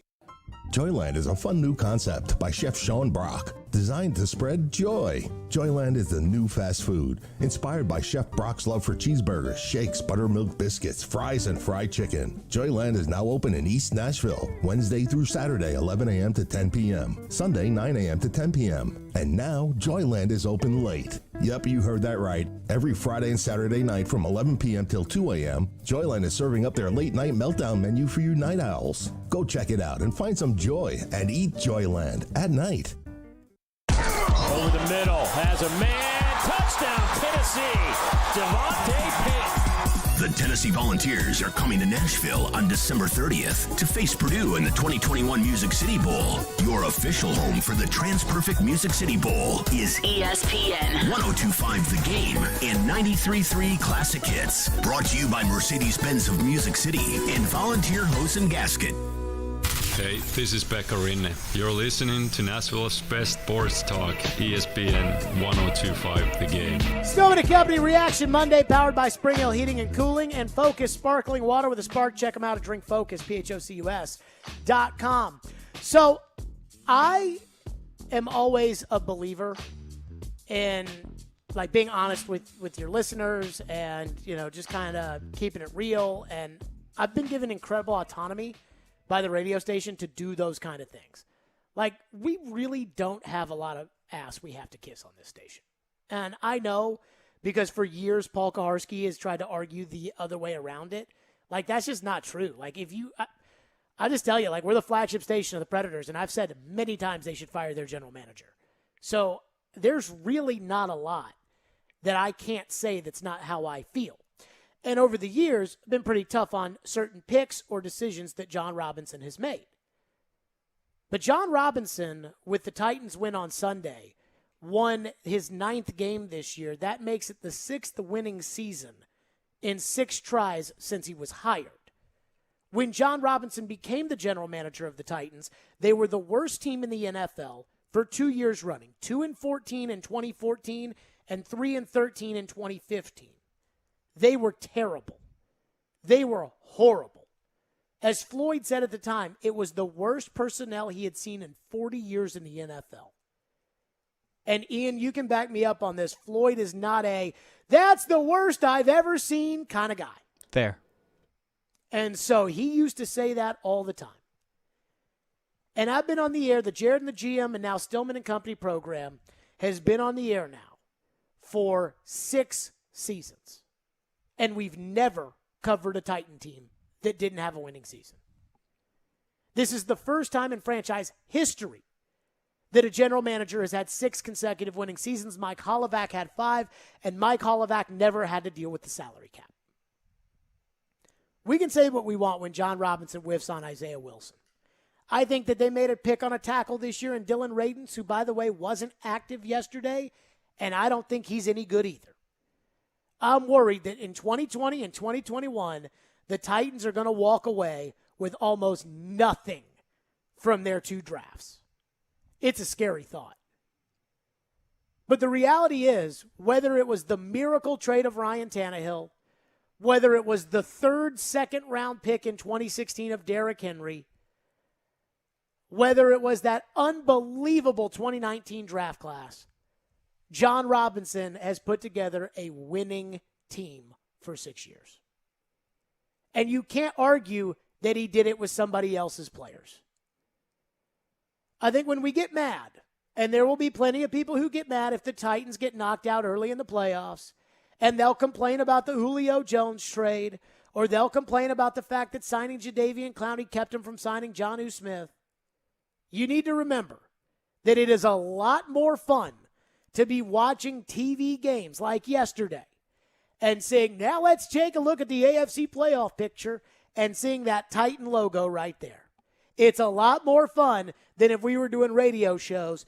Mel Kiper Jr. ranks Matt Corral ahead of Kenny Pickett. What do we think? John Robinson's done a good job as general manager of the Titans. That's a position where winning or losing is all that matters. In John Robinson's 6 seasons, as we said, he has a franchise best 6 winning seasons. He's made the playoffs 3 times, and it's going to be 4. He's made an AFC championship game, and with a win and a Colts loss, he'll win the 2nd division since he's been here. You got to give the man his due. I think about the fact that we all know, whether it's what Steve Underwood kind of told us, whether it's what John Robinson kind of told us, or whether it's what we all knew Floyd would never tell us, that he got John Robinson this job. And I'm not trying to take anything away of John's accomplishments, because we all know the last thing Floyd would want is credit for the 6 winning seasons that John had. But the one thing that the GM used to always say, and if you've listened to this show, you'll remember it, his goal every year was to compete for the playoffs. Every year. Just have a football team that is good enough to compete for the playoffs. In 2016 and 2018, the Titans were 1 game away. In 2017 and 2019 and 2020, they made it. And now they have a 99% chance to make it again this year. Robinson hasn't been perfect, but no general manager ever is.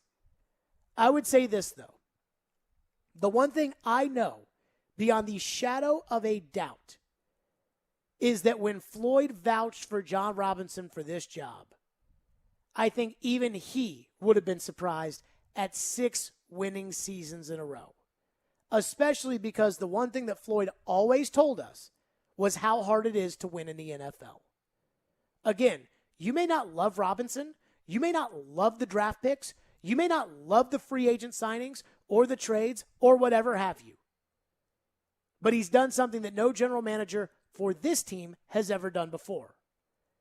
And as a fan, I know what it's like when the Titans don't have a good general manager and when the Titans don't have winning seasons and what it's like when Vince Young is throwing his pads in the stands. So credit's got to go where credit's due. And John Robinson, in my opinion, has earned that credit.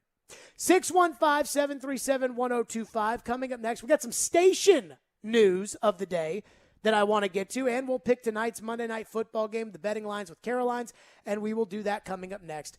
Spring Hill Heating and Cooling and Focus Sparkling Water with a Spark are the presenting sponsors of Reaction Monday, and I love to tell you about Focus. That's right.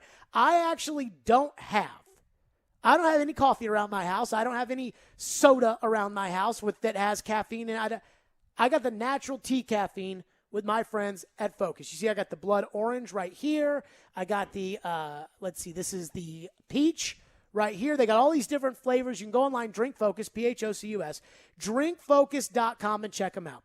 Your body needs water, but it doesn't need to be boring. So this is sparkling water with a spark. So think about your regular sparkling water. This is sparkling water with that natural tea caffeine. And again, it's natural. So you get the energy without sugar, calories, or crash. Go to drinkfocus.com to find the full lineup of flavors and get them delivered right to your door with the promo code GAME, G-A-M-E, at checkout for 15% off your first order. Focus is also available at your local public store.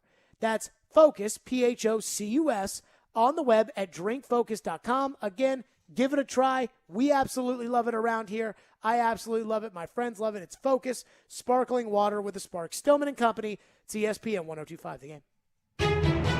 From the Fox 17 News Code Red Weather Center. Mainly clear skies. The story as we head into the evening hours tonight as temperatures drop back to around the freezing mark. Our warmer weather on the way Tuesday. Highs in the low 60s. Mainly sunny skies. For Fox 17, I'm Chief Meteorologist Katie Morgan. This weather report brought to you by Hiller Plumbing, Heating, Cooling, and Electrical. Call the Happy Face Truck today. It's the end of the year blowout sale at Social Furniture. Closing out on Ashley's Furniture with up to 70% off. First come, first served on the best selection of furniture. Social Furniture has truckloads after truckloads of furniture with 100 loads of closeouts, samples, canceled orders, and discounted orders of Ashley Furniture. All on sale here at Social Furniture. $300 nightstands now $99. $1,000 Ashley mattress now $300. $200 bar stools now for $59. $1,000 sofas now $499, and recliners starting at $299. The best part is there's no waiting. Take your new furniture home today with Social Furniture's same-day delivery. They have 12 months same as cash. Hurry up and come down to Social Furniture's end-of-the-year blowout sale before it's gone. Visit Social Furniture on the west side at 5412 Charlotte Avenue or on the web at mysocialfurniture.com. Do great prices and selection on trucks and SUVs still exist? They do in Truckville. Sarah Chevrolet Buick GMC of Nashville has the largest selection in Tennessee. And we keep getting fresh stock on our lots every day. We're committed to offering you our best price and a 5-star experience, which is why we're still known as the destination for trucks and SUVs. Come visit Truckville, Tennessee today in person or online at sarahnashville.com. Signs First is the official sign company for 102.5 The Game. Go to sfnash.com. Darren McFarland. He's cool. He's got a personality, and they make fun of him. Willie Donick. With this being a fun guy to come to work and hang around with all day. Chase McCabe. They're just like, hey, we need you to play yourself. Darren, Donick, and Chase have you covered weekdays from 10 to 2. Presented by Curacion CBD on Nashville's best sports talk. ESPN 102.5 The Game and the Game Nashville app. Hey, this is Philip Forsberg. And this is Smashville. Forsberg in the circle. He scores! Philip Forsberg! What a rocket! You're listening to the flagship of the Nashville Predators radio network, ESPN 102.5 The Game. Stillman & Company. So we got some station news we got to discuss. Ryan Porth, our program director, Preds Insiders Follows Us, has been named the assistant. I don't know what the exact title is. He's second in charge at a major station, 670 The Score in Chicago. When you talk about the top stations in America, the top sports stations. There's WFAN in New York. There's 98.5, the Sports Hub in Boston, WBUZ. Or no, WBZ. We're WBUZ, 102.9. There's ESPN New York, which is huge. And then other than that, like, there's a big station in Dallas called The Ticket. And other than that, like, the Score, where Ryan is going, is probably the third, fourth, or fifth biggest, most powerful, most influential sports station in America. And so he got called into the interim position. It was crazy how this all happened. We started Jared and the GM in August 2016. And it was me, Floyd, and Ryan was our executive producer. And like a week in to the Jared and the GM program, we had a shakeup. And Ryan had to go to essentially be an interim program director. And then Ian just started running the show with us. And honestly, we liked Ian more than we liked Ryan anyways. So it all worked out. That's a joke. It all worked out for everybody. But we really developed a great team. And Ryan really kind of fit into a management role. You know, he was a little, when he first got the program director job, you know, the idea of being in management, the idea of personnel matters, confrontation, he wasn't great at it. And there was a lot of pushing, you know, whatever. But Ryan made us a much better radio station. I always would discuss our relationship of like that and a coach and a quarterback, which is I'll go to Ryan sometimes and say, hey, I'm not running this play. So now we got to figure out something else. But ultimately, whatever the coach says you're going to do is what you do. And over the last 6 years, that's been the relationship that we've had. And we've developed really, really strong programs. And the kind of programs that absolutely nobody thought was possible. Nobody. And at first we did it because the Predators went to the Stanley Cup Final, and the next year they won the President's Trophy, and Jared and the GM was a humongous success at that point. And those, you know, the Predators really aided in that with driving listenership to the radio station.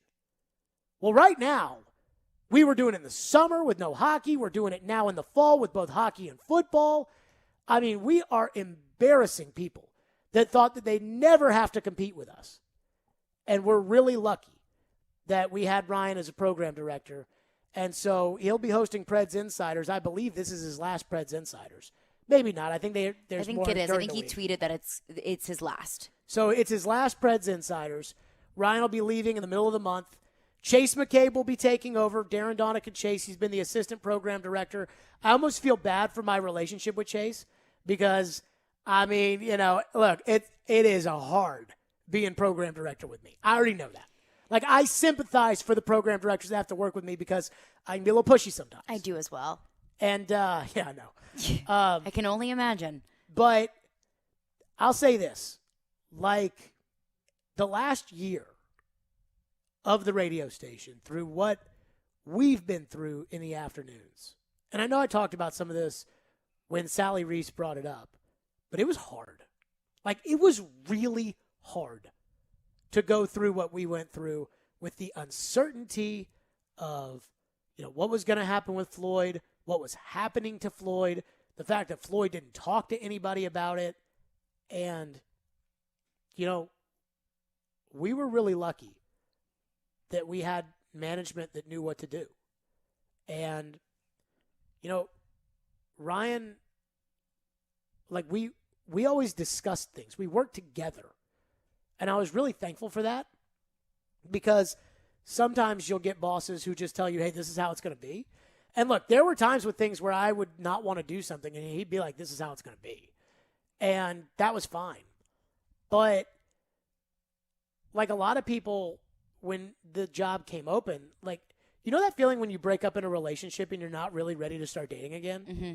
I wasn't ready to name a co-host. You know, it was a week ago or a year ago this week. I wasn't ready to name a co-host last December. I wasn't ready to have somebody, you know, Jared and Ken Griffey Jr. I wasn't ready for that.